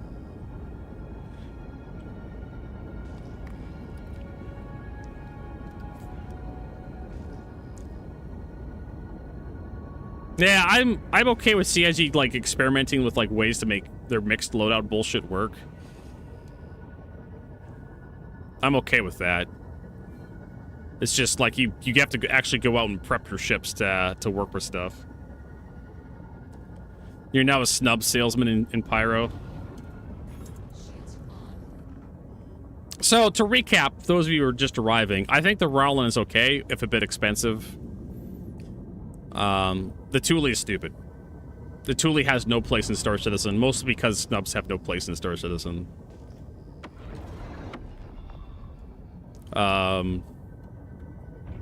It's a poor man's Idris that sucks ass at being an Idris. That's what the Tyilui is. Maybe if the Tyilui had like a big fucking gun on the front of it, like a couple size 6s or a dual size 7s, then you have to address the assault carrier in the room. Which then makes the snubs a little bit more dangerous, because the snubs are good at defending or assaulting, like they're good at defending a fixed point, they're good at assaulting a fixed point, because you really can't, that fixed point can't run away from the snubs. But if you're trying to attack something that can enter quantum, the snubs are pointless. They'll just, as soon as you start losing that fight, you activate nav mode and you just fucking leave. Drop countermeasures, activate nav mode, fuck off. Which makes the snubs fucking worthless. But if you're attacking like the landing pads at the external landing pads at like Pyro 4, the Pharaoh data centers where you get the stupid key card for Pyro 1, the ASD facilities for this Apex Valakar Stormageddon, or if you're attacking the landing pads at Stormageddon to claim them, yeah, sure, the snubs will actually help you there. Or if you're attacking Hathor, sure, yeah, it's great. Great idea. QV breaker stations that could be useful for defending that area. But yeah, if someone, as soon as their shields go down, they just toggle nav mode and they just run away. You don't have enough firepower to really like win that fight by yourself, so you need to gang up on people.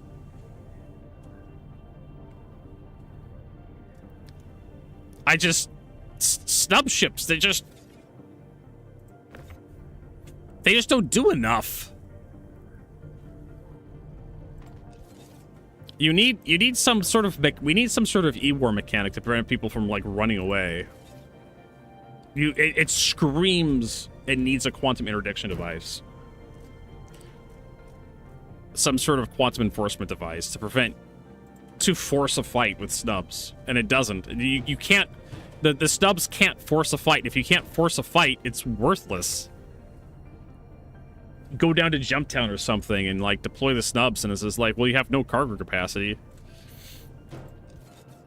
I don't know.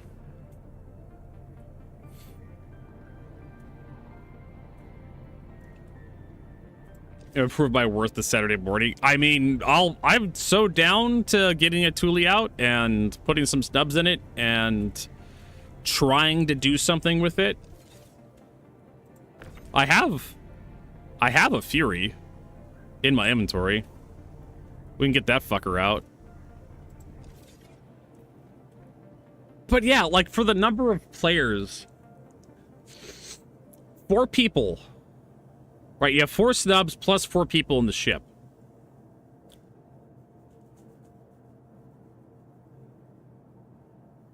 Need a bed for you. I mean, we need Idris full of like Furies or something.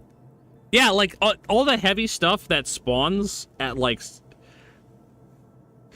all the heavy stuff that spawns at tactical strike groups. Like you're not going to use snub fighters for that.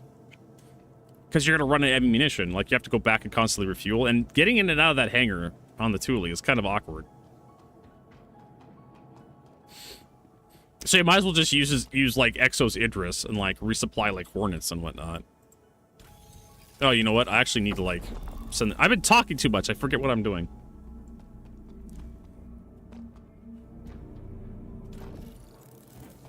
I don't know.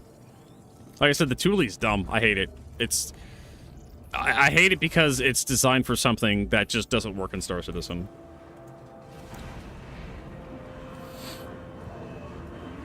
Snub ships. I am not afraid. Snub ships do not keep me up at night. When I think about things I'm afraid of in Star Citizen, 30Ks, freight elevators don't work. John Crew designing more ships. Snub fighters are not the thing that make me lose sleep every night. Snub racing. I mean, you could do snub racing. They have the, what is it, the Mirai MX. So you can use it as a carrier for, like, that sort of thing. And you can have spare MXs in case you, like, get damaged or something. I just need to change out during the middle of the race. Where am I at? Arc 1? Yeah, Arc 1. It's such a dumb... The Tyilui is such a dumb ship. I can't get over how stupid it is. Tungsten, aluminum. Seraphim Station, collect tungsten. Deliver to Seraphim, Everest, Wide Forest, Port Tressler, Everest Harbor.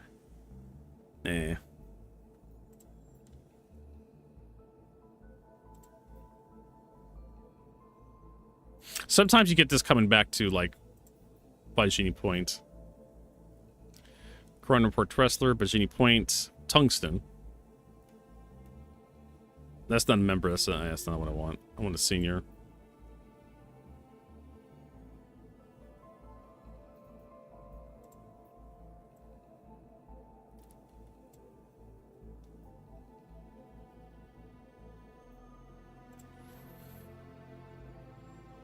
From Baijini Point, ammunition to Arc 1, hydrogen fuel to Arc Corp L2.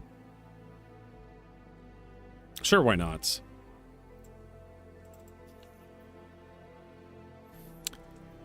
So that's Arc Corp L2. Can we? Is there another one in there? Arc L2. There is. Quantum fuel. Sure, let's do 2 of these. So we have hydrogen fuel to Arc L2, and then we have quantum fuel to Arc L2, and those are the only 2 we're going to do.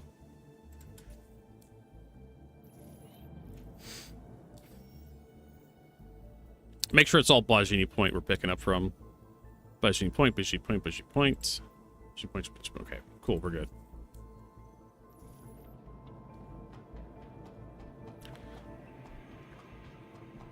I managed to stack 2 of them. 2 missions going to be extra good. So yeah, so there you go. These switches are still kind of awkward. Is this supposed to be detached from that? Is this kind of hovering out there? I mean, it is an alien ship, so I don't know. I'm just going to make the assumption it's supposed to do that.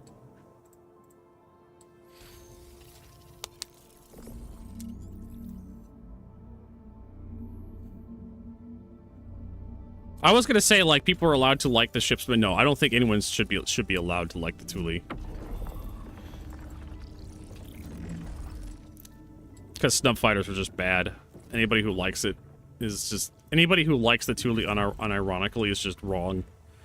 Fuck it, I'm gonna post that. That's a fucking take.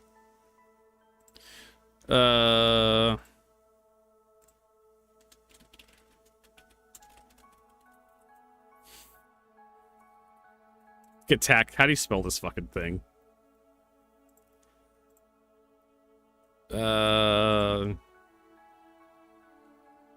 T-Y-I, Luli. T-Y-I.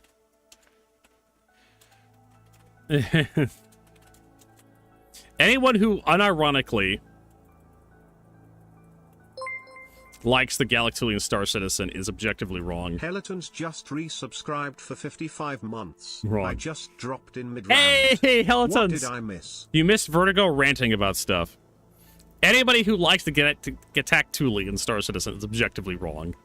The ship is bad. Has no redeeming qualities.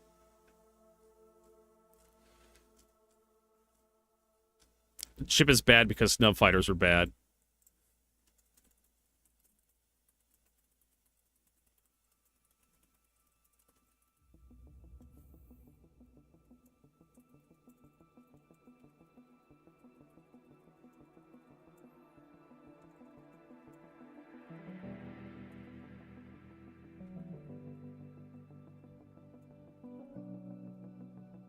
Wrapping your ship's purpose in another ship's purpose, in another ship that has no another ship that has another class of ships that don't have a purpose is a terrible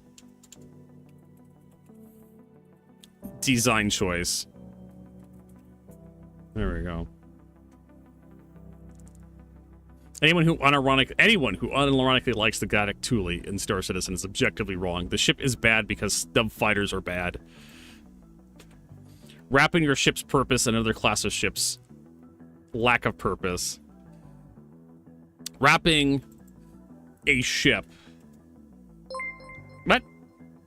Captain Buckshots, thanks for raid. Wrapping a ship's purpose in another class of ships. Lack of purpose. Class of ships lack of purpose is bad design. I'm not afraid to say it. Sub fighters are garbage.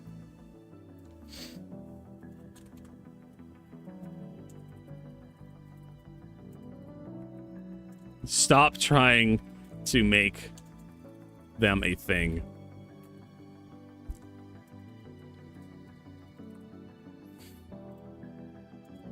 There. Oh, it's just too much.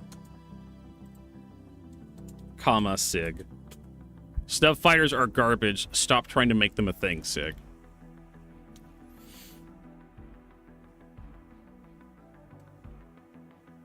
Wrapping a ship's purpose in another class of ships' lack of purpose is bad design. Snub fighters are garbage. Stop trying to make them a thing, Sig. I mean, your best... Yeah, I mean, it's a good CCU, right, I guess. Is it whole as the Star Citizen?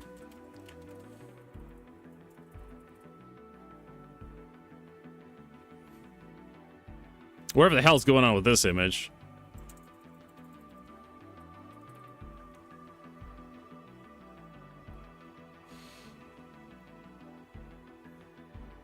I guess there's no fucking GIFs of like what is Star Citizen known for? Bugs.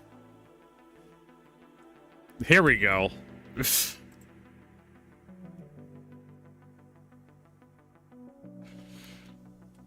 Always got to put a GIF in there.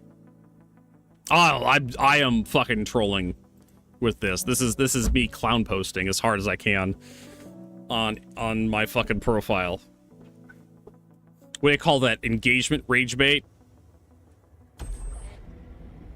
Alright, where the hell are we going? Where are we at right now?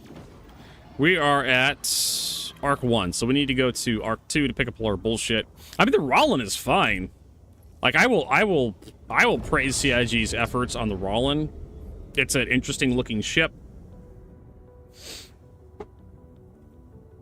It's got nice art. The interior's too dark for my taste. Toodaloo. God, why does it remind me of Pontiff from JoJo? What was it? JoJo's Bizarre Adventure? Stardust Crusaders doing that thing with his tongue. Was it? No, it's not Pontiff. It's I can't fucking pronounce the guy's name. It's been so long since I've watched like Stardust Crusaders, the anime. I have to expose Exodus to it now. That stupid cherry scene. You motherfuckers are gonna be regret coming here today. Is it third person? Yes, it is. Look at that. It actually centers around the ship. The ship works. It goes into quantum and doesn't drop out of quantum every half hour. Okay. Well, instant fucking responses. Thanks, Tech Zero. It's nice to know we have a fan. All right, so we have to find, what was it? JoJo's Bizarre Adventure. No, we're gonna do Polnareff. I can't remember how to spell the guy's name. The cherry. This fucking scene. Oh god, yes. Are you? If I remember, this is the correct scene. I don't know if this is the one, but this is how. He's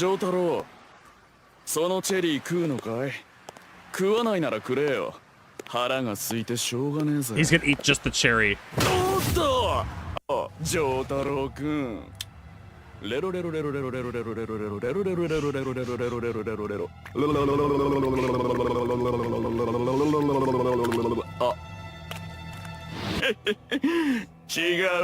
There you go. There, you've seen the scene. It's just fucking weird as shit. It's.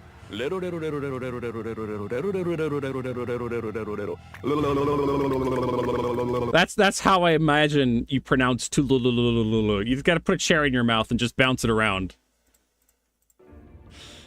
Like that. Just... JoJo's Bizarre Adventure lives up to the title Bizarre Adventure. Like... I can't really fully describe just how absolutely bizarre and the adventure is. I could recommend everybody watch it, but I don't think you fully understand just how bizarre your adventure is going to be. Maybe it's too bizarre of an adventure.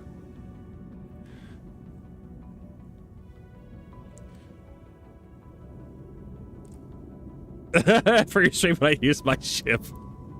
I'm sure all those vandal prostitutes are going to appreciate. Hey, Captain Buckshot. Have a good night. Enjoy your dinner. I'm sure all those vandal prostitutes are going to appreciate all the practice you're going to put into, like, eating that one cherry.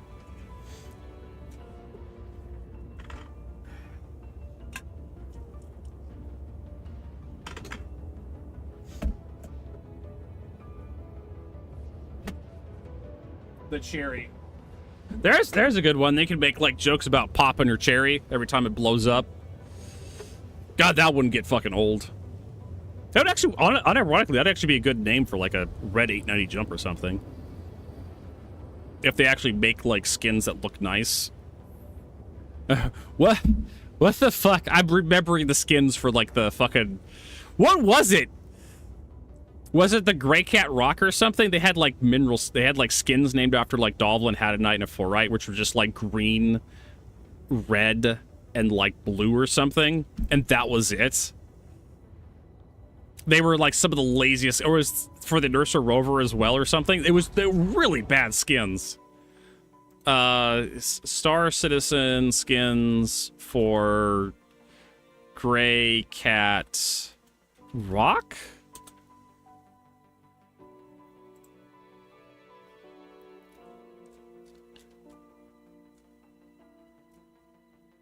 Quicksilver, Harvest, Hadonite. They had the Hadonite skin, which was just red. And they had, like, the Dalwin skin, which is... How is this not... It's the exact same skin as the default one. It's gray. It's fucking gray. And here's, like, the black cherry skin, I guess. And here's the Forite skin, which is... Okay. I'm thinking it's a medevac. Because they had one ship. I think it was the medevac. Medivac. Not the Apollo medevac. It's the Ursa rover. It had like 3 skins on it that were like... Just one was blue, the other one was green, the other one was red. There it is, right there. And one was black. The Respite, Oasis, Nebula, and like Aja paint. And it was just like, it's blue, it's green, it's red. And they're charging like $2 for this. I guess the Angry Joe, it's blue meme just popped into my head. I read that as like 07 Exabut. Hey, listen. What? Reclaimer. It's not even a mining ship. Reclaim her? I hardly knew her.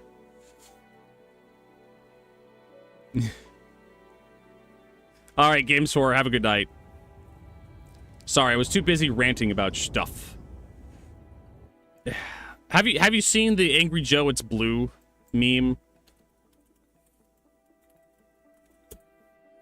From like Evolve. It's not even good DLC, it's blue.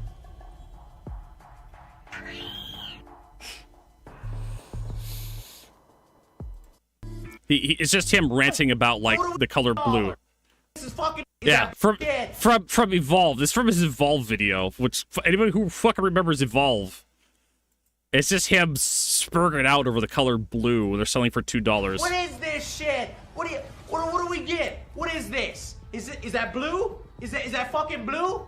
This is fucking blue. You're giving me a gun that's painted blue and you want to charge me $2. It's not even good DLC. Blue? You want to fucking charge me 1,200 credits for fucking blue? For fucking blue? Yeah, that's it. Oh yeah, the Reclaimer has it too. Let me go look the Reclaimer. Reclaim her.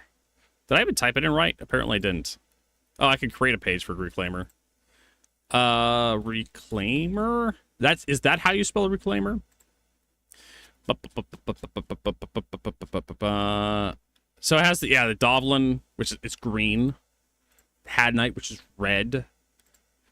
And then a Forite, which is purple and blue, which is weird because the rest of them are not like that. Like these ones, yeah, Jesus Christ. I mean, it's the Ursa Rover one that really gets my goat. It's just they just coat the entire ship in like one color. The 4 hours, well, I know, right? $60 for 4 hours. Charging you full price for a 4-hour game. I mean, hey, if it's good 4 hours. I mean, I've had games where I've just not wanted to play them anymore after about 10 hours. I was like, yeah, I'm kind of done with this piece of shit. Hopefully we can actually dock here. What game was that way for me where I was playing? Elden Ring. Elden Ring. You get towards the late game in Elden Ring and you realize just how much content there is in the game. You just don't want to fucking do it because it's just too much. You get to that Lake of Rots down below Lindale, the Lindale capital, heading over to the Hegley tree or something, or just in the underground. If you delete all the underground areas from Elden Ring, the game actually becomes more comfortably placed. Elden Ring is definitely one of those games that's such a fucking ball-busting game that it requires a lot of effort. You have to be on the ball constantly. Or you just take a broke-ass build and you just fucking one-shot everything and then it becomes just like a cakewalk. For the next couple of weeks, everybody, you're going to see all this shit everywhere as people fly into the hangars with their Rollins and they knock off chunks of the ship, like I did earlier today. Hell, that's probably the same chunk. Have you seen Elden Ring speedrun? I've seen a few of them, not many though. Like they're just flying all over the fucking place. Alright, so we need to pick some stuff up here. Good enough.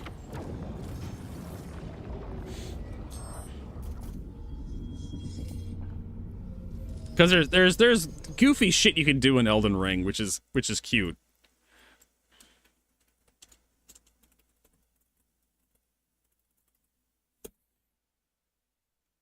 Uh, 3 minutes and we could watch this in one sitting. World's first sub 4 minutes. I did remember watching like a Doom, what was it, a Doom Eternal or something speedrun, and they were just like flying through the fucking levels because there was this dumb shit you can do like leaping off walls. I think they patched it, but we need to turn the volume down just a little bit. Here we go. 3 fucking minutes for this. I'm pretty sure it takes longer for them to set up the fucking profile than it does to run anything else. The loading screens are probably gonna be longer. He picks that shit up. He quits out. And then he just flings himself. Using the shield into Stormville Castle. Okay.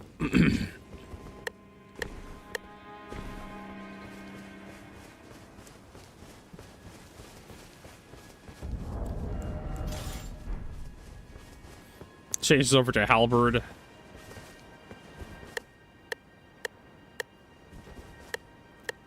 This is like an unrestricted speedrun, so I'm pretty sure. And then he like teleports over here. Is this gonna be him teleporting across the map? It's mostly just him just teleporting all over the place. Crumbling Fair Missoula. So if you get to Crumbling Fair Missoula, you're basically halfway done with the game.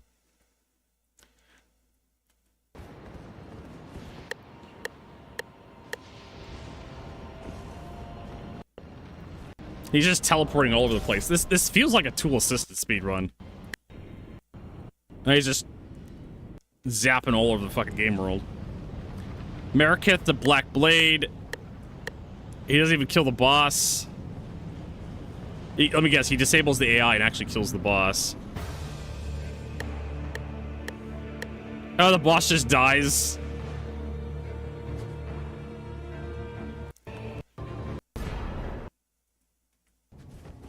Ashen Capital. Because, yeah, if you beat the... What's his name? Marikath, you just teleport here.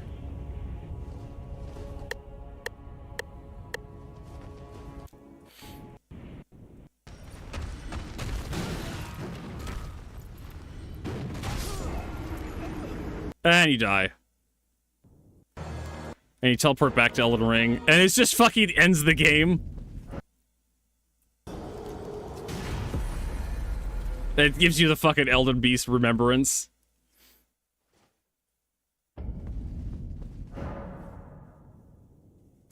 That is the dumbest speed run ever. There you go. Sub 4 minutes with last minute barrier possible break any category. Really happy with this time, not getting improved anymore. Even if I potentially save about 10 seconds, I managed to try all the zips. Also shout out to Visitor finding a lot of new zips made for sub 4 possible.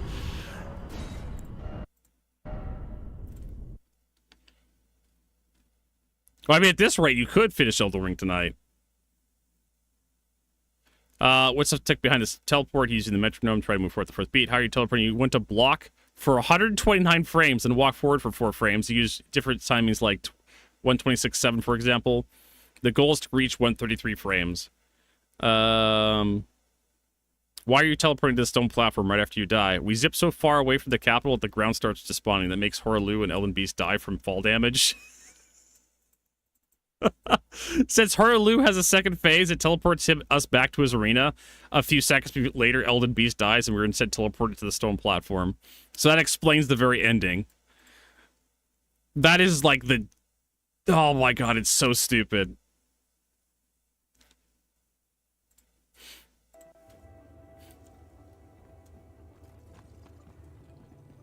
$60 for 4 minutes. Exo, can you even last 4 minutes with a $60 whore? I mean, assuming you can get it up even more anymore. Oh, I'm sorry. It's not Exos that said that. It was Helitons.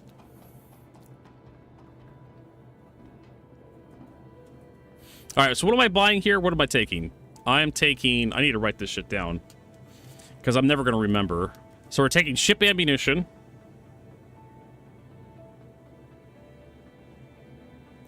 To Arc 1. Where the fuck are we at right now, actually? We're at Arc 2. Deliver hydrogen fuel to Arc 2. We're already there, but that has to be another one. And, oh god, I have to write this shit down. So, we're at Bajini Point. Where the fuck are we? We're at Arc 2.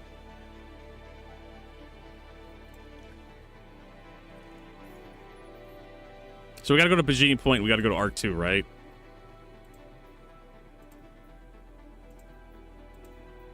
Wait, what? No, I have to deliver. Okay, so I'm confused. This keeps happening. I need to go to Bajini Point, but I'm not at Bajini Point. Why the fuck did I come here? I'm insanely distracted today by the memes.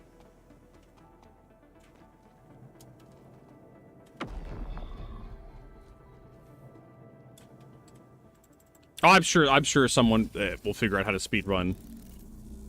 I'm pretty sure all of other Chris Roberts' games, like Wing Commander. I don't even know if there's Wing Commander speedruns. Let's take a look.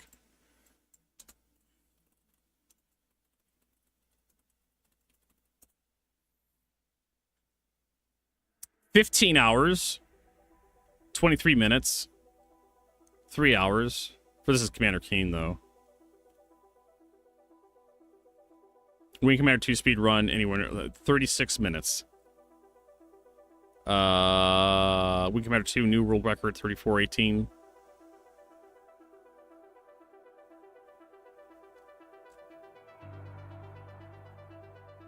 Wing Commander Privateer speed run 1 hour and 30 minutes. I think I've watched this because I actually like Wing Commander Privateer.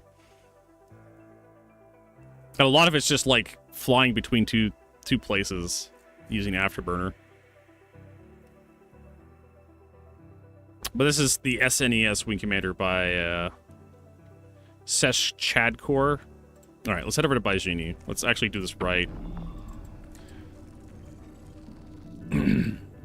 I swear to God, there was like a Doom Eternal speedrun, which is the exact same thing as the Elden Ring one, where you're just teleporting through the fucking levels. Yeah, there's like Doom Eternal developers react to like 26-minute speedrun.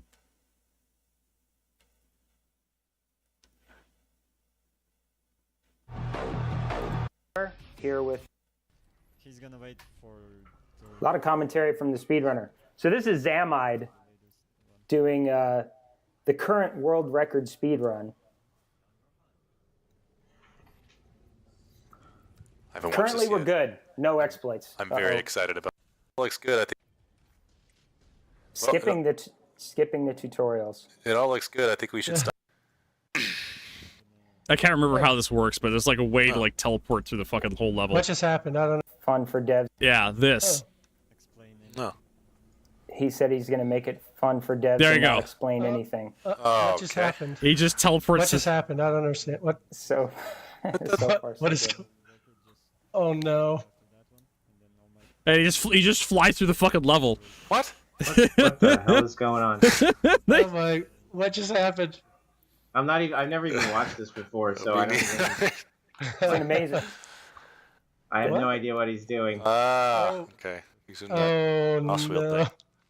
So here's the thing, like, to all the speedrunners out there, why don't you beat the game fast, playing it the right way? That would be more impressive. That's not the purpose of speedrunning. I don't think that's the point.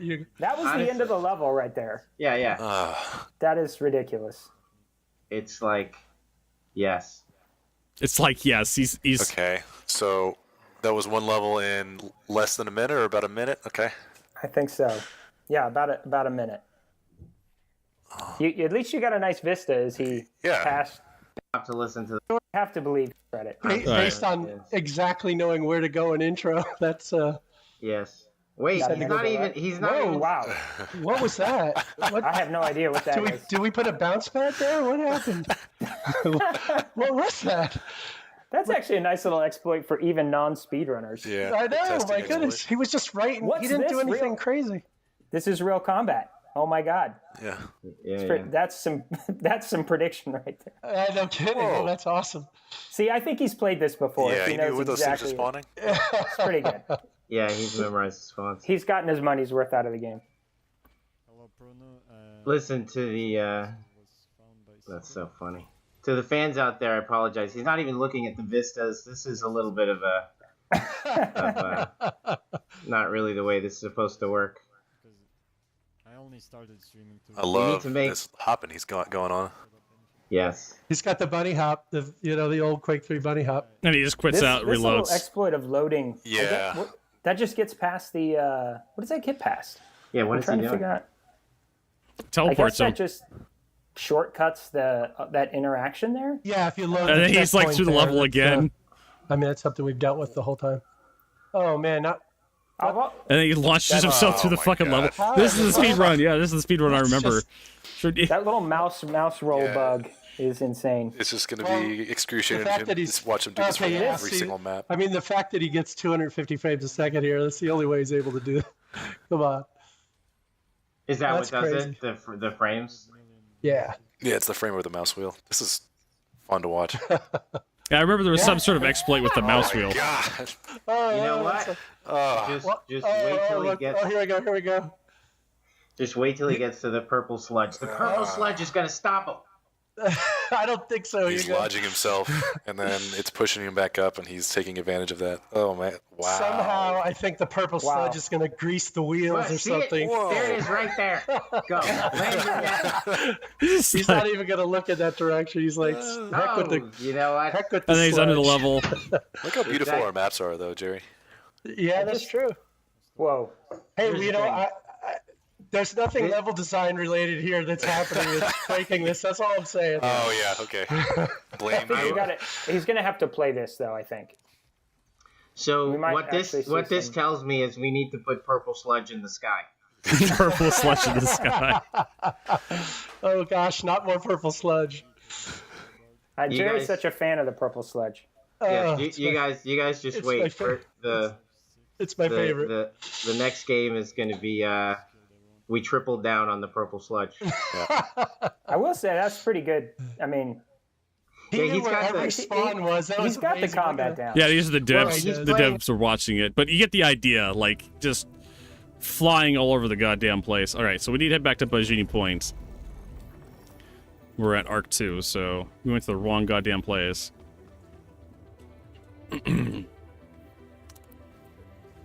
The developers were reacting to a speedrunner of their game. But it had something to do with like the mouse wheel. It was like super easy to do. I think it was like mouse wheel frame rate issue. Like get yourself like wedged in a point and then you just spin your mouse wheel as fast as possible. And you just fucking fly.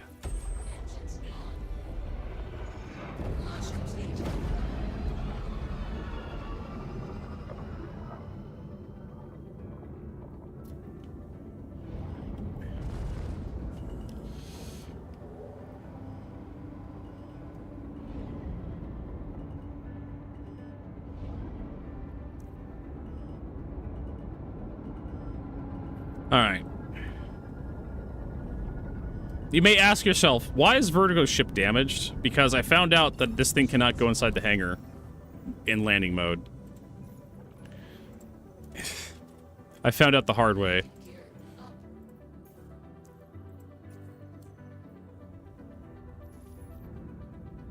All right, so where are we going? We're going this way.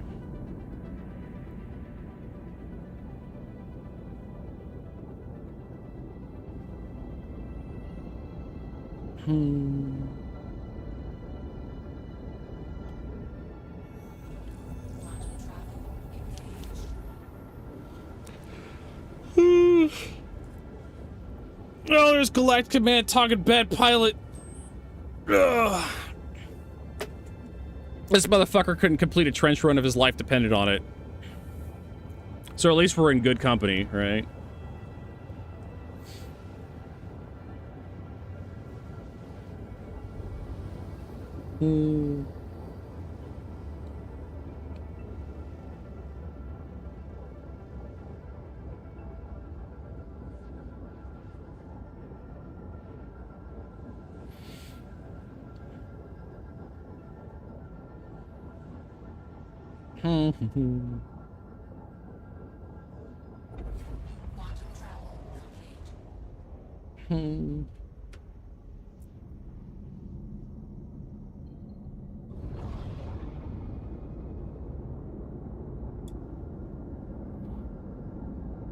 All right.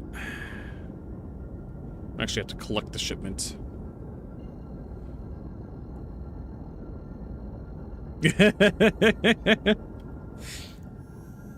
I'm surprised you still have Uber Nerds emotes. Does Uber Nerd still stream the Distress Bacon? We'll have to watch the rest of it tomorrow. But man, I was getting super salty watching that shit. Just like reacting to everything Jared was saying. Made me kind of. I wasn't. It's Twitch emotes. No, the Distress Bacon one. Bacon one is like Uber Nerds. Flip. Oh, that is that. You're right. It's a table flippy one. It looked like Uber Nerds Distress Bacon emote.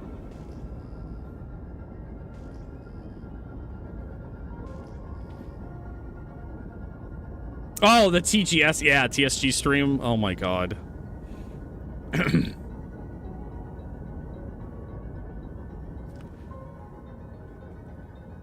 Never mind the meme that the Distress Beacon comes from.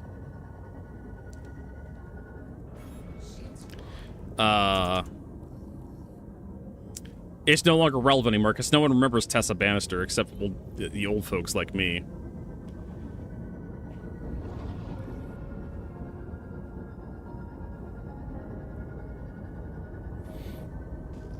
CIG just wants us to all forget about Tessa Bannister.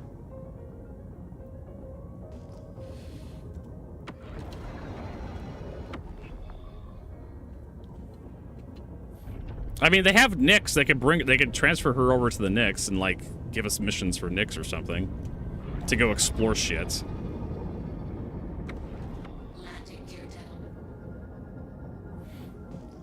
Helps if I actually line up on the right. Does this thing have headlights? Oh, they're not purple? I feel ripped off. These headlights should have been purple.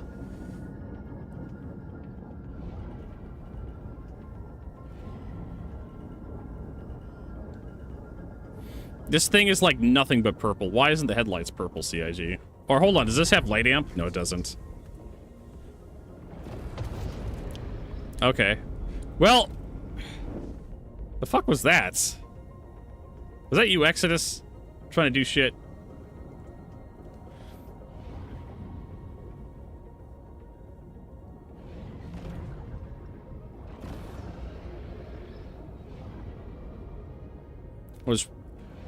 I wasn't paying too close of attention. I'm just yakking today. I think someone tried to ram me, but it looked like it was like a Sulin or something, or a Railen.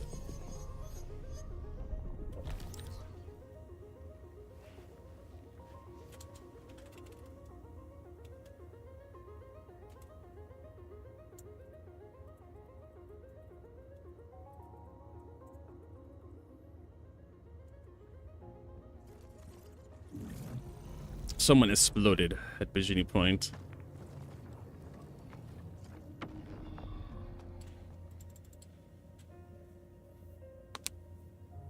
Or, I don't know. Maybe they tried to ram me. Or maybe they're just bad at flying.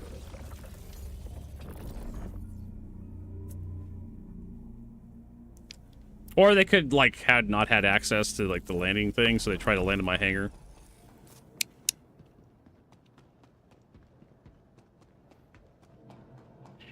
Who knows? All right, what the fuck do I need? I need to deliver. I need to make sure we get this right.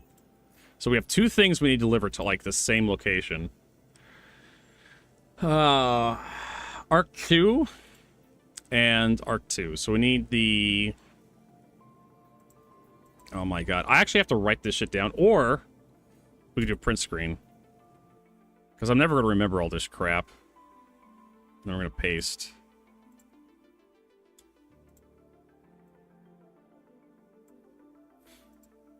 So we need the hydrogen fuel from Bikini Point. Right. And then we're going to need the quantum fuel from Bikini Point.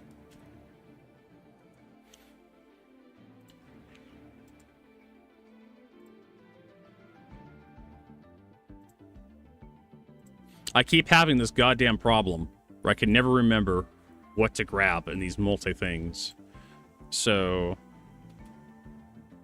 I'm making myself an image to remind myself to grab the hydrogen fuel, excuse me, and the quantum fuel.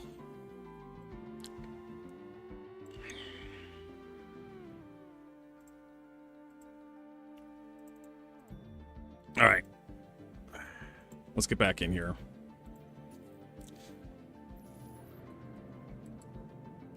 To break the rings off. Yeah, like the Scorpius and the Mark II Aurora probably couldn't fit in there. I had to go in with like the Vanguard and landed mode. Probably knock the wings off that piece of shit. All right, so we got the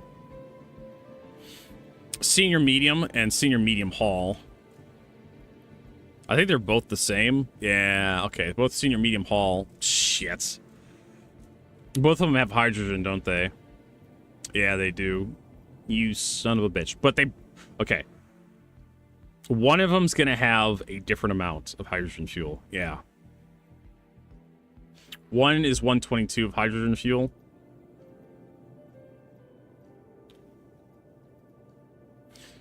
Hydrogen at 7... 16s. So it's going to be, if that's a 4 or a 2, I can't remember if that's an 8. They don't... Oh my god.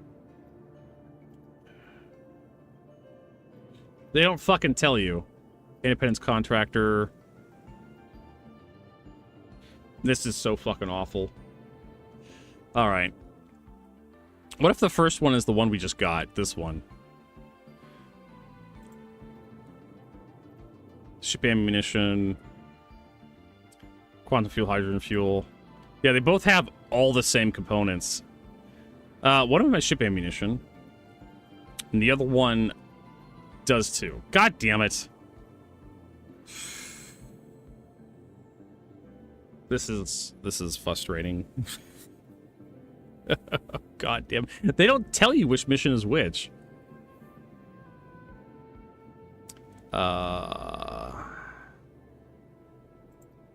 Maybe the first one's at top? We'll find out here. So go contracts. What's the first one? The first one is the quantum fuel. So we'll take the... Yeah, the one at the top. I'm assuming... Because this is the second one I accepted, or it's the first one I accepted. I don't fucking know. Okay, hold on. Does that put it at the top or the bottom? Doesn't help me. Puts it at the bottom. Hauling Stellar. Rookie. Accept. Puts it at the top. So the most recent one is the highest one. The first one's going to be lower. So, okay. Banning that one, I don't care. Okay, so the oldest one is the bottom. The newest one's the top. Oh, there's got to be a way to do this.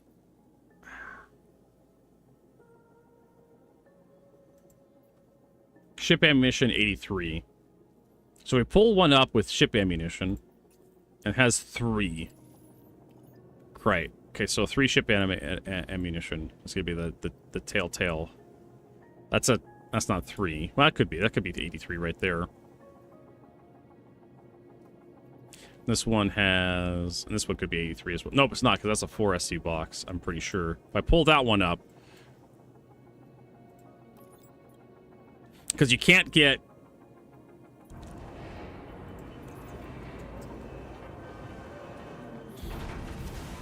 Yep, there's a 4 and a 1. That's 6.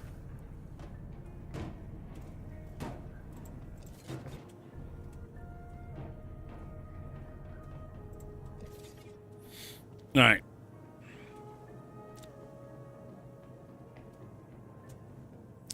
All right, so the one that has the ending in 6 of ship ammunition, which is going to be this one.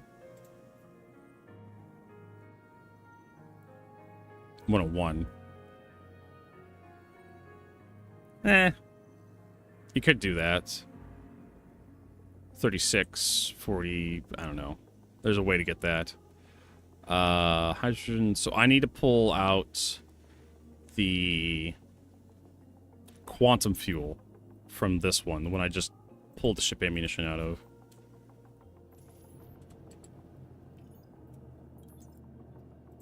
Quantum fuel. We had some issues. A lot of it was just us learning how to run the trench and realizing that our ships were not set up properly. So the one we pulled the ship ammunition out of just now is the one we need to pull the quantum fuel out of. Making excuses for us. Crom! Thanks for that resub. Chrome_X just resubscribed for 37 months. 37. Can we get some love in chat? Starting to feel old, don't you? Yeah, well, D. I got more gray hair than I started with.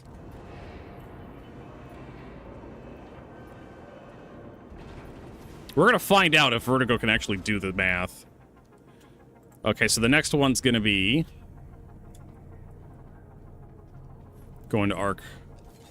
Yeah. So we're going to Arc 2. So we got quantum fuel here.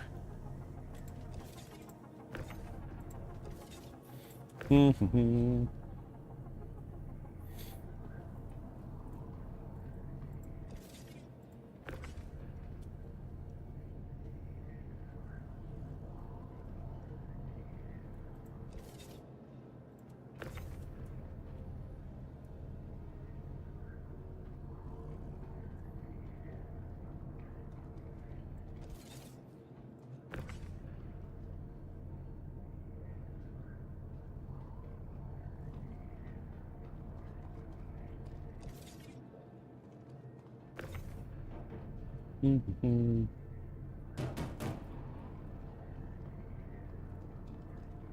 can put it on the outside. Oh god. Like that.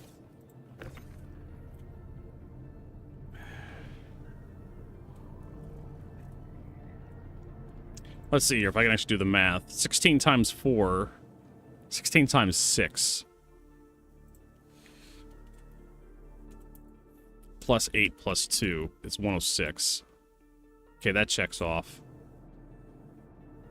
Okay, we don't have any other quantum fuel in that one. So next one, we're doing this one, and we're going Arc 2. We need to get hydrogen fuel out. And there's emission hydrogen fuel. Yeah, there's 43 of that one. So okay, so we got the right load.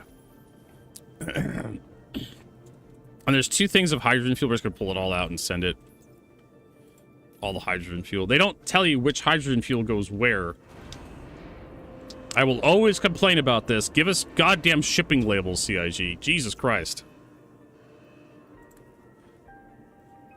So hydrogen fuel. All their hydrogen fuel.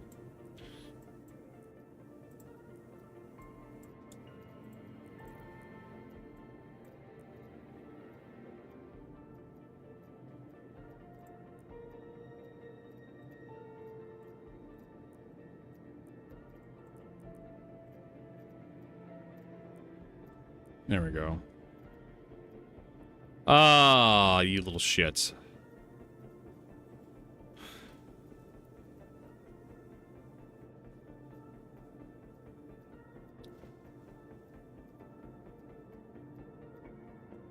I just had to like double check to make sure I was actually getting the right one. That's the one that has quantum fuel still left in it. I can't turn off the in-game music. Are you at Levski or Nyx? Because Levski has his own music track that plays regardless of what your music volume is set to. Because CIG just can't be arsed to code, apparently. And then you get that Claude code. And that's been that way ever since Levski was released. Yeah, still please don't forget to like and subscribe on YouTube if you do like the content. Thank you, Prince. Appreciate the shout out.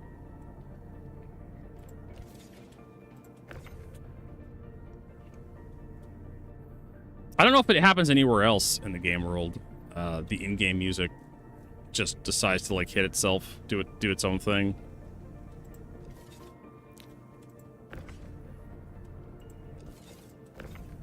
But yeah, I'll notice Levski just plays its own fucking track whenever the hell it wants to, regardless of what your music volume is set to.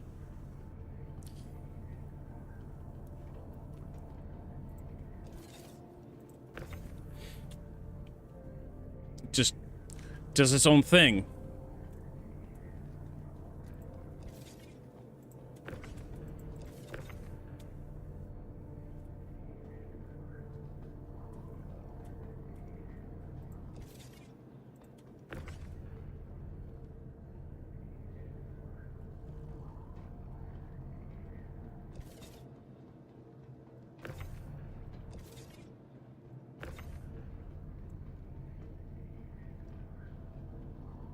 Okay, where are the rest? Oh, that's right. We have boxes up there as well. I was like, where's the rest of the cargo grid? I know I'm missing pieces.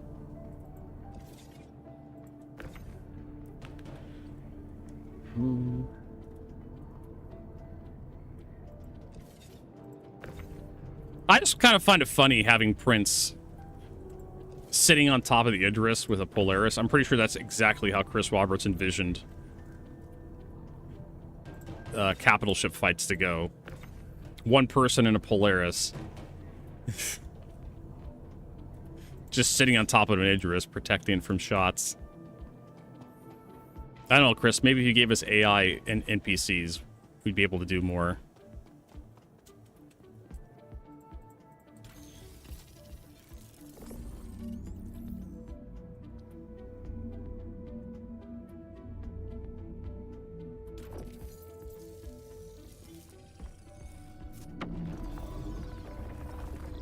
But apparently the best way to use the Polaris in that mission is just Use its fat ass as a shield for the Idris so it doesn't get fucking ganked constantly. I mean, you could probably get that Idris to last a pretty long time if you just surrounded it with other cap ships. It doesn't really move.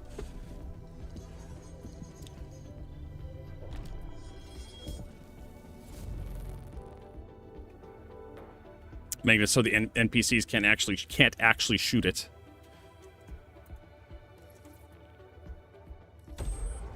And you have all the time in the world to do trench runs. Oh, wrong way.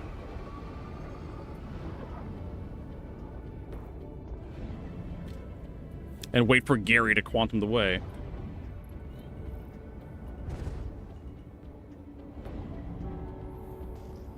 Alright, so we're going to Arc 2.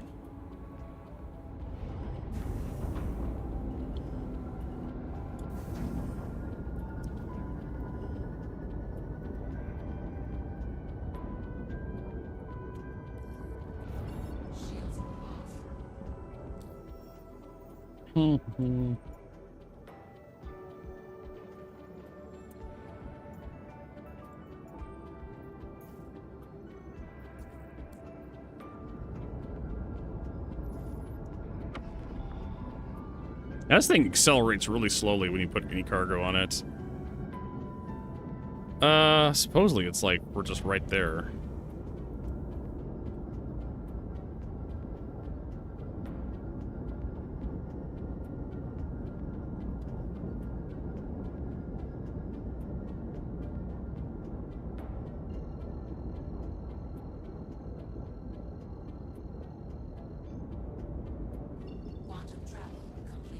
Oh, cool. Like, it just, whatever the fuck that was. Engaged and disengaged.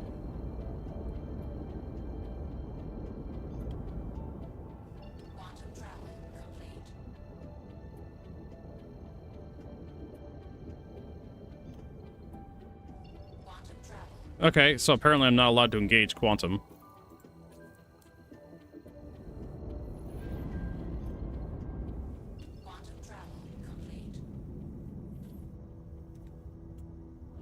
So fucking dumb. Which side of the fucking planet am I on? On that side? Can I just go over there?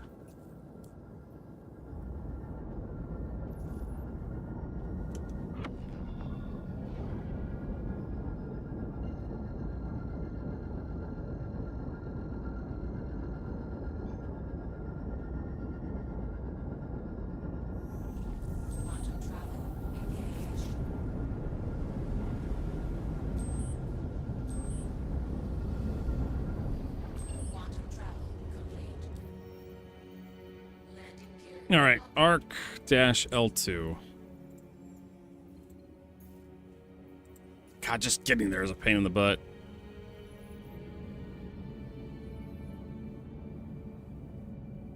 It's gonna be opposite the sun.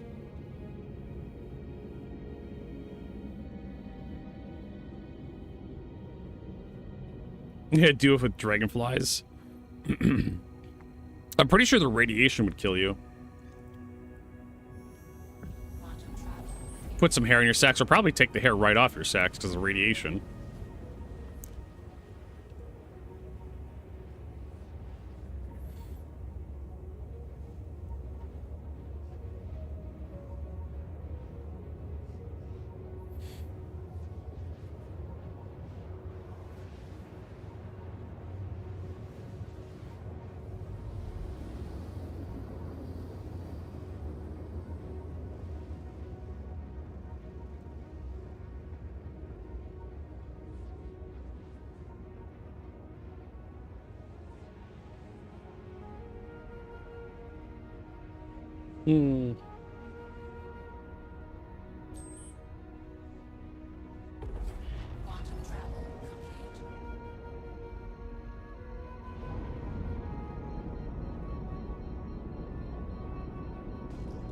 I mean, why don't we just, like, throw people out the back of, like, a ship, right?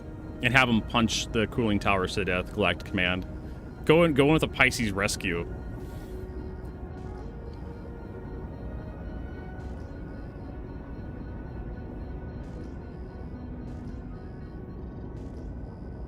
Yeah, that was like, oh boy, that was a rough part. That was like the end, if I remember correctly, Prince.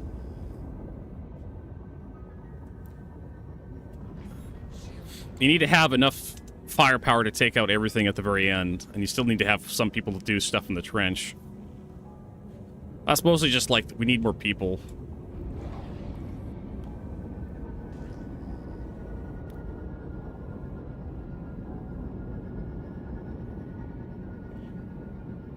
Am I... Shit. I may not be able to get, like, a landing. Oh, there it is. I couldn't see the hangar on the screen because everything's purple.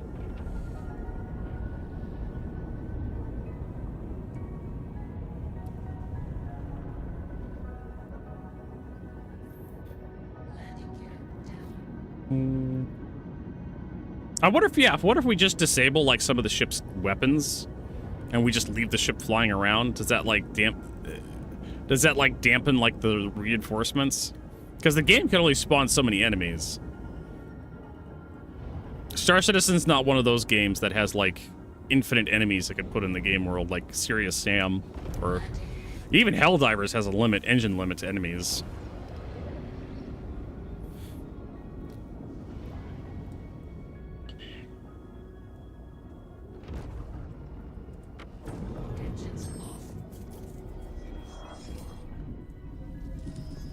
Really? It wasn't long enough? I was streaming for like 14 hours that day.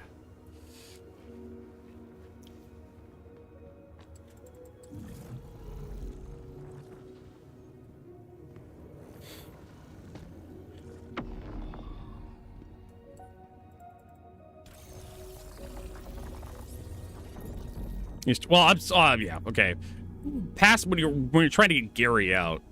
If you leave a couple ships alive, does that prevent ship reinforcements from coming in?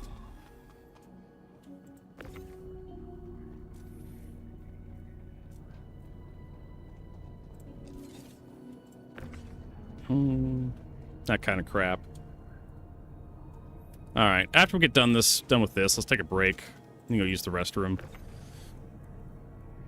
And then we can head over to do something a little bit more action-oriented.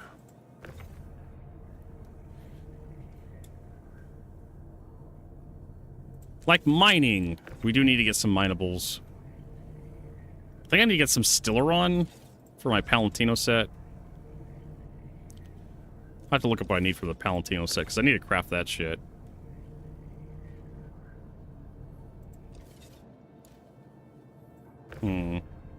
Yeah, the YouTube stuff must have cut off a little sooner. I think I dropped some frames at the very end. I think the Twitch VOD is still going, is still good. Let's take a look. Content, video producer.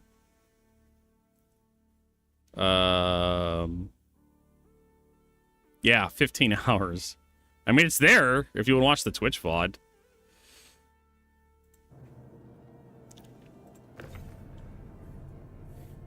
Sometimes the Twitch stuff gets, like, muted.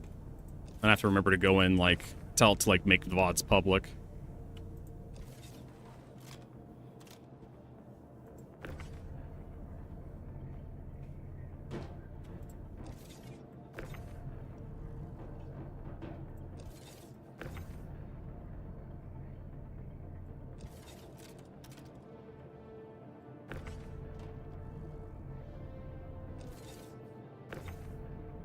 But yeah, we do need to get some mining done to get some stuff. EXO's been doing a lot of mining.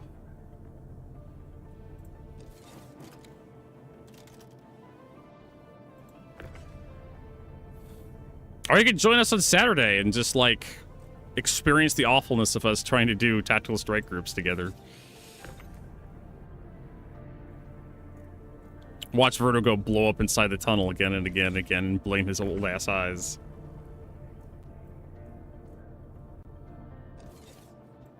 Hey, as long as it's fun to watch, Rob, that's all that matters. Right? We gotta remember we're here for entertainment purposes.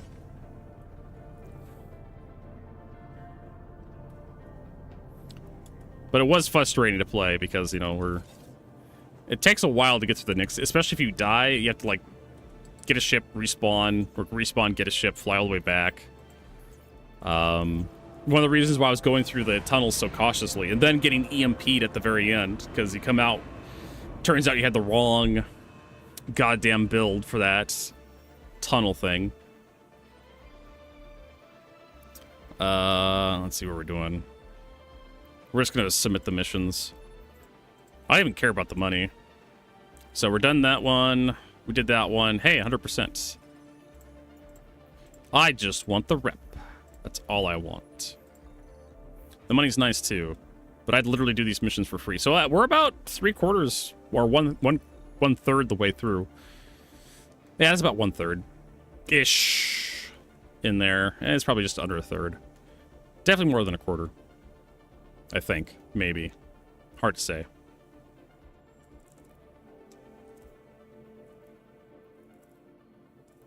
Thanks, Rob. So yeah, we got that. Definitely gonna switch gears into something else for the rest of the stream. We'll do some more of this tomorrow. Again, we got to keep running these missions to unlock the rep, and probably tonight we're gonna do a few more of these as well.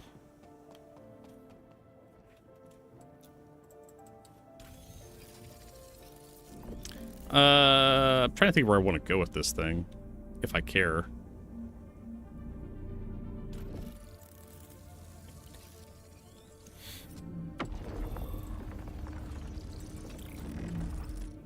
Oh, we could always go down to like one of the outposts and abandon it in front of a, Oh yeah, let's do that. That'll piss somebody off. Let's just park this thing in front of like an outpost somewhere and abandon it. I'm sure somebody on Reddit will post a picture of me doing that.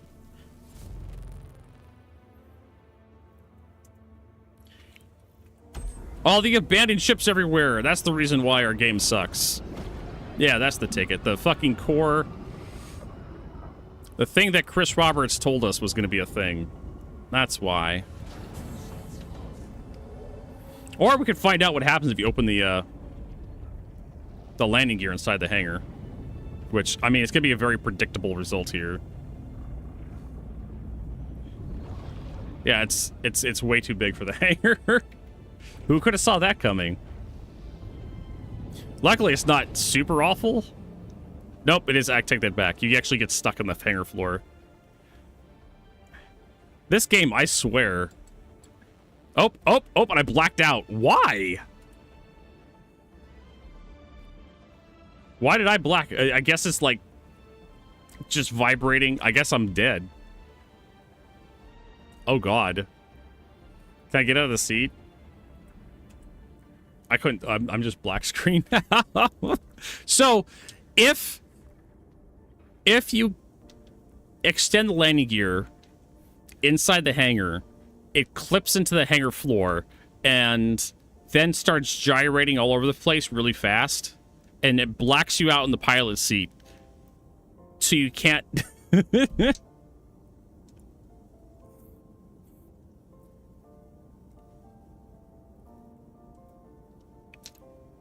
So it does this to you. Like, can I backspace? There we go. Yes, you can. So that's a thing. I have no Boras. Like I said, I need to hunt down... I need to close some of this shit. I need to hunt down some of the stuff for my purposes. Where's it? UEX. And then... That is actually pretty fucking silly. I love it.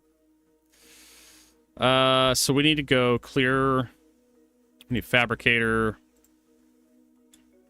Palantino. I was reading The Decline and Fall of the Roman Empire by Gibbon.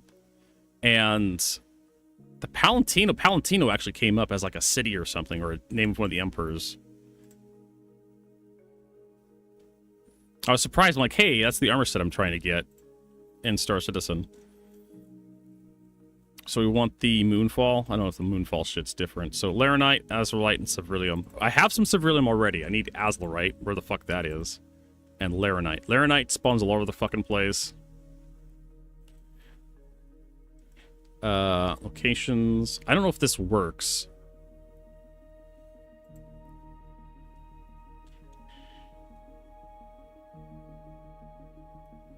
Actually, I think SMB database is better for mining. Mining solver resources. Azlerite looks like, oh, Pyro. Aberdeen, 28%. Is it mixed in with titanium? Yeah, it's mixed in with titanium. Great. Azlerite's actually found by itself, raw.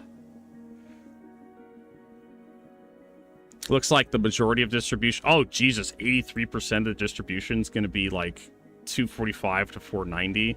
Ugh. Ugh. Ugh. You have to go all the way to Pyro for that. And this one's going to be 2 to 5% is moderate or hard. Jesus Christ. Does Azerite even go up to 100%? Selen's got some. Agresium is baked into Agresium. Damar's got some. It's baked into Agresium. If I get anything above 250, like, I'll be probably happy. What do I need Azerite for exactly? Max temp. So, whatever. 550. Just gotta hunt some down.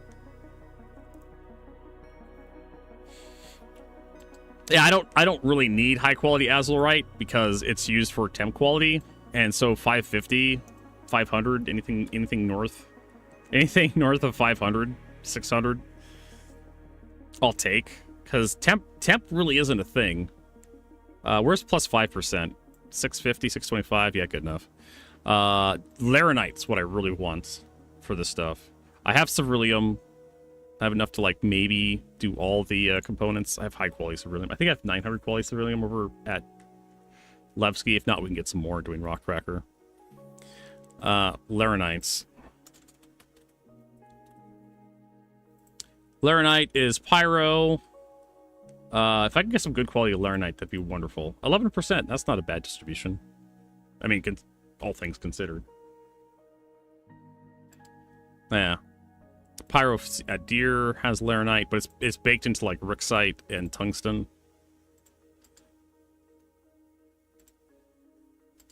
Lagrange A, Hurl 1. Looks like Laranite. Whatever, it's probably, yeah, there we go, Laranite. 5% to 11%. So you can do space mining. Deep space astral clusters, rabbit RMB locations. Rixite. Yeah, but it's terrible though. If it's not by itself, it's baked into stuff. It's not going to be very good. All right. Also, Vatria has 10%. Looks like Pyro 4 is going to be your best bet. Why do you don't like space mining? You don't like chasing rocks down halfway across the universe?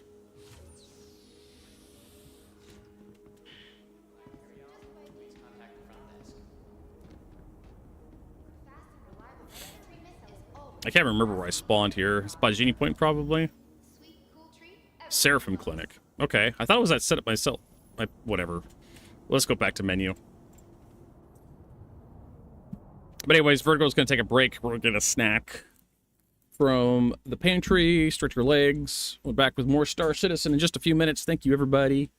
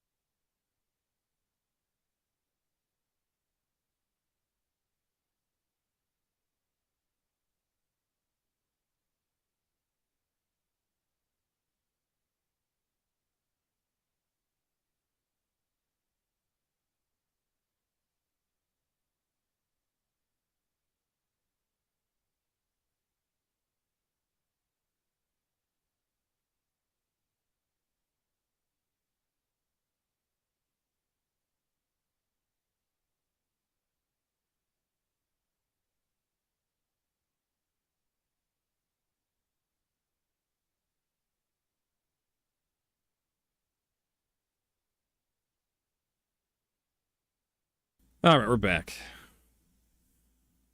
Let's... I don't know. Listen to all this shit. Ooh, No Man's Sky soundtrack. Oh, the Factorio soundtrack. Why not? Let's get back in here.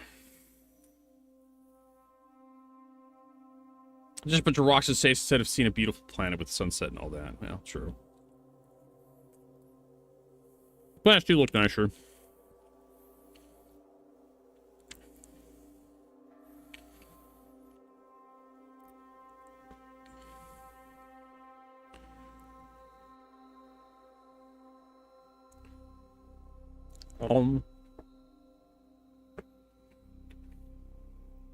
More bananas.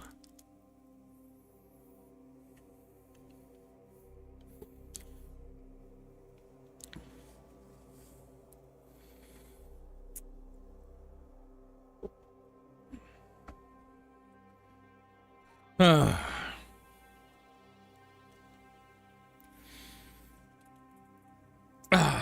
surprised they haven't fixed the stupid refueling messages.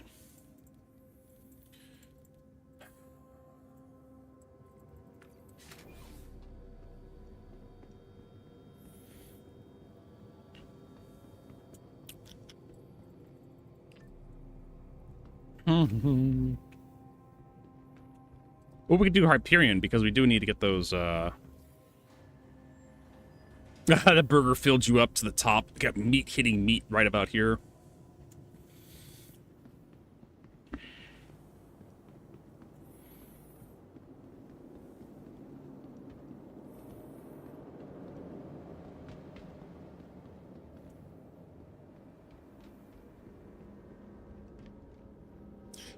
Let's see here.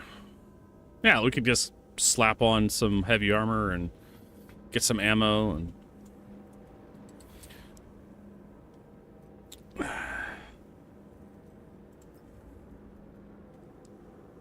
have a whole bunch of processed food. I'm trying to remember where they sell processed food. Or where they buy it.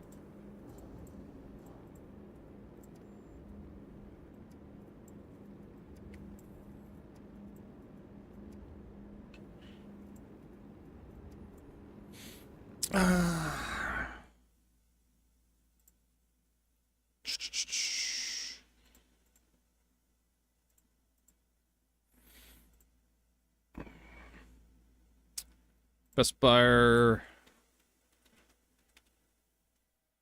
Processed food, cement.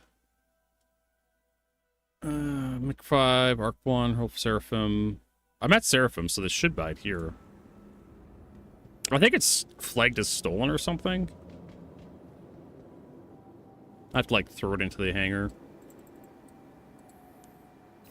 I vaguely remember having problems with it.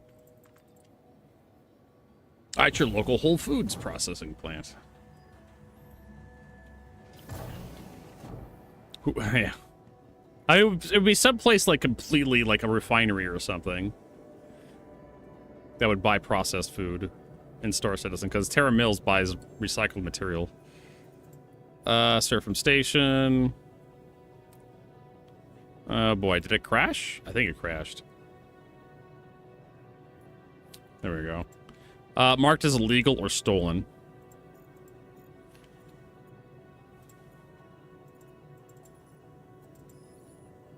Granted done. So it's just, yeah. I think it was like a 4.8 when I was doing cargo runs with the Ironclad. And I think I fucked up a delivery or something, and as a result, I ended up with a bunch of processed food in here. And plus I have this tungsten, aluminum. And I guess I can just throw this into the hangar and get rid of it that way. I have most of my purple set here, but I don't have the entire set. I need to go down and buy some more. What's that we can buy here?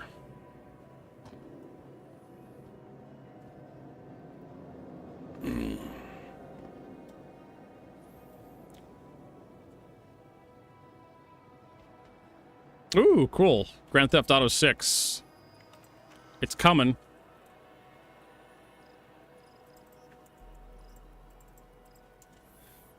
The fact that they're taking pre-orders means it's probably going to come sooner rather than later. Unlike Star Citizen.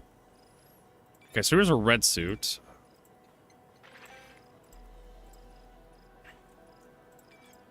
Okay, so can I buy red and everything? Core red.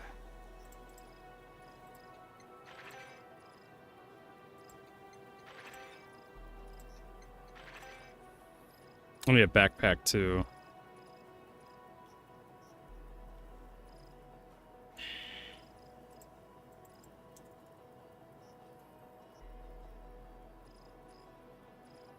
There's a terracotta brush ship aftershock. I'll just buy whichever has the best SCU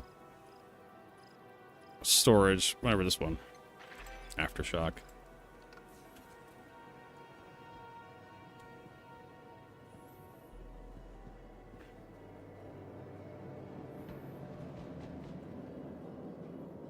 And Club of Vice City. Oh, that's good for them. They're starting to hype the stuff up.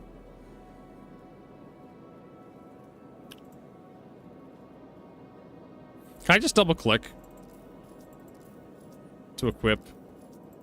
Am I allowed to do that without having shit get fucked up?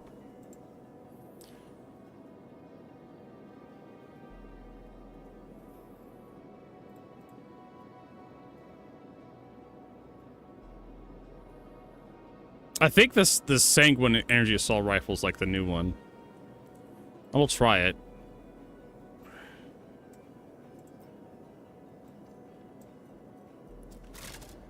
It's the one that, yeah. Exo crafted for me.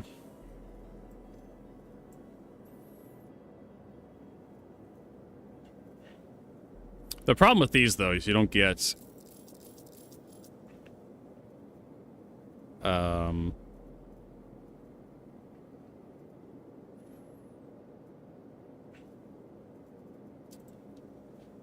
you don't get benefits from, like, barrel attachments. That's purple flashlight. Honestly, the flashlight would be fine. Telephocopic scope. I want a 2x. Or a laser pointer would be nice. That's a 1x. 3x. There we go. 2x.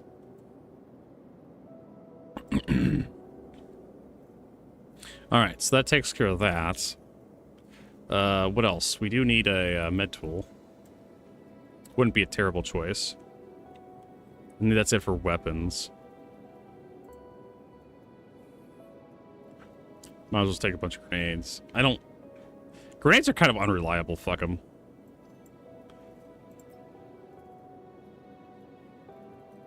Then we need ammo, which we don't have here.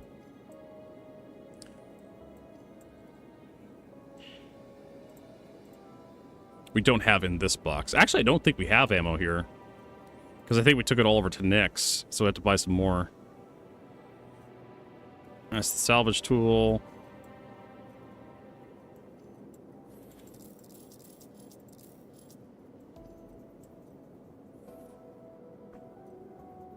Tractor beam, so we got tractor beam salvagey. Go me.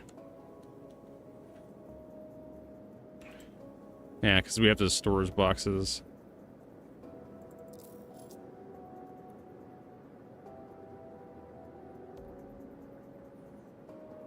Yeah, there's our Karenite.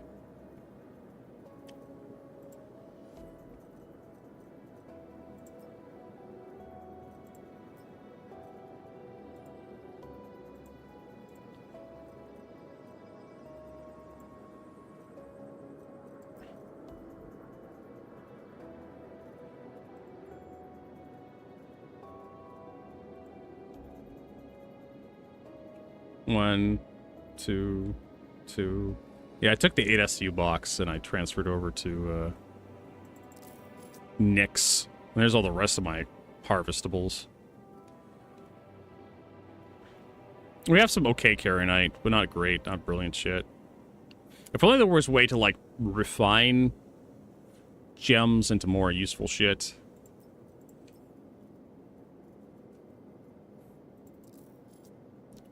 Kind of going through and checking my boxes to see if I have everything.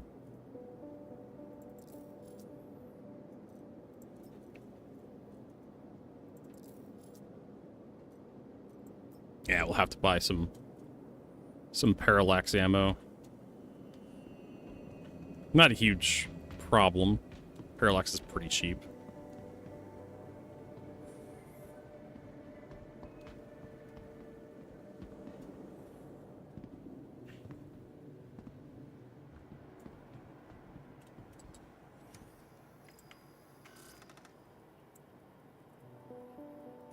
Or buy that into our aftershock.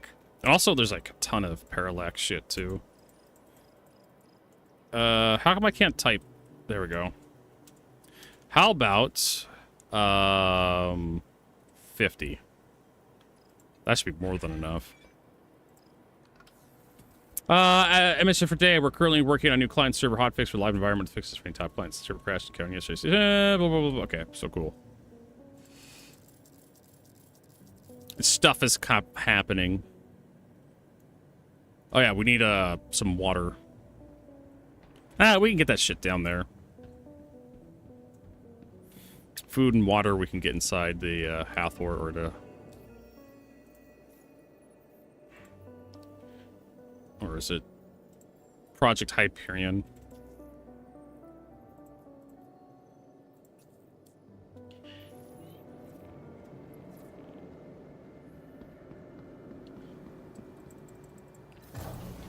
Oh, you know what we'll need? Some kind of sniper rifle. P6 would be nice. I don't know if I have one. I used to have one, and then I lost it.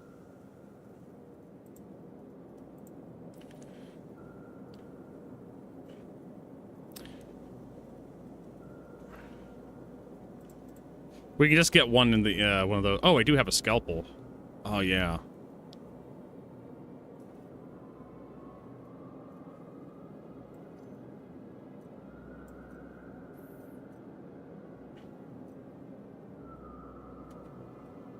Give me some scalpel ammo. We can also use those really awful Zenith sniper rifles.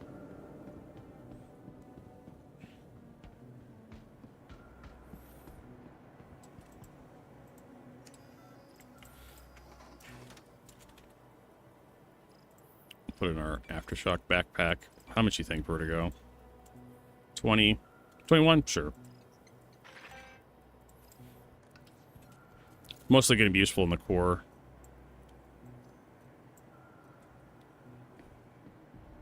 We're going to be plinking at those guys.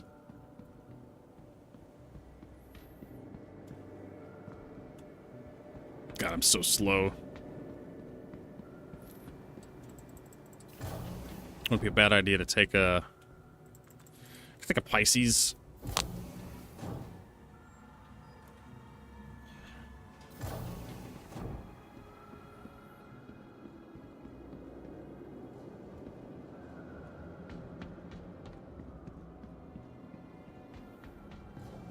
This guy and his fucking cake.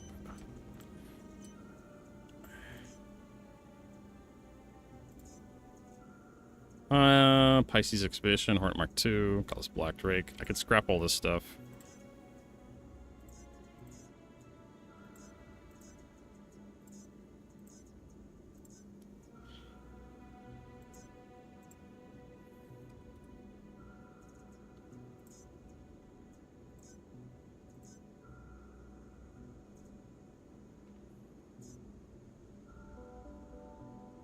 We really don't need anything too super crazy for this.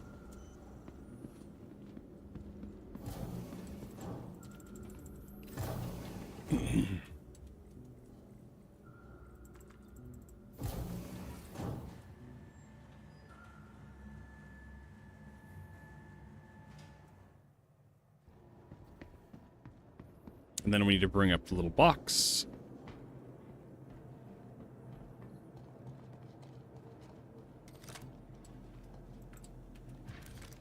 Oh, we're gonna need a mining tool if we're gonna do Hyperion. I can also get one in there. But I like bringing it with me so I don't have to, like, depend.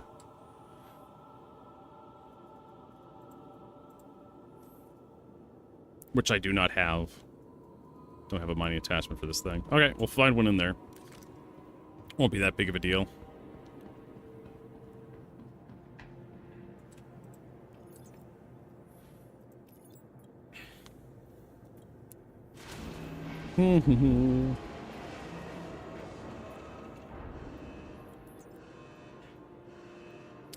Let's see, bricked.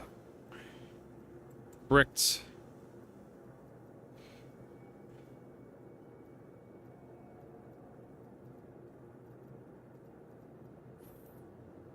Then we need... I don't think I can bring up the 32s in here. Yeah. Bring up the 8s to 16s. And just toss those into the hangar. To dispose of them.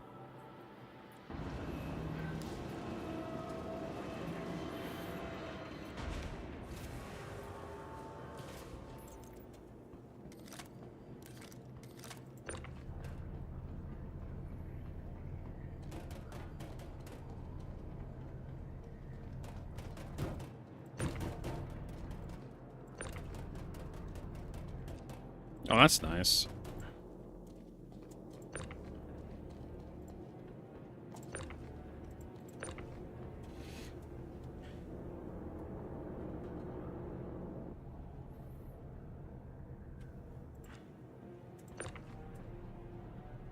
My God. It's much harder to rotate your character now that you have, when you get the 16s on there. There we go.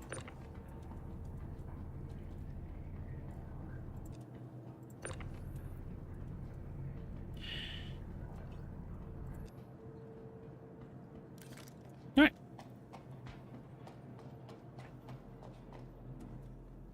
Oh, my frame rate. What the fuck?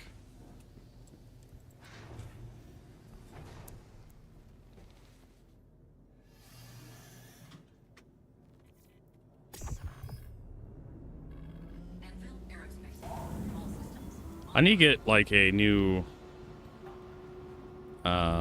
radar. Like a stealth one.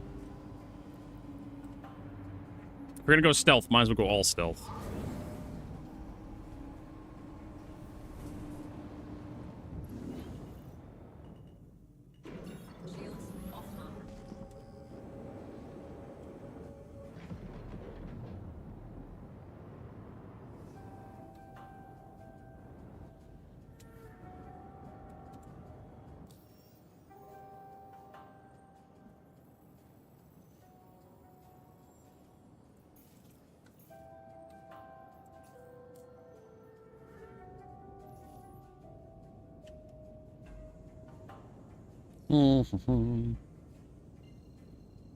See how this works out. We don't need that much power.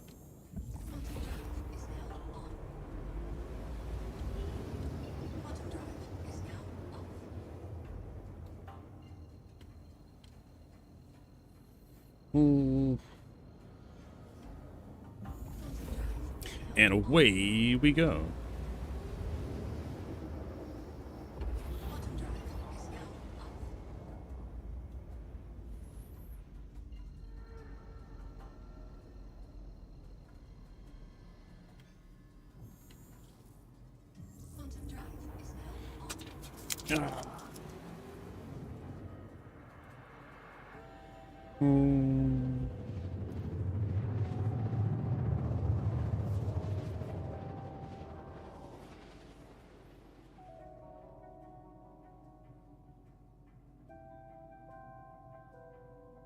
Quantum drive is now off.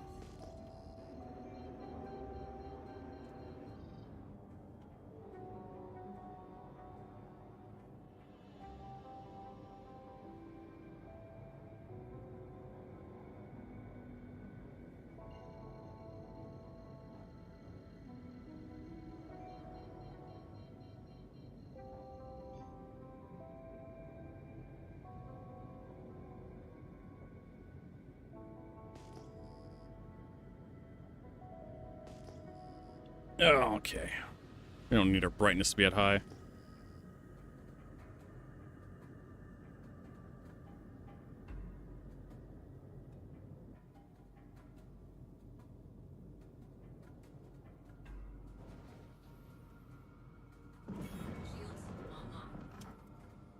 All right. Landing gear deployed.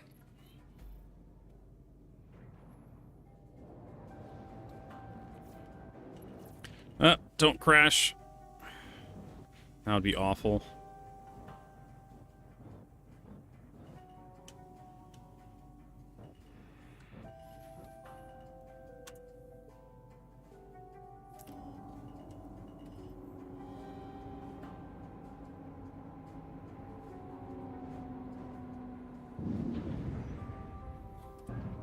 Engines offline. And out we go. I don't think I have anything here.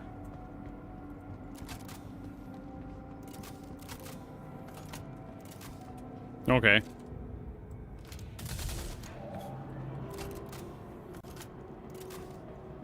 Just put the gun away.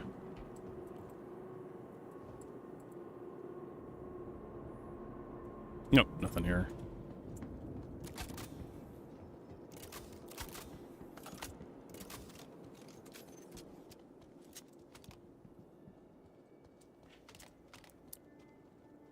Yeah, I think this is always on double. No, there it goes. Single.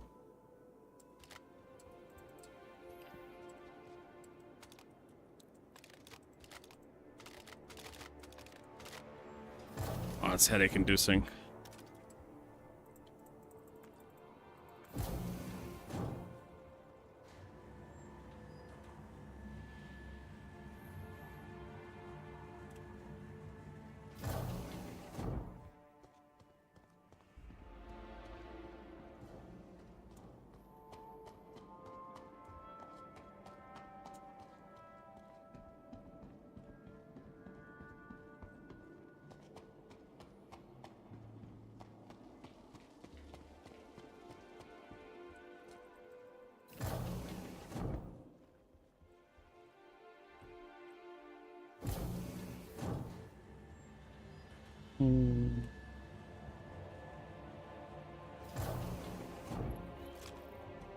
All right.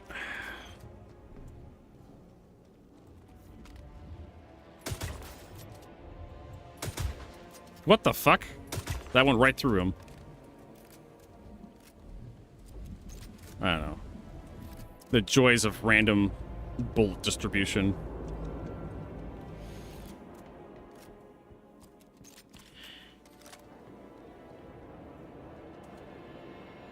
Oh, that's right. I need a mining tool. Just because you put the crosshair on something doesn't mean you're going to hit it.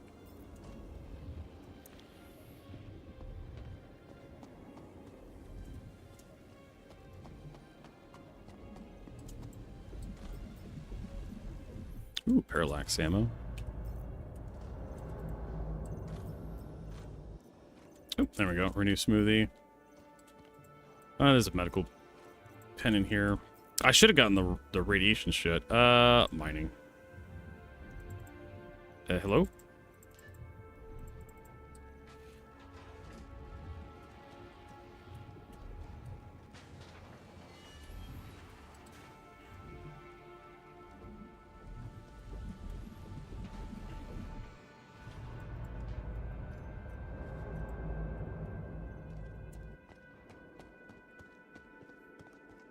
Oh, hey, what's in this one? Garbage.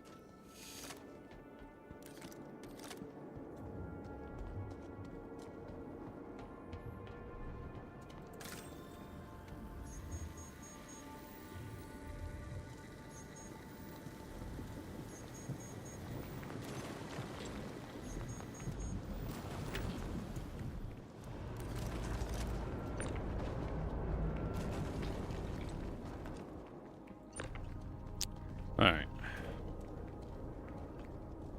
Get these guys for later. Later gears. And make sure they don't land next to that vent. We found out the hard way that that'll blow it up.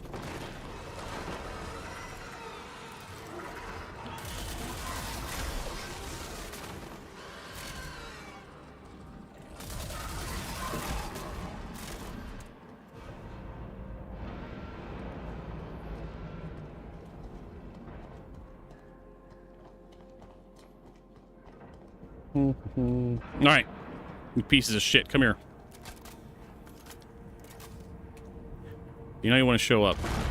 I knew it.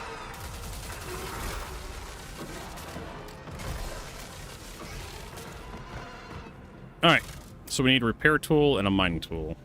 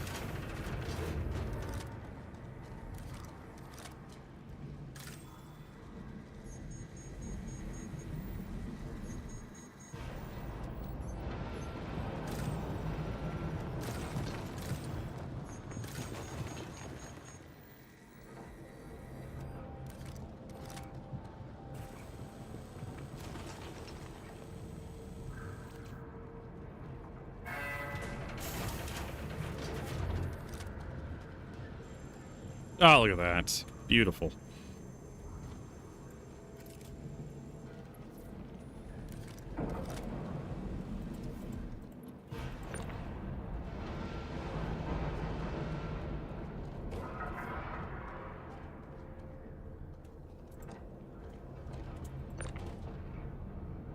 Ah, I can't grab it.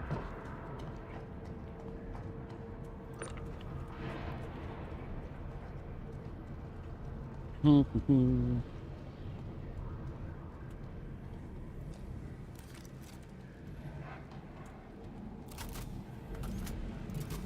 gonna get the big boy.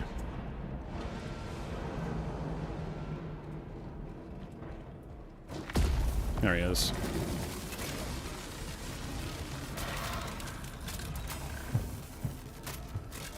Motherfucker didn't last at all. Lasted about as long as me.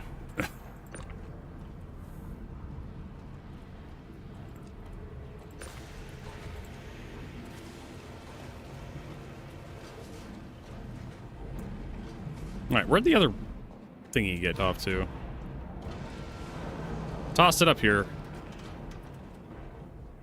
Ah, the joys of... Probably ended up with a cooling pool. Alright, well, we can get another one.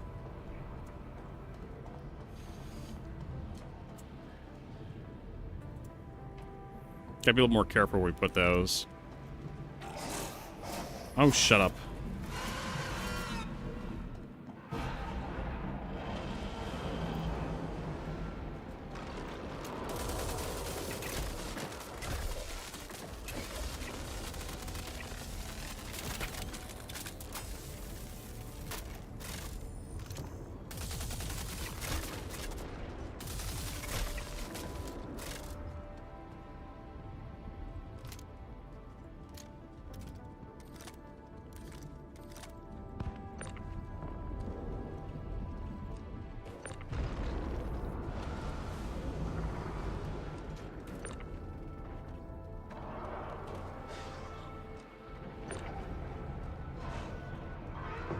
I gotta make sure one of those gets through. Should probably heal ourselves.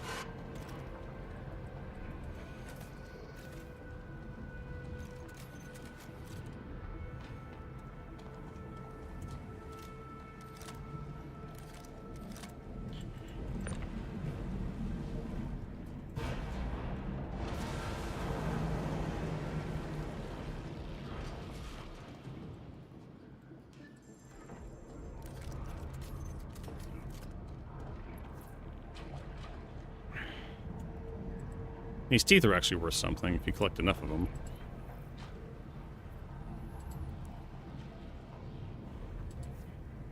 Like 20 of them or something.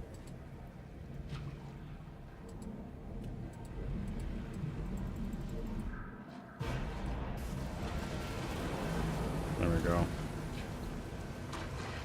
Now those do eventually come back up, but we're good to go.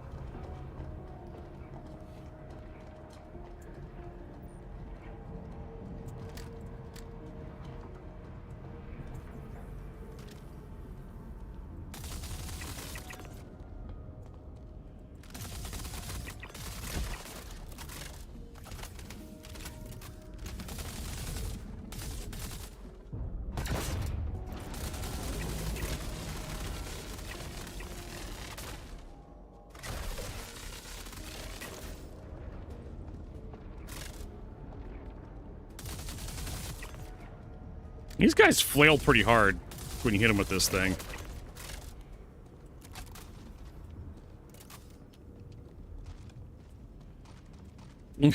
That gun. Oh, that's right. I was like, why don't I hear NPCs, like, bark and shit? Because I have the speech volume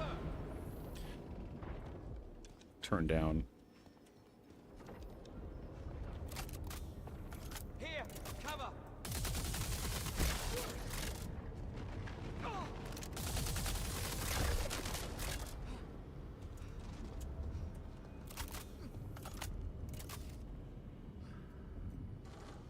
Oh, P6 magazines.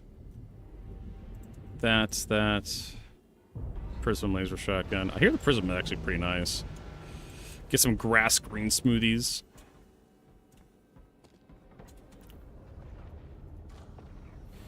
Demico ammunition. We need to rebuild our ammo count up here.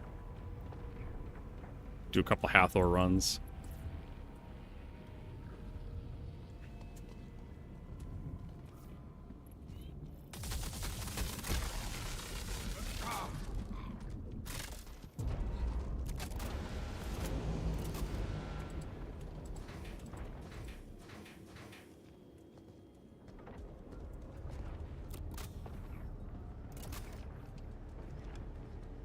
Yeah, you go down Hathor and, like, just loot the shit out of that place.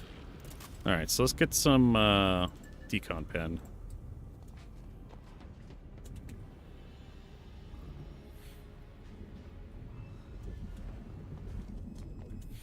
In case we get, like... I'm gonna have to wait for 30 seconds.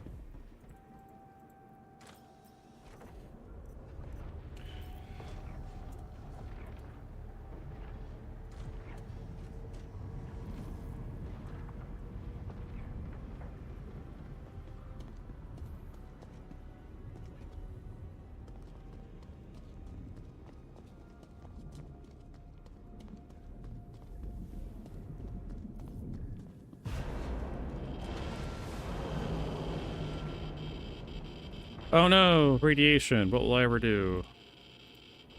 Probably ignore it. Because the suit's actually really good at that. Actually, what quality level are those? 500? Yeah. Sometimes you can find minerals that are like 750. Or almost worth taking.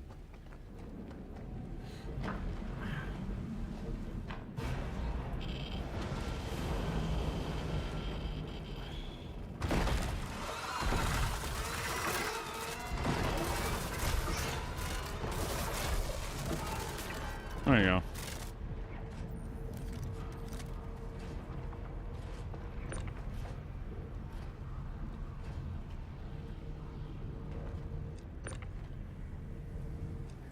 God damn it.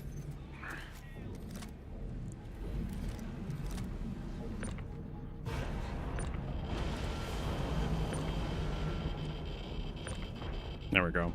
Just had to be like a foot closer.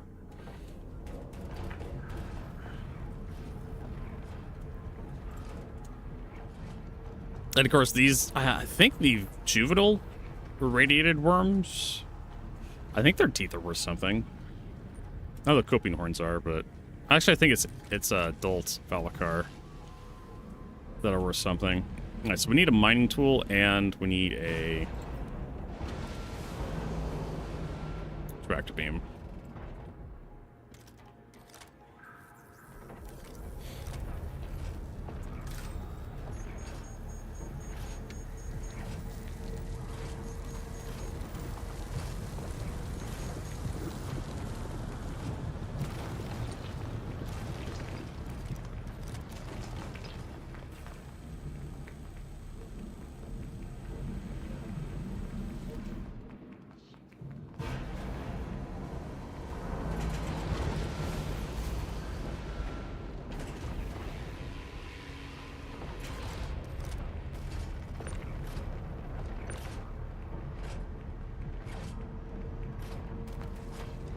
There we go. Wait for another cycle. I just noticed that these things pop up. That's kind of cool.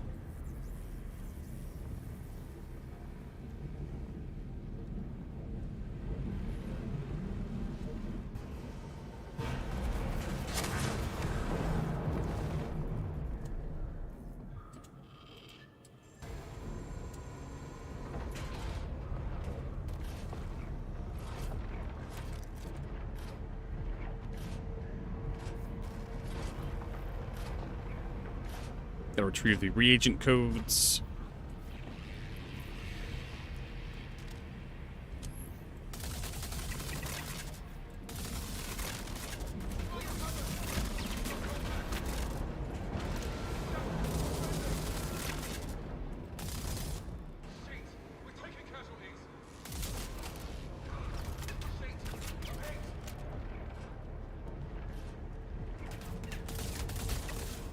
Oh, that killed him.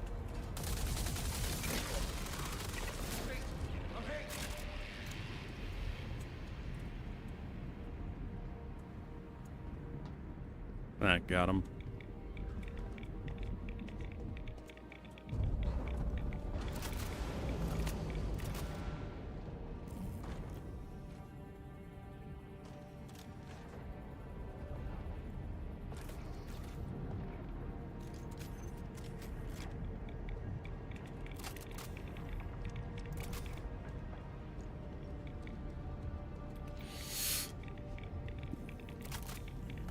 The hell is that? Oh, that's a Fresnel.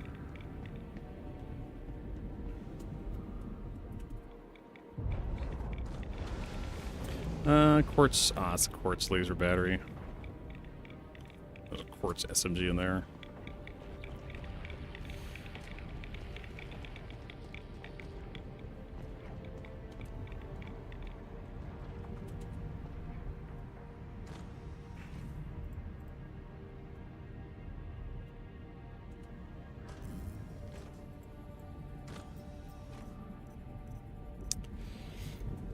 All right, time to move on.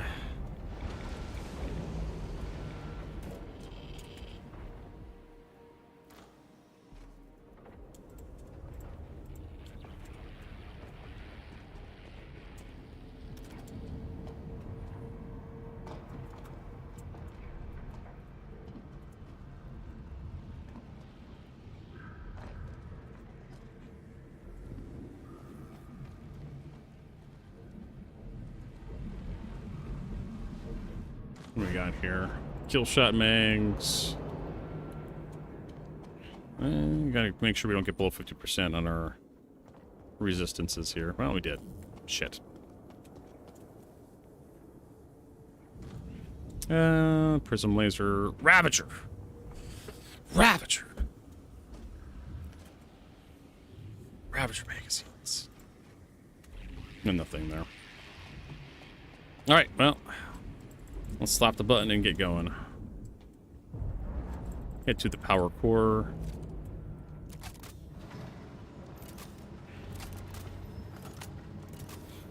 I don't know what core I want to go for. Now, we do need a tractor beam for this area. Maybe we do have it.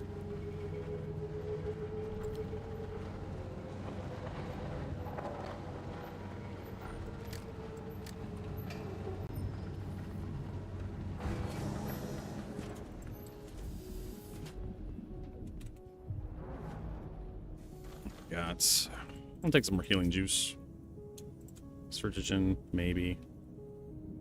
Quartz energy. My God, get fuck off! Get rid of that thing.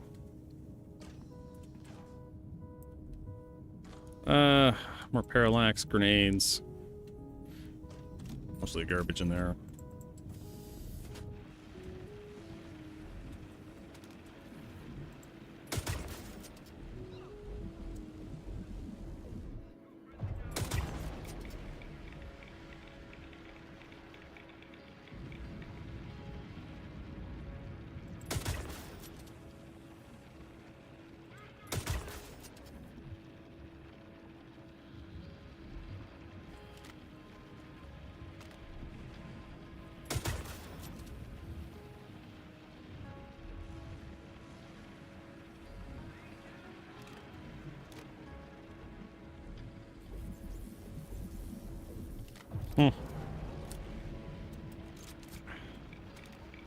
There should be more guys down here.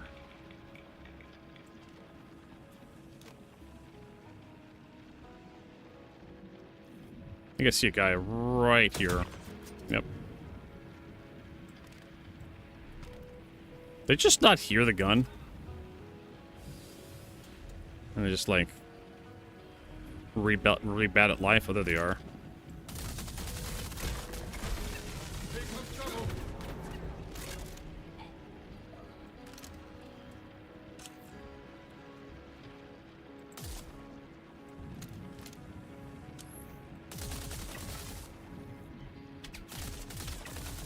God damn, this gun.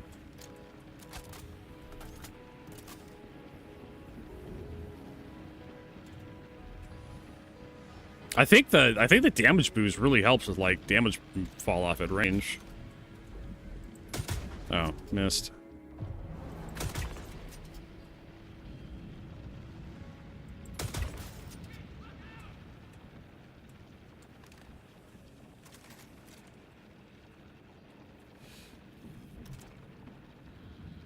I don't have enough. I don't know if I have enough time to like do this.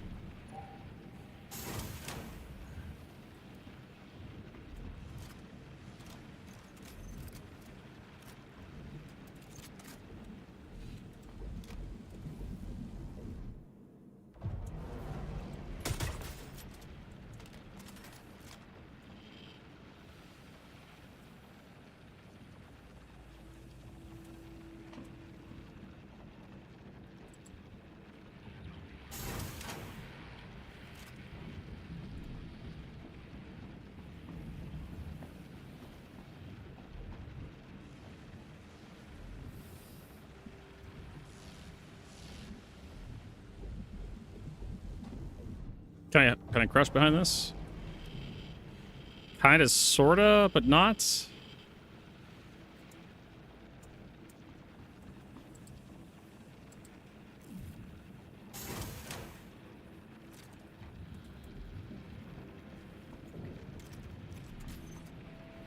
Alright, let's see if we can poke these guys. Ring ring, Shubin calling.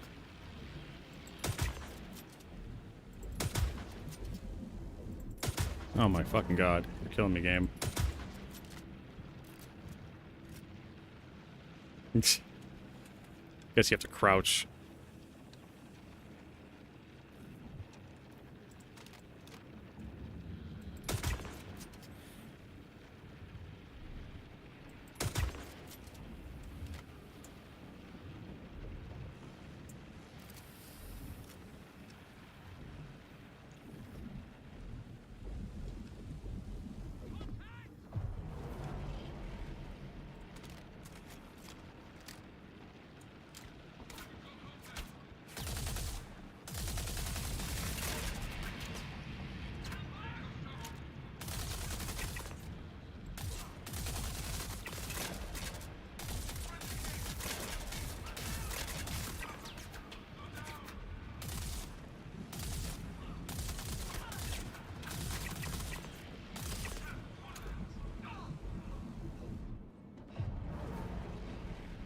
Where is this thing? There it is.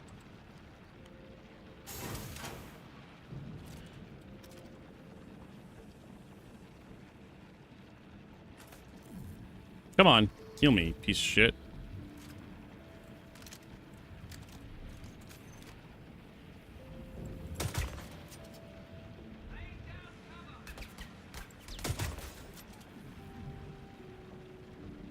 There's a really awkward pause when you go to chamber so many rounds before you're allowed to fire again.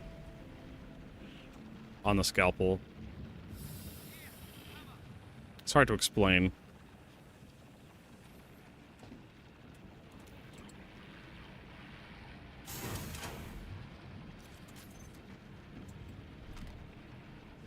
Dead guys. I thought there was another one in there somewhere.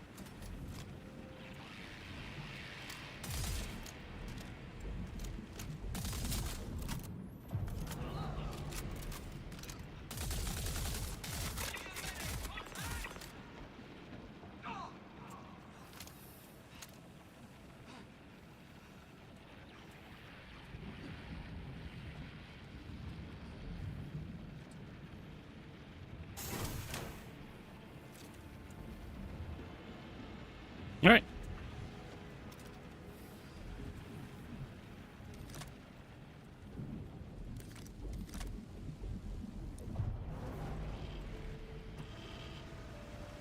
We need to hug the thing.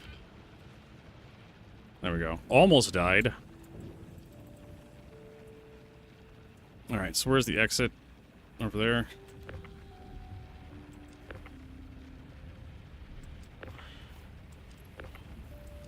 So what? I think we need the lab specimen. Normally I take the, let's pause here.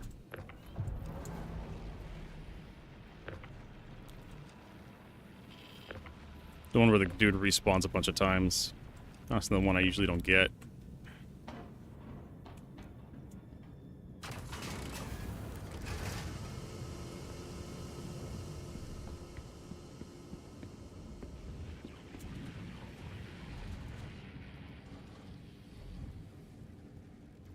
I don't fucking care for the crossbow. Grenades are kind of... Oh man, everything's bad in here. Let's repool our ammo.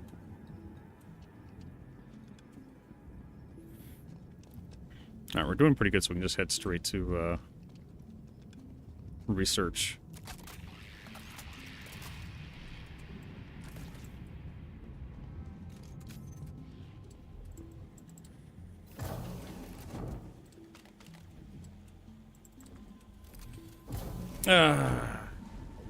What's the trick of the anti-grav room? Dead or twice we get a radiation while pressing the fucking button. Which one? The big one that I was just coming from, Keel Block, or the one that's coming up here in just a little bit?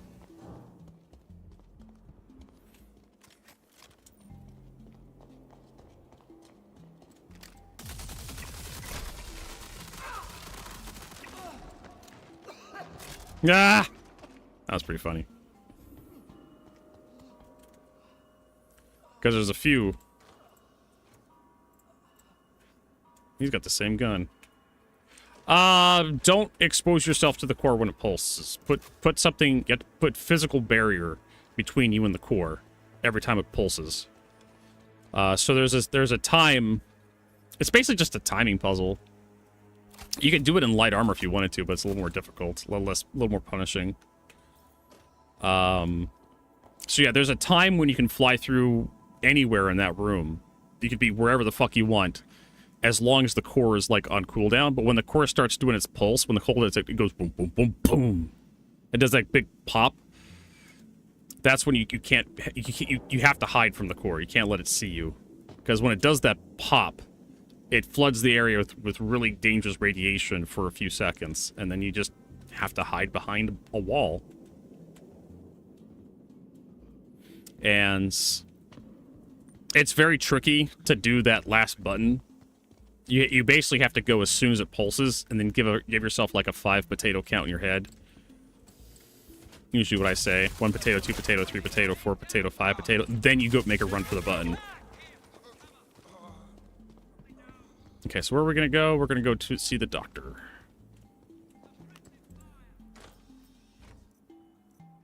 Quartz, Azkaban. Sure, why not? Take the Azkaban. So if you go just after the radiation dies off and you're wearing heavy armor, you can get singed just a little bit if you're wearing heavy armor, no problem. Nothing there I want.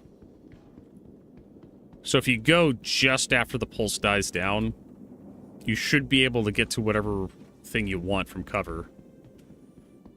Extend the gantry, and then head over and press the button. There's a few spots where you can hide when you go press that button at the very end of the thing, the arm. You can basically just put your face, bury your face in that panel, and if the core bursts, you'll be fine because it acts as cover from the core.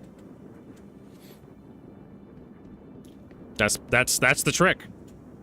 Is make sure when the pulse is about ready to go, make sure bury your face in that panel, the very last panel. Because you have to extend the connection. After you get all 6 levers done, you have to go up and press a button to extend a connection from the core, and then you have to go around to the very end to press the final button on the panel. And if you bury your face into that panel and make sure the core can't see any part of your body, you'll be just fine. I've done that before. It's tricky. Heavy armor works great. Most heavy armor in the game has pretty good rad resistance, and you can take maybe 1 pulse, depending. You can get singed a little bit. You kind of move around a little bit. If you get, oh no, I got hit by a pulse, I got to get cover. You can exist in one of the pulses for a second or two without getting lethal radiation. But if you really want to survive in that core, you get the Sterling suit. Those big silvery puff motherfuckers are wearing that shoot at you in the core area. Their suit has the highest rad resistance in the entire game. It may... I haven't tried the Sterling suit to see if the Sterling suit actually allows you to be able to survive a pulse. But like I said, it does have the highest rad resistance in the game, so it may help a little bit. You know, drop your armor set onto the ground and pick up the Sterling suit. See if that helps. Can't remember what's in here. I think this is just, yeah, ammo crate.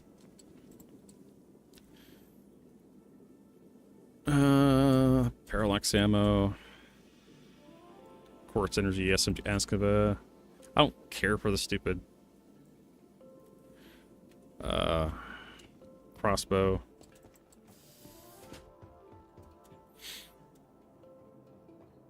But try that. Also helps having a second person. Maybe. I can't climb up on these. What can I climb up on, game? Can you tell me? There we go.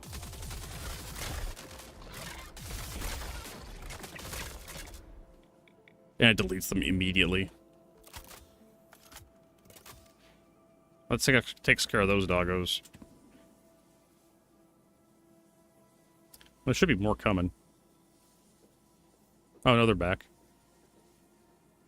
There we go.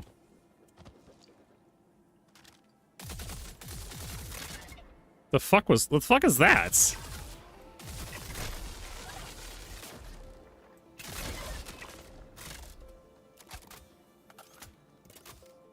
Well, there should be more after that.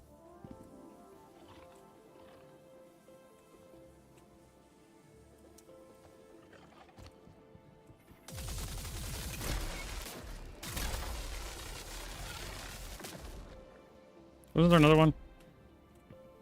Where is he? Where's this live piece of shit?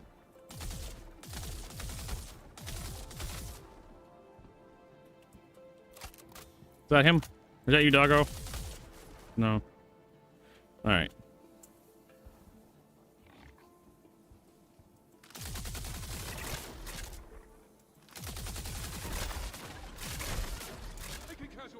Oh, shit.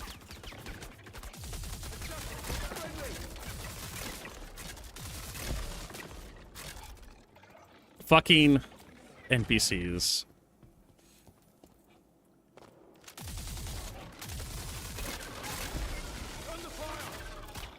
Oh my fucking... Where the hell did that piece of shit with a pistol come from?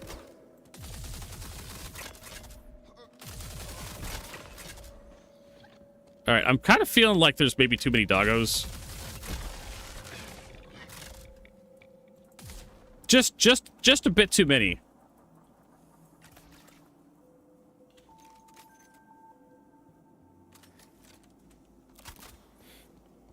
Also, the fact that that pistol guy walked in here. Thank God they have a pistol. Most useless gun in the game. Alright, let's get some of these fucking horns. These things are worth a good amount of money, too. A couple 100,000. You get like 26 of them or something.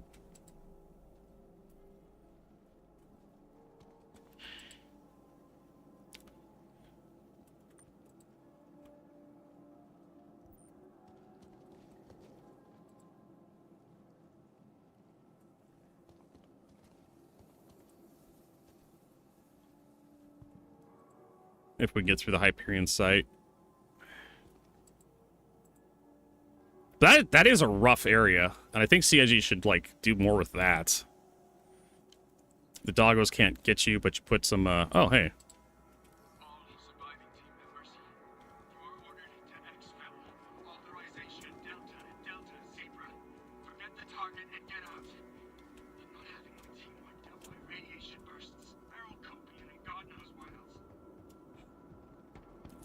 Well, there you go. I told him to get the fuck out of here. So that's probably what that corpse is there.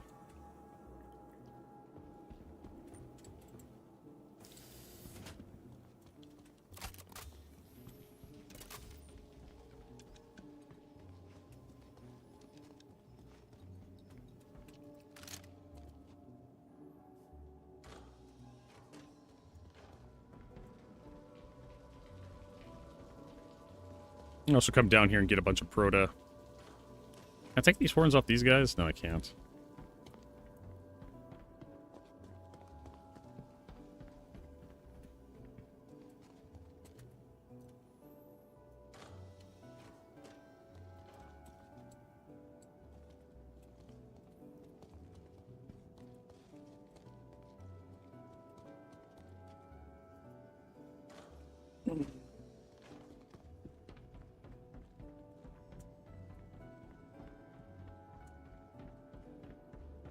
Go hunting Copians. Sometimes they spawn back here.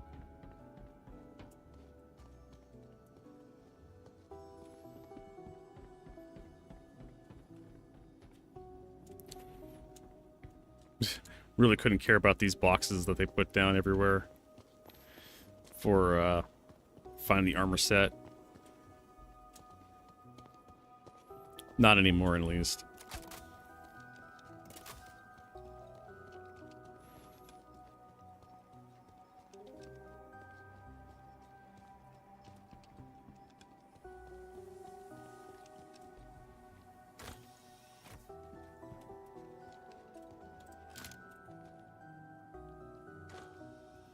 P4 ammo, kill shot ammo.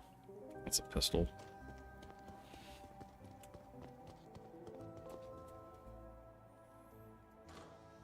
Hey, more parallax. Don't care about the quartz energy SFG.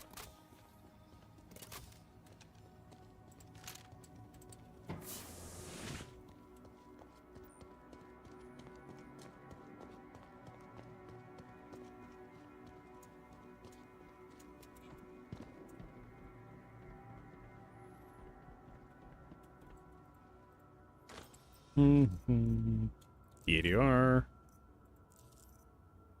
PSC pulse laser magazine. Okay, where's this nerd? Oh, hey, these are due.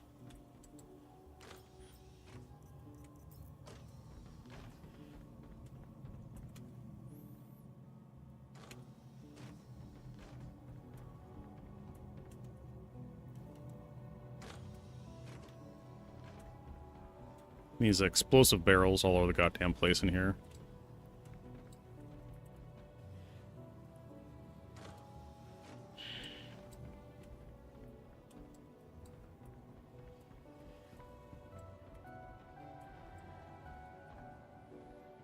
Alright. Let's hit the button. Get a recombinant going. Oh, that's a Medipen.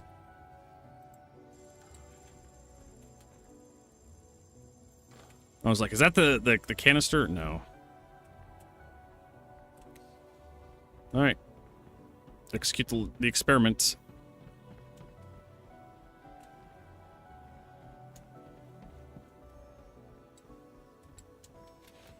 we go. I don't think I'll ever find that canister. It's worth 1,000,000 creds, but it's such a rare drop. Alright, so now we can just do the elevator.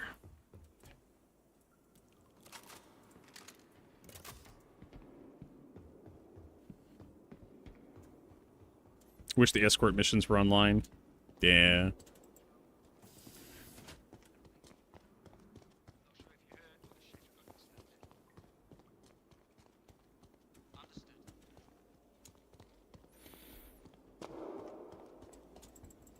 Everything good?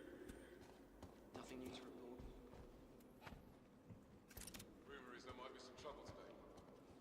Hostile threatening area, hunting target. Activity. Attempted to locate source.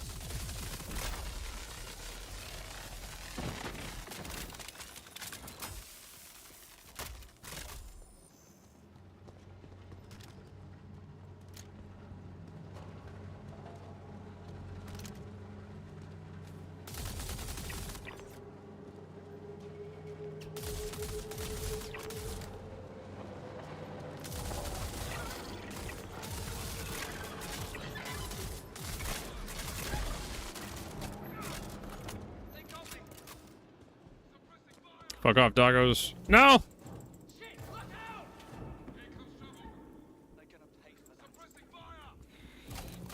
Fuck you, dogs!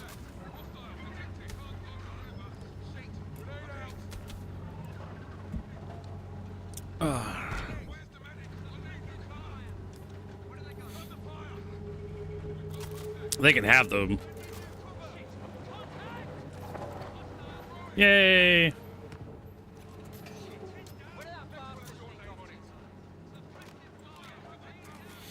We finally got through.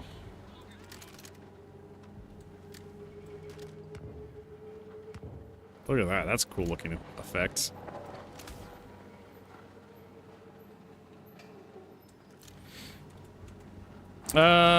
Sure. I would love to do some Foxwell stuff. I know where you're at.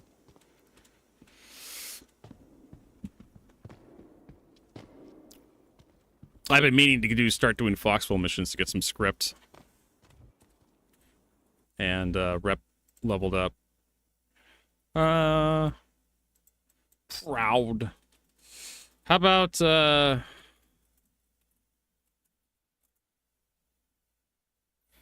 Hurston? Okay. By Seraphim.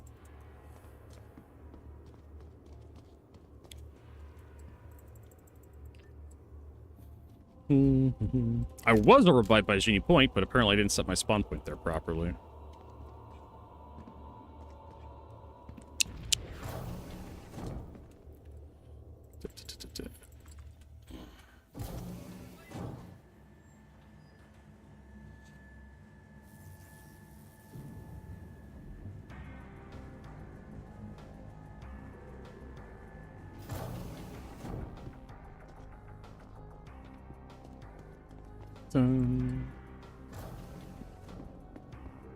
I mean, are you available today?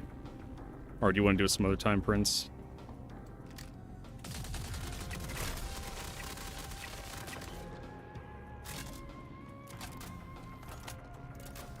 Alright, let's see what's in the box. Usual collection of garbage.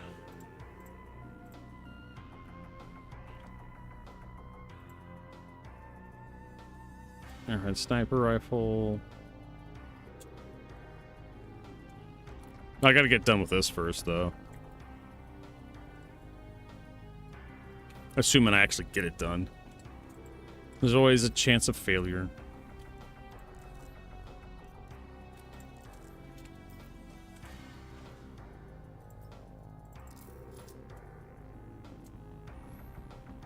Is there any... I never really check over here. Or maybe boxes hiding. Lovely, delicious boxes. Boxes. They come at us in metal boxes. Fucking line lives in my head. That game is like 20 years old, and that line.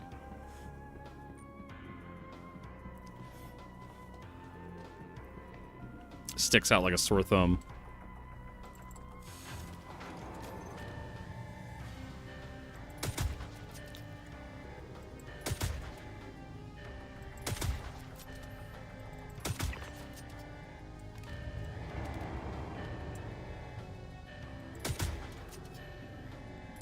Oh my fucking god. This is...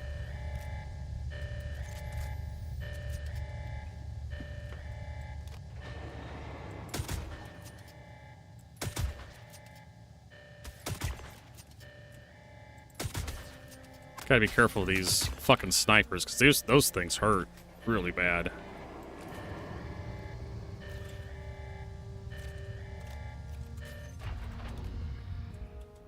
Oh.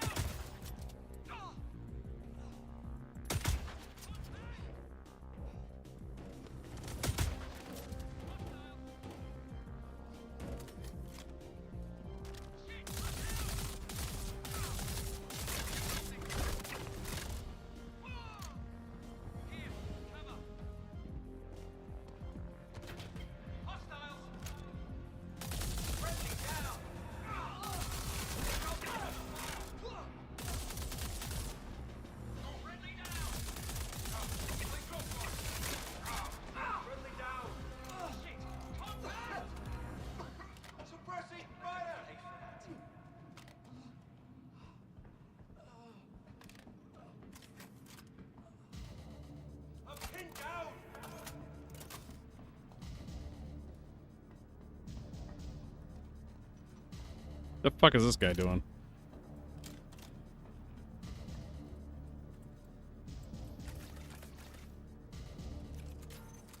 Need new cover.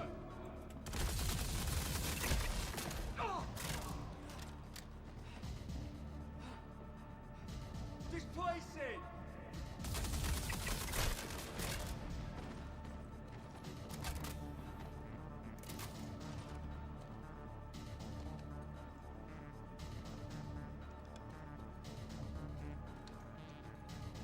Alright.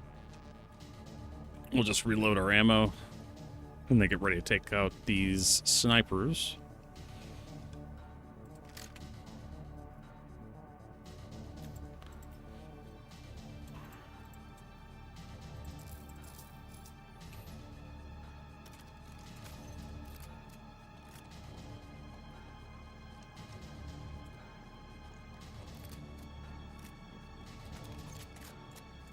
Do single shot mode instead of the double.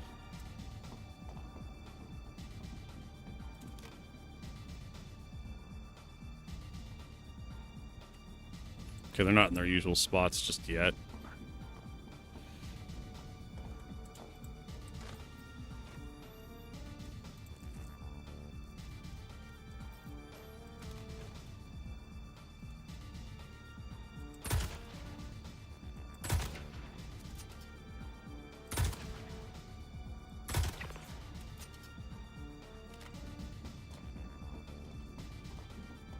Sometimes I get a medal from this guy. Ooh, ASD access card exhibition. Well, he's not aggro to me yet.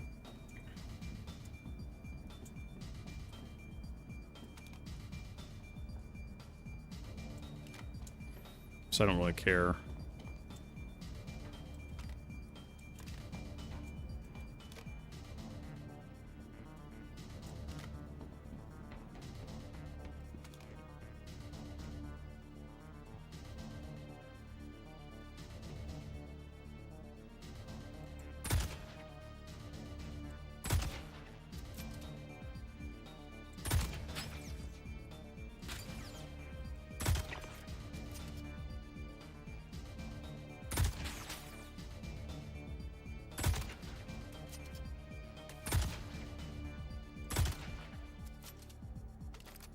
So it's really hard to see what you're aiming at with this scope because of how bright the optics are.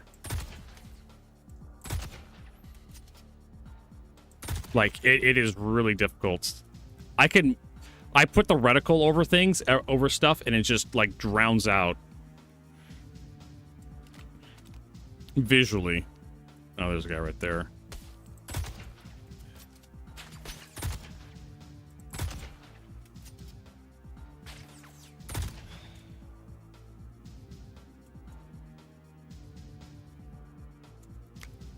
If only there was a way to, like...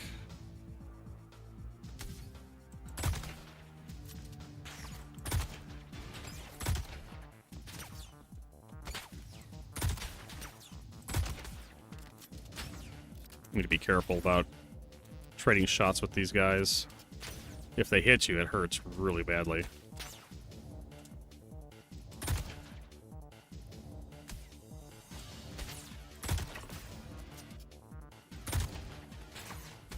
You know, I'd rather have the P6 LR than this piece of shit. It feels more like a DMR at that range, where it barely tickles him, it feels like. It doesn't do a lot, it feels like.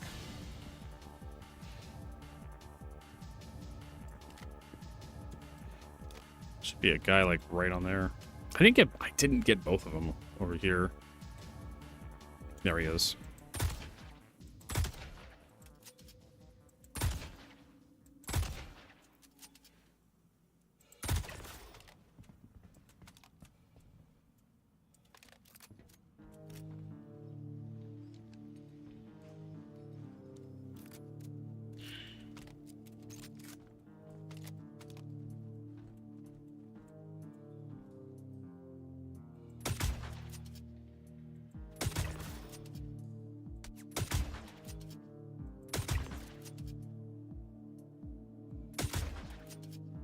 Yeah. Fucking T-posing piece of shit.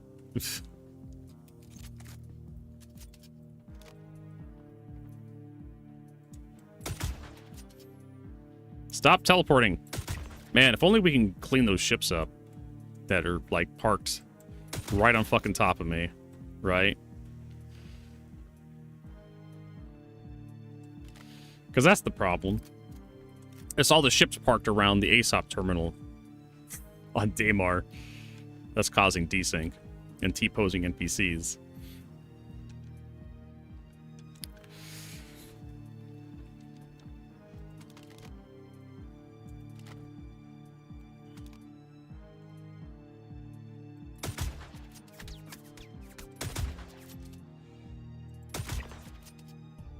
Is that other guy right there? No. Where is this nerd coming? Oh.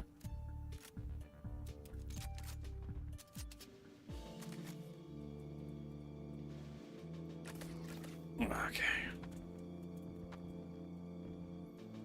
Playing this very cautiously.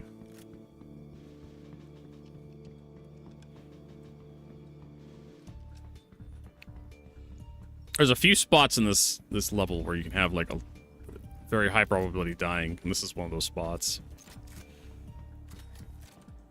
The snipers, plus the two snipers on this platform, have gotten me a few times. Trying to, like, go to the Irmandi. I don't see anything up there.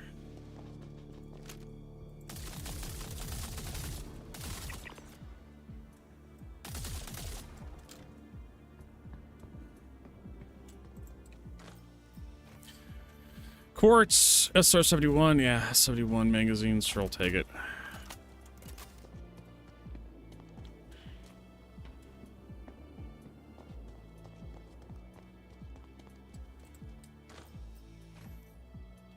Purple flashlight, parallax rifle, 71.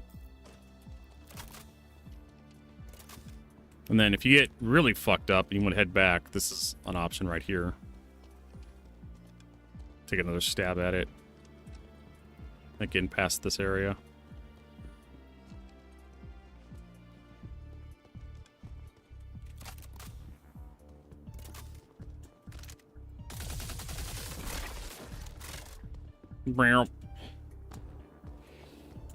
Get zapped, motherfucker.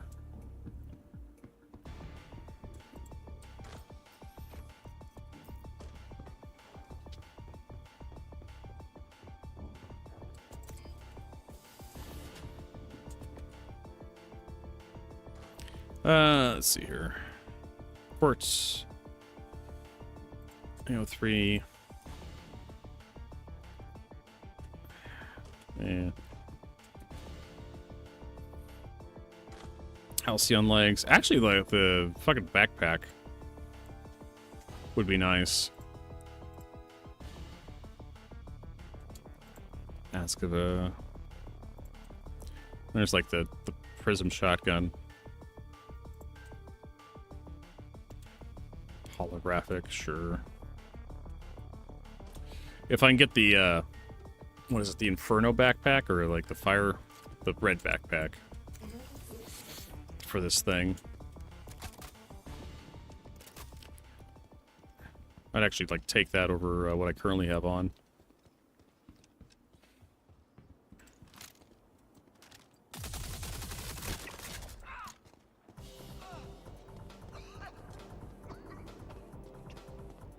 $69 shots left. Nice. Oh, hey! Turrets. I'm trying to remember where the turrets are.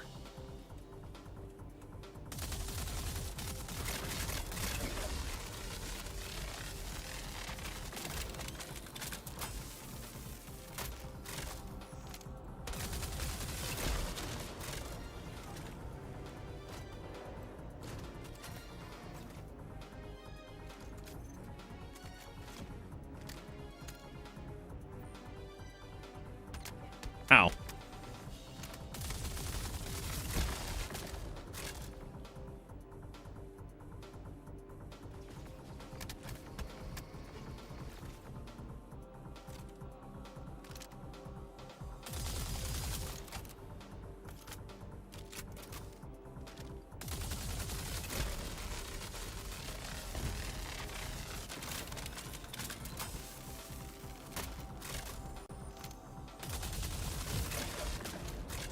Alright, so you don't get red markers unless you know you finished them off. You just have to wait for them to blow up. I think I've got too much stuff in my inventory.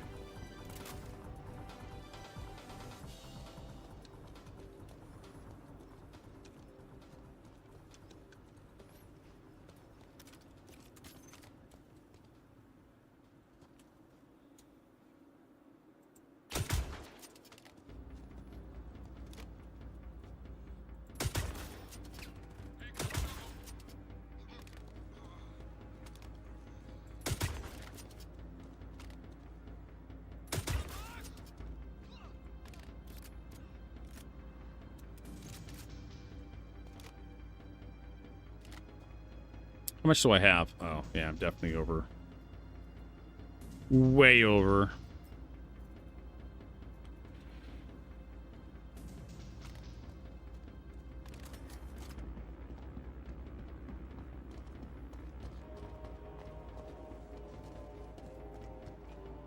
You just jump right through the center of that.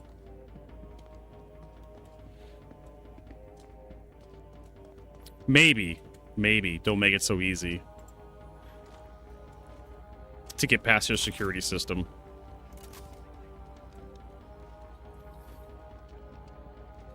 Hell, you could probably just step through it and crouch a little bit. Just crouch down a little bit, punch down a little bit, and step right through it.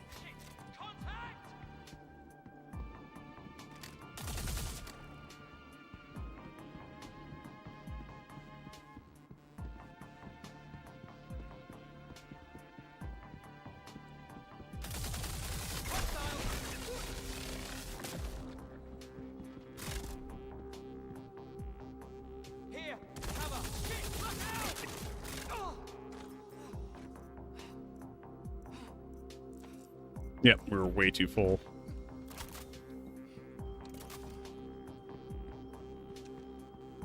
Slowly but surely. Emptying out our ammo so we have more space. Ugh.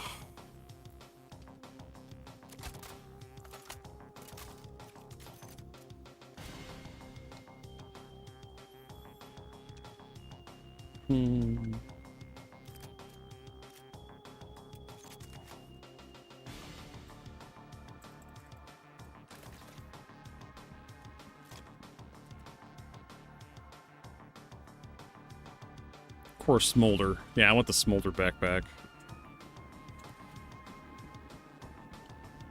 It goes with the red armor. I've been told red is the uniform of my org.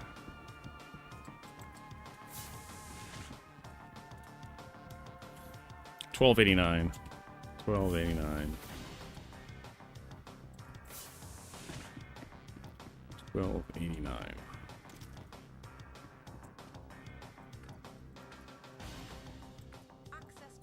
Access granted. I don't know who sent you here or why. You will not interrupt my work.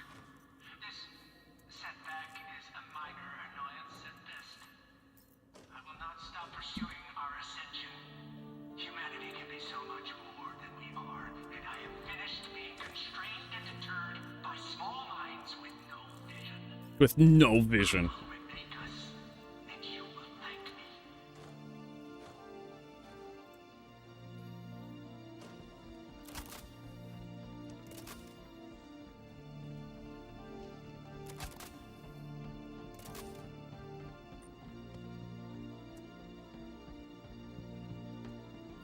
Done these so many times, I could probably do that speech from heart. All right, let's see here. Is there anything we want to dump? That's fucking garbage. I mean, Demico ammo, we don't need that shit. PAR magazines are helpful.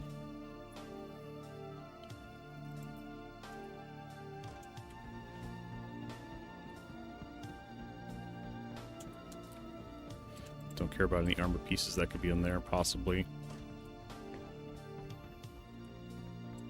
Here, cover.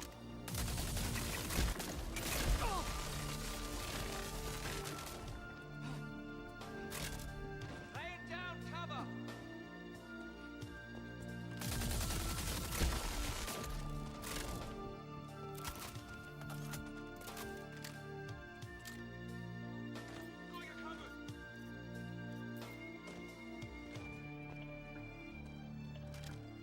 Covering.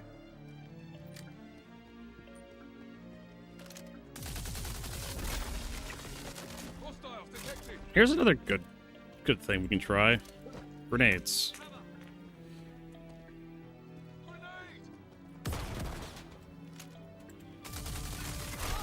Well, I managed to flush him out.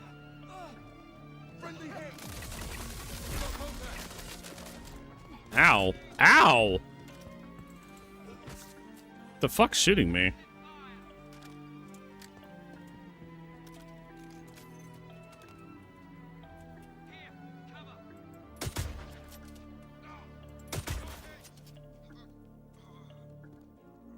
Suppressing fire. I got hit. Lay it down, cover. Almost impossible to get through this section. Taking some damage.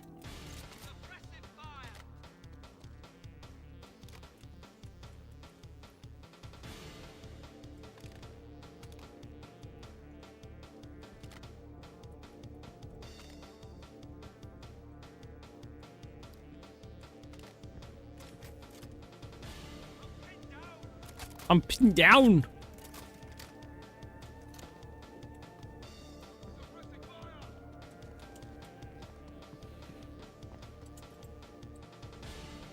We got the actual Mirage sniper rifle. I don't know, I fucking don't really care to take it. I already have a decent sniper rifle.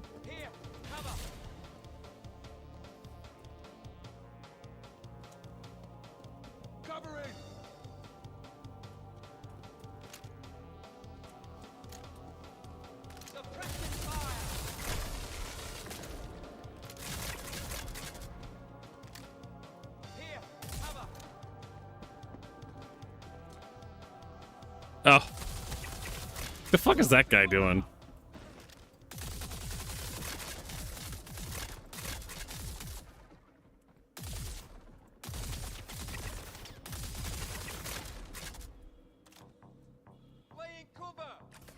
Yeah, you could just jump down if you wanted to from this area. Oh, got one shot left. That'd be really awkward if I were around this corner.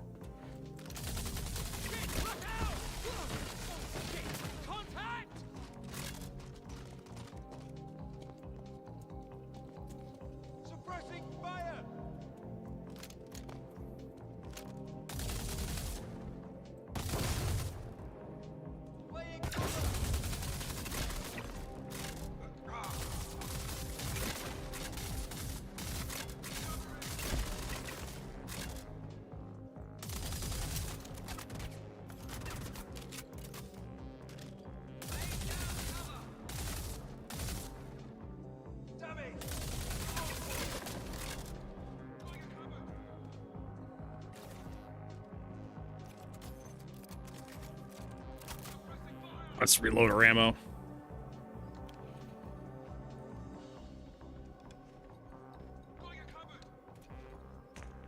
Yep, that's a grenade.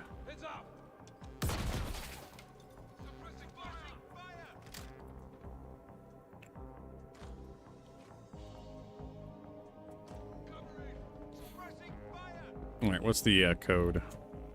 3638. 3638.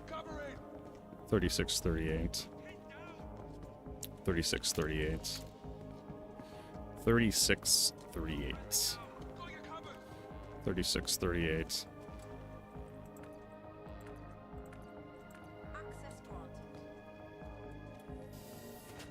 All right, let's see if we get what we want here.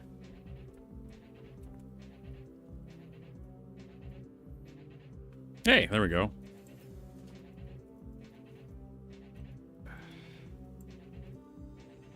Where's the smolder backpack?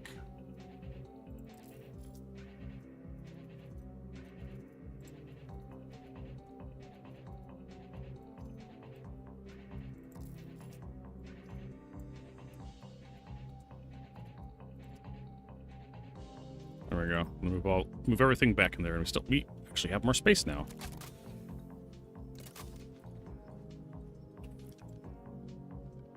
And it kind of matches the aesthetic just a little bit. It's not as bright, but it kind of does match the aesthetics of the fit.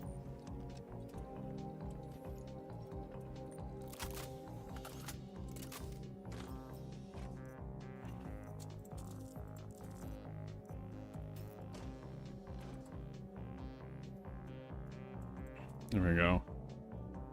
Pteroscope sights. Actually, the telescopic sight would be that bad for whatchamacallit. The scalpel. Ah, it's damaged.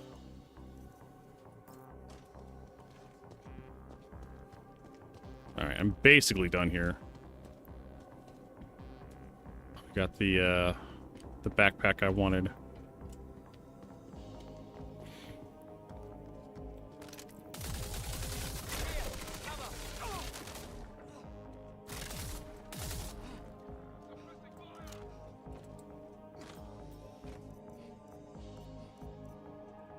Pressor.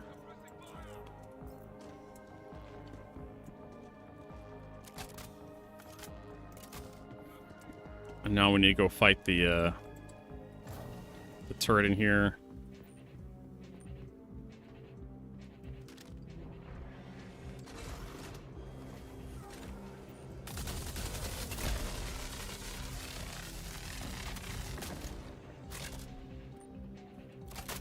Goddamn pathetic.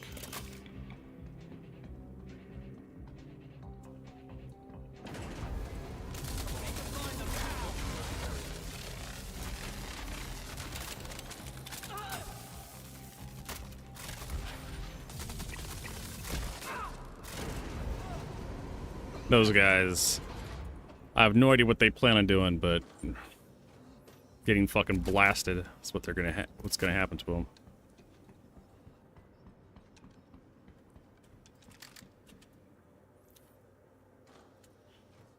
Meanwhile, I'm gonna go around and look and see what's available. Could just get the smolder set too. That's black and red and heavy all over.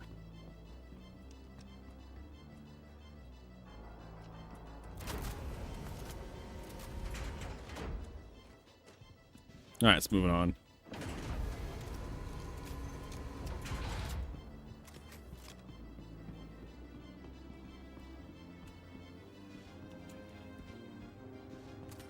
Yeah, I felt like there was supposed to be like more stuff happening in this area, but not Star Citizen.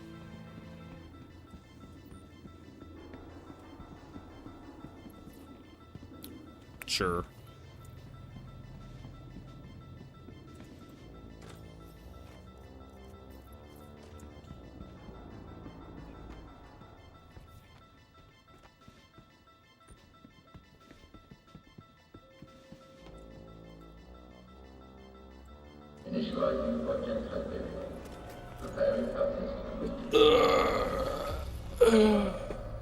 Now, for some reason, my character just keeps pulling out the goddamn sniper rifle. I don't know why.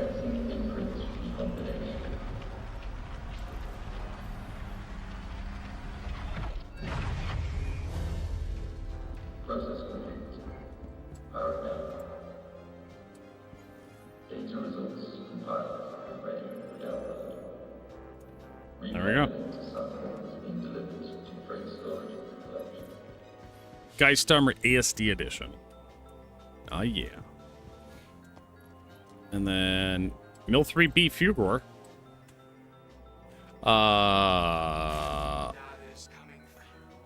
Unfortunately, I do not have any ships that need that level of power generation. The Carrack, maybe? I mean, the Carrack... I guess the Carrack has like a single power plant. So it could use like a... But I don't use the Carrack hardly ever. Alright, let's get back to Seraphim. Yeah. Hardly ever use the Carrack. Alright, get my mic on. Can you hear me? Yeah, I can hear you. Can you hear me? Yes, sir. Okay. So yeah, size 3 power plant was really nice. B grade. It's a Fulgor. I don't know what I'm gonna put it in because my Herc and my Carrack really don't need them, and my Polaris don't use size 3s. So who knows? Would be nice to get a size 2. That would have been really nice.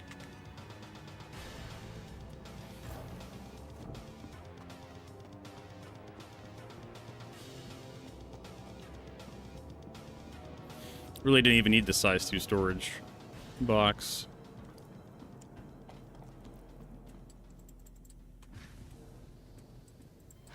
For anything. Just kind of sat there, collected dust.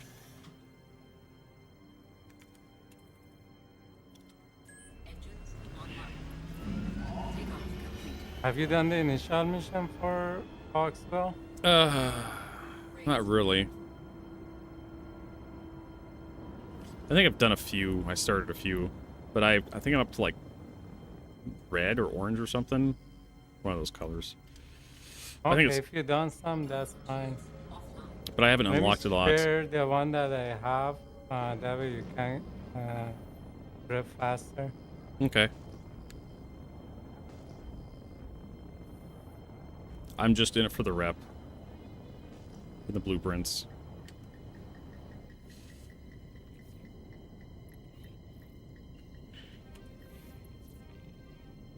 Oh yeah, these. Yeah, these are like you blow up the stuff. Yeah, get in a fighter or something. I'm in a... Yeah. Get in a fighter. That's a great idea. fast. Yeah. I don't think my Pisces is going to handle this. I'm going to head back to Seraphim and drop off all my stuff.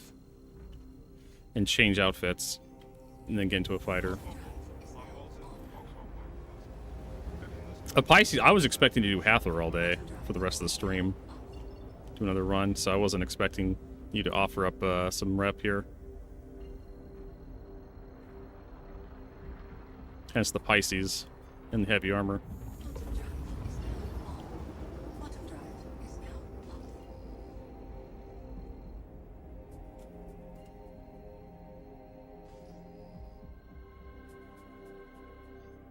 And the thing is that the Pisces might work, but because there is like 2 Mustang and 1 Prospector, it might bug you a lot. Speaking a small ship. It's got stealth shield generators on it. And I think NPCs aren't affected by stealth. Only players are affected by stealth. And that's what I got on this thing. I got all stealth components. They could. I mean, I did one of these destroy fuel missions. What the hell did I take out? I can't remember what I took out, but I was able to basically avoid the prospectors the entire time, and what little damage they did to me. I think it was my Cutlass Black. They were basically ignorable. I could just ignore the prospectors. Yeah, that's what I've been doing exactly. Because they don't. It's 2 size 2s. What are they going to do? You put 6 prospectors in there, maybe you can scare me. If I'm in like a Vanguard or something. But 3 prospectors? Like, nah. That's not going to do anything to me. Alright, we'll just leave the box in here. That's fine. What if I could insure the box? That'd actually be kind of cute. Actually, you know what? Maybe not. Because we're probably going to move this thing all over the place.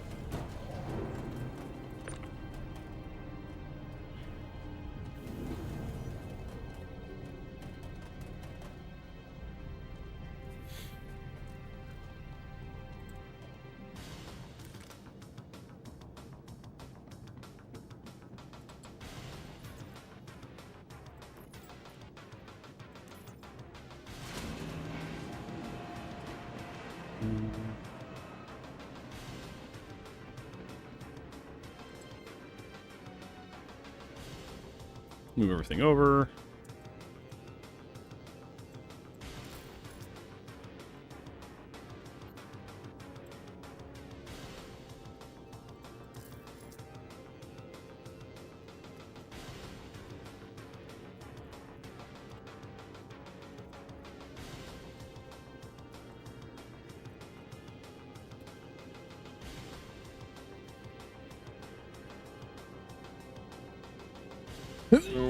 Excuse me.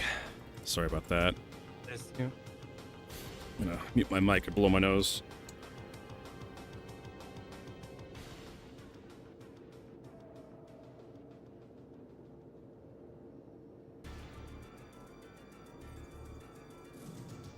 It's all the damn pollen in the air, I blame. The trees. Damn tree. Oh, god damn it. We're doing this, whatever the hell this is now. Yeah, you can't double click to equip because it keeps putting on weird stuff. Gotta drag and drop. Alright, we've got our light armor. I would love to have loadouts to save Chris Roberts.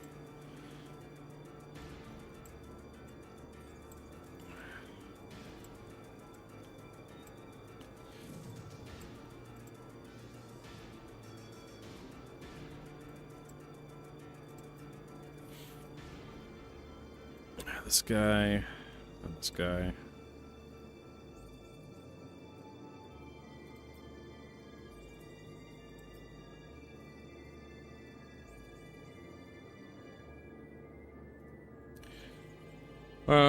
What else do we need?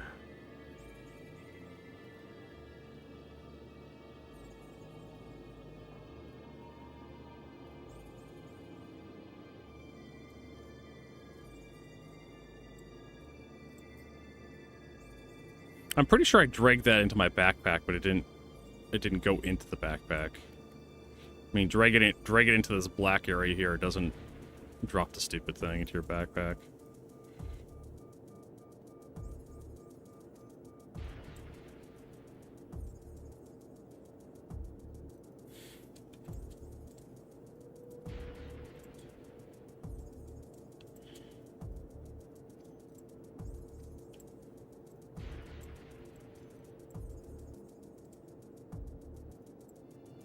split off 10 of that.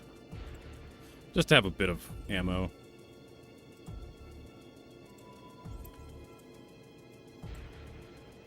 Should be good enough.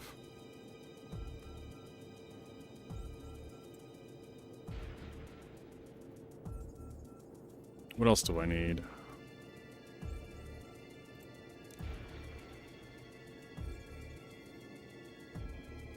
Grenades are pretty awful.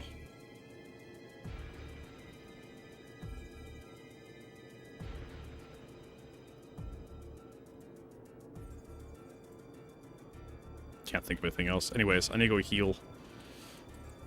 Welcome to the ASOP vehicle retrieval system. Your vehicle has been placed with Yeah, tier 3 head injury.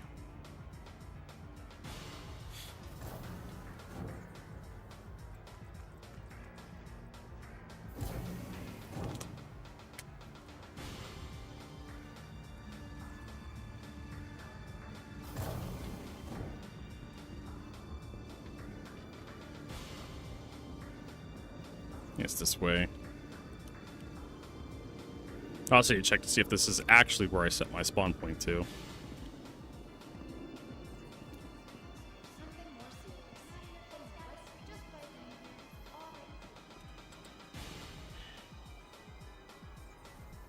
Yes, it is. That's why I respawned here after I backspaced. 5. Bed 5. Room 6. I don't know why they make you wait so long for that to come up.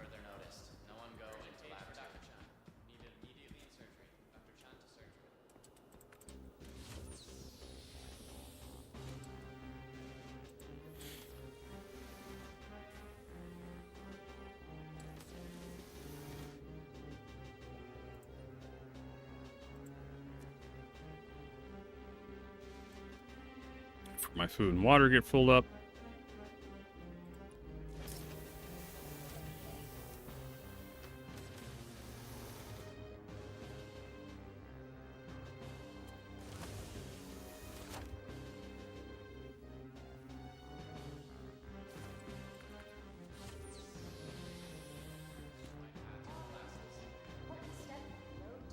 All right, let's see what we got. We probably have a Hornet we can take out.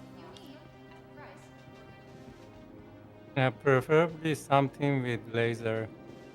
That way you don't want to go constantly rearm. No, I have my Mark II that's got lasers and ballistics, so I can just use the laser stuff. welcome to the ASOP vehicle retrieval system. I really haven't put a lot of upgrades into my Mark IIs yet, or my fighters. Your vehicle has been moved to our storage facility. I got the components upgraded a little bit, but I need to hunt down some M-series laser cannons for this thing, because I think they're better than the Omni Skies this patch. Or trying to think. I think you can get them the blueprints unlocked through something. The M-series laser cannon blueprints. And we can just craft them, because you need Dovlin and Hadnite. Is 2 of them, and I think it's like iron or aluminum or something for like the frame.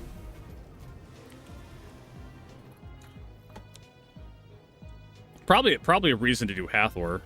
Get some Carionite, get some, because there's tons of Hadnite and Dovlin in there. All right, I'm heading out. I'm heading for the 63K one. Oh, this one's got the stealth coolers in it still. Yeah, it's because I didn't set my, doing some Hathor runs to get some shit would be nice too. Maybe tonight. We can do it. We can rope Exo and then doing some Hathor. He loves that shit. Yeah, let's see how fast we get bored of this mission. I'm heading for the 60K one. I'm going to the asteroid mining base at 14.9 from me. 1,000,000 meters. mommy milkers. Which one is it? The 251 or 151? I don't know. I'm tracking. It says on the corner. It says contract orange takeout fuel supplies 150. Yeah, I don't know what you were talking about when you said 150 or 200. I was talking about the rep XP. Oh shit. Oh, that's because I'm in quantum mode. That's right. You can't use weapons. Yeah, my missiles are empty. Not again.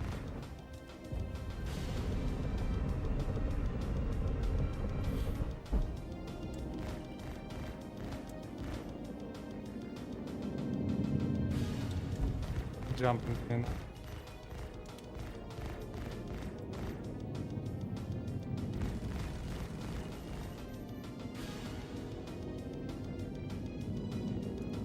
What the fuck? Huh? Oh. Why does it lock onto the prospector?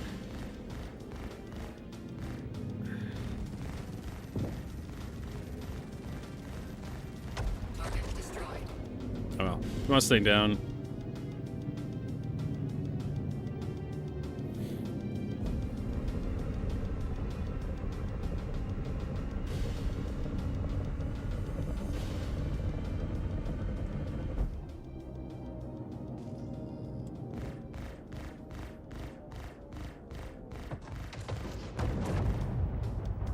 Yeah, they put a ton of fucking fuel tanks in here.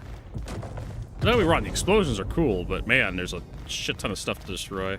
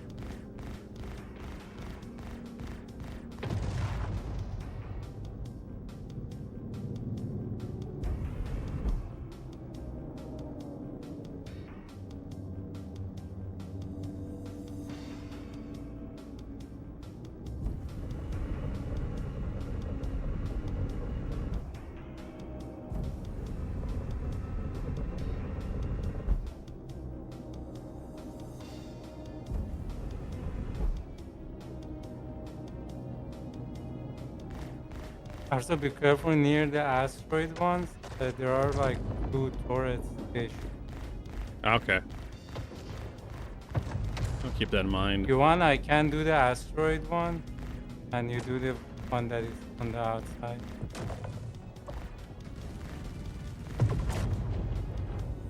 I'm still working on this one here, the 150. Doing the outside right now. No, I'm here by you. Yeah, go for the asteroid one then. Make me a little bit faster.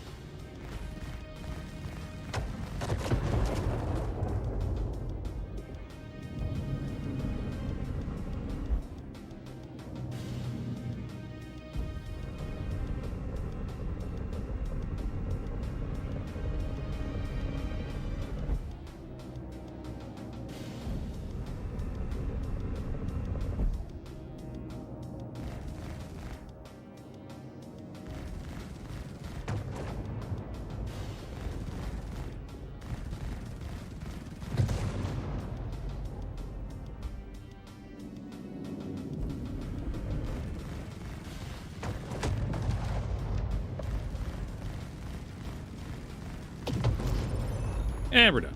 Awesome. What sort of rep do I get? Atium Core Maroon. Oh, that shit again? Oh well. Ooh.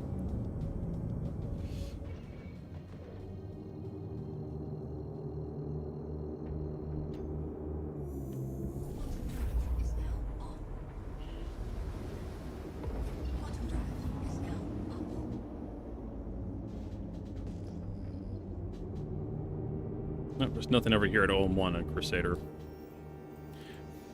Let's see here. Oh, there's another one that I've accepted. Apparently I didn't. I was wondering. Let me share it. I No, I got have it. I got it. Okay.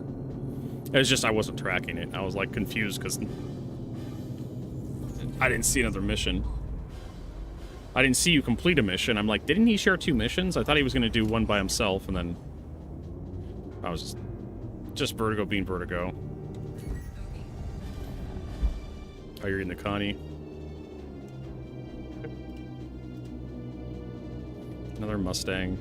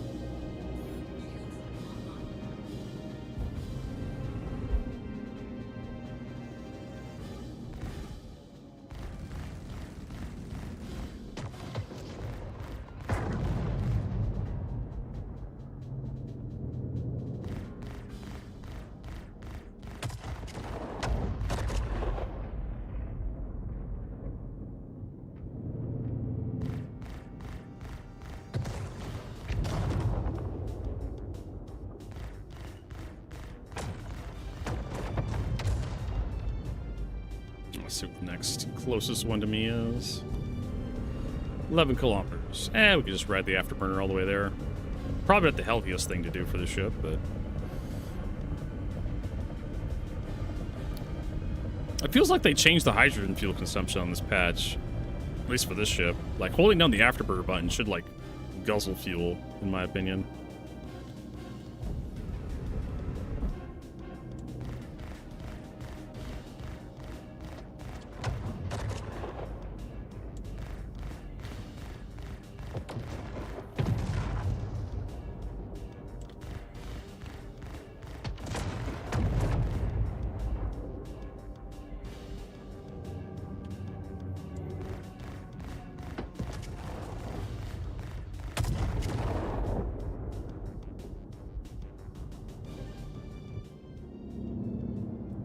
So you're going to that one, so I'll go to this one to your left.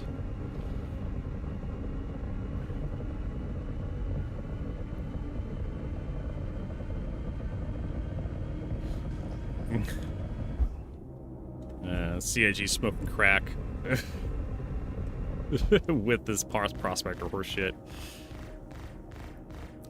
I don't know why they like putting prospectors in everything. Why can't we have some Auroras? We got Mustangs. I don't know, maybe there's something wrong with the Auroras.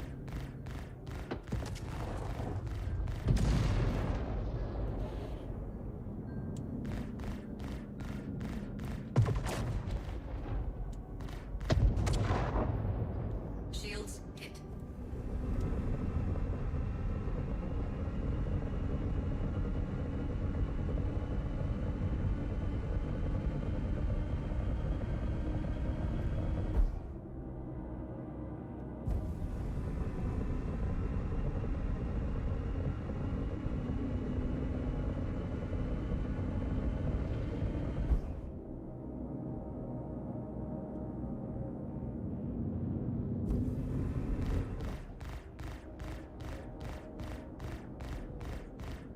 I can actually hit any shots. There we go.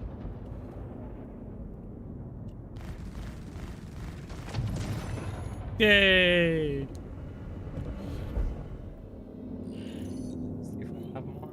Antium core moss.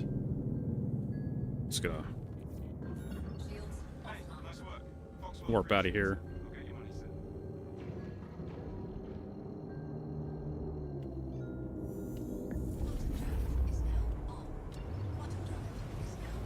All right.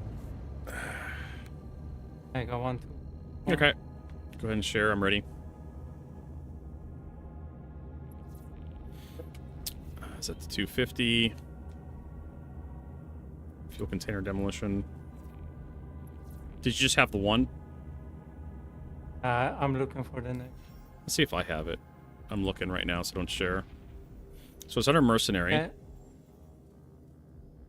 You need to look for fuel tank, take out fuel supplies.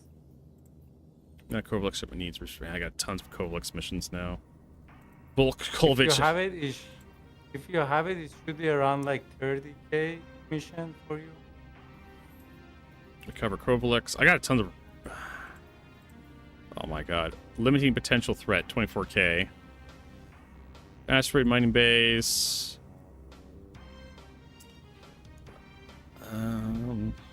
Getting another one. Take out their fuel tanks. Here's a 24k one. It says take out their fuel supplies. I guess I'll take that one as well. Share that. Yeah, I shared another one. I haven't seen the share. I was yours. Yeah, I was too busy in my Moby Glass to accept your share. You have to share again. Yeah, I'm gonna do it.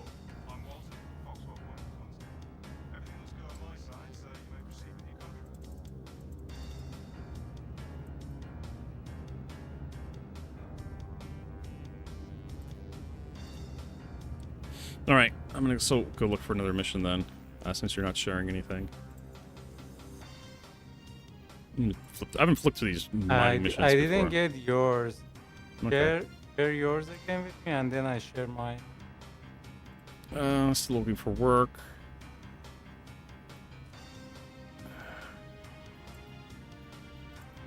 Secure sites, 500 rep. What's that? Card security.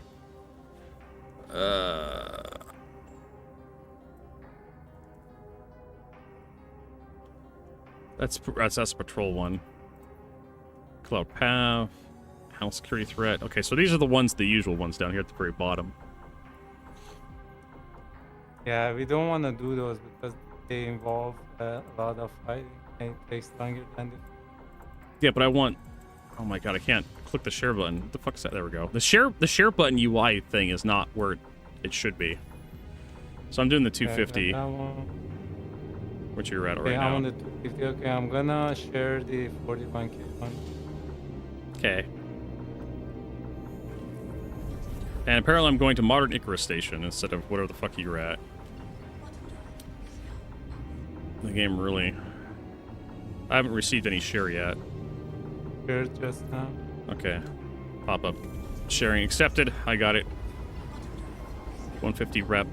Take out fuel supplies.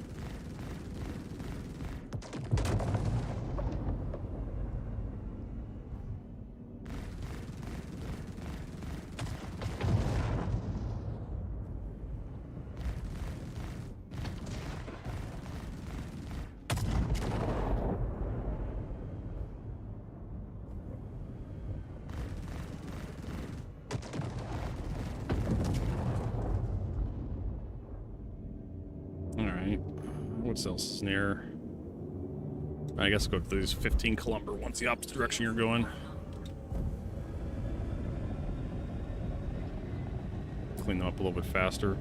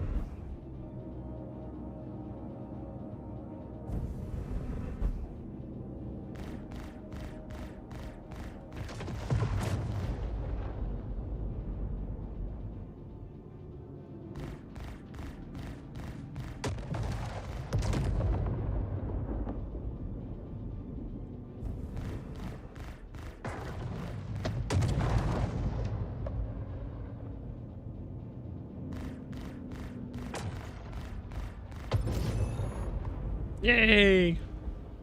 Yeah, that's way quicker than doing it solo. Oh yeah. So what's the next one you want to do? 151. 40k. Yeah, the 41k one. Tracking that. Flip over to Quantum. After we get done with these last two ones, I want to head out and get some food. I'm starving. Appreciate you sharing the missions with me, though. No problem. Get me started on this. These are the new missions, the new Xenothreat thing I think they're trying to do. These destroy the fuel tanks. Yeah, these are part of the new event, but the only part is missing is the escort one. Yeah. Then you said you wanted to do the escort one to get the BPs. Yeah, but they're not popping up right now. I mean, it's Star Citizen. We can get to them anytime. All this stuff just blew up as soon as I warped in. Oh, never mind. There it goes. I saw like tons of explosions everywhere.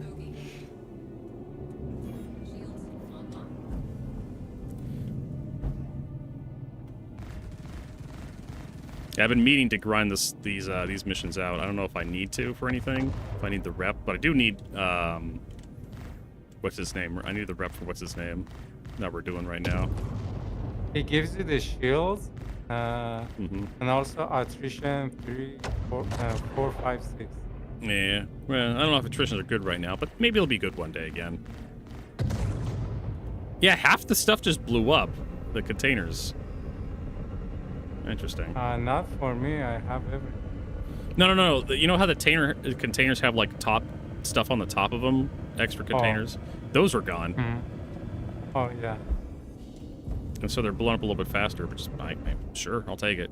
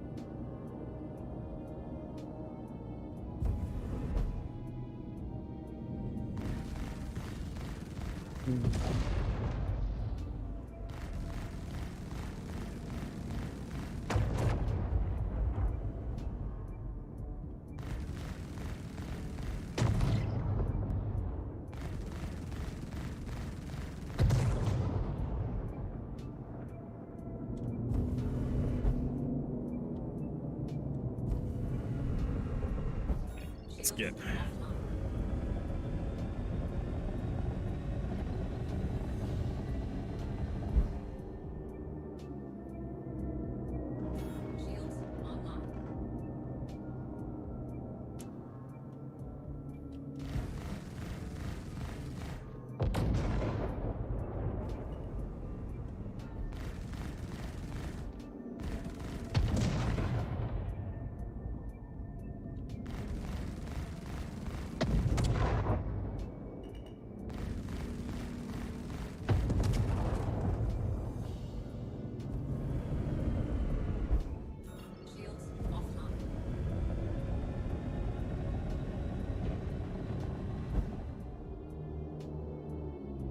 Oh, don't fly into the asteroids, Vertigo. That would be terrible.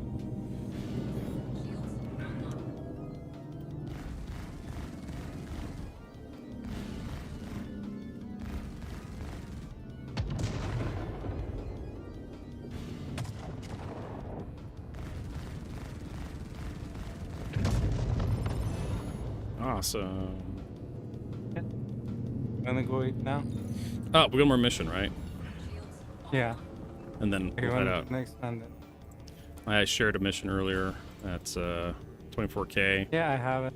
Okay.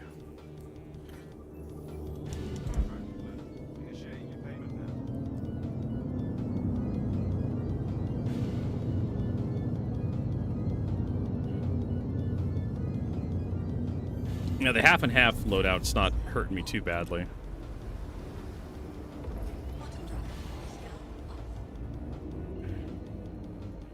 Oh yeah, this tiny number of fuel tanks.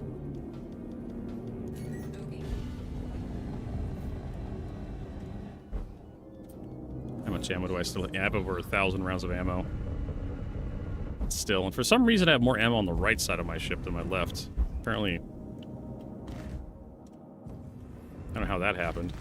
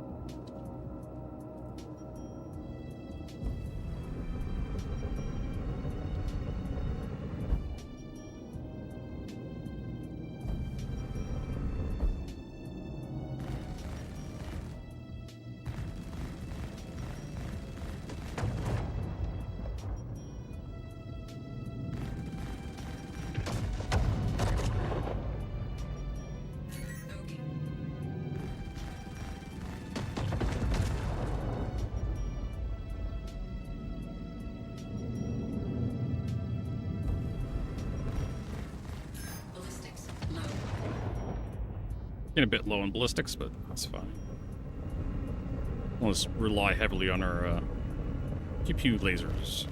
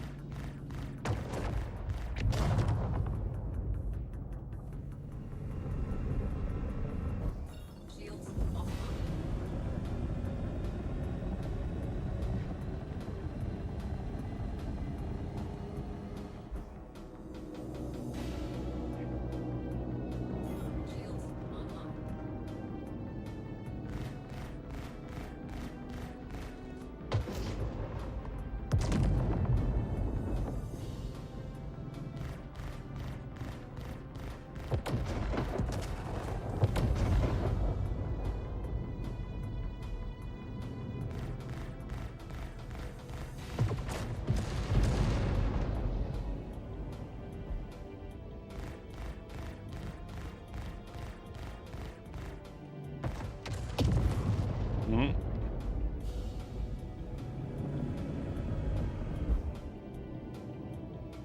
Another thing I hate about all these blueprints dropping is like some of these blueprints are just going to clog up your UI in your crafting station. And there's no way to avoid getting a whole bunch of extra blueprints from like doing missions.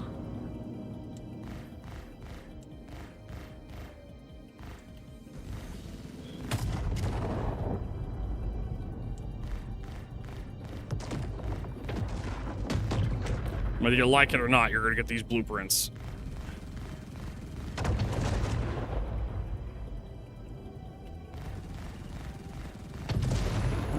There we go.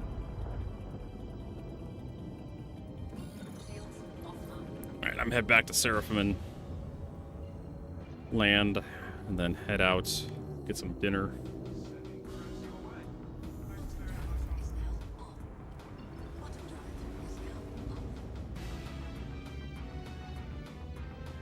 Can we go straight to Seraphim from here? No. I can. Right behind Crusader.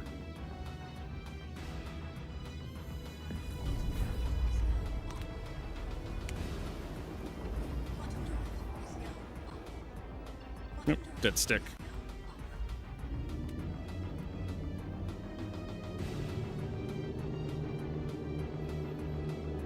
I'm already down to 79% hydration. I literally just filled up.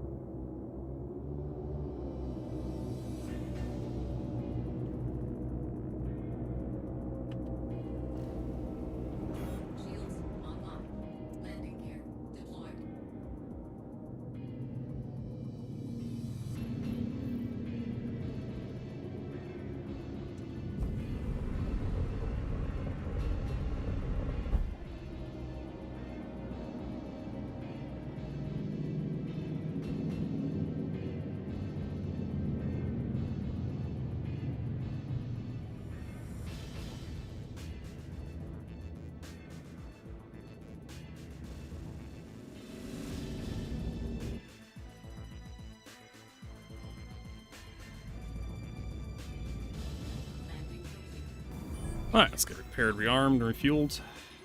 Nice, or not. Or, oh, had to, like, there we go, had to wait.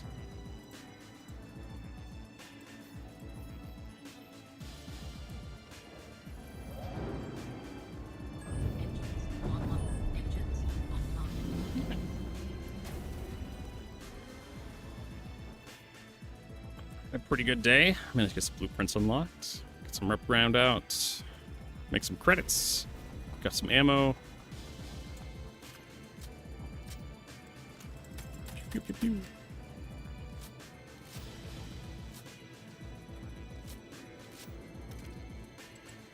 Welcome to the ASOP vehicle retrieval system. Hornets. Store that thing. Your vehicle has been with these visitors again. Let's see how much we're up to. 7.4 mil. Pretty decent. We still need to get... I'm leveling up with placeholder. I have no idea what I'm doing to level up with placeholder. I need to get... I'm a junior contractor for Foxwell. Oh, nice. And a junior contractor or... Oh, okay, junior. Junior for Hawkrow and Foxwell. So I need to do more of that. Intersect up contractor. And then, of course, we're gonna... Tomorrow, we're gonna work a little bit more on Crusader or Kovalex. United Wayfarers Club. I can't remember what the hell they're all about. Senior contract for Shubin, because I kept turning in your money eyes. Redwood Line Hall. They have some more profitable missions locked behind their stuff. North Rock Service Group. Yeah, so... A little under the water instead of a little under the weather. Ugh. Horace walks in the bar. Bard just says, "Hey, why the long face?" What other dumb jokes are there? Horse walks into a bar, goes to the bar and says, "I'd like to have a beer, please." And the horse says, "What's wrong with your voice?" And the horse goes, "I'm just a little horse today." No, I fucked that joke up. It's supposed to be a pony. Pony walks into a bar. Oh well, that's just how it works. All right. Tomorrow we're gonna watch that stupid VOD. Get more mad at Jared Huckabee. Let's hit refresh here on Twitch. But thanks, Prince, for stopping by. Appreciate it. Problem. Anytime. Thank you for this stream. Mm-hmm.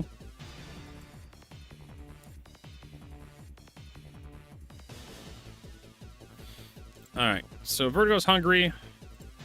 We're gonna find someone to raid.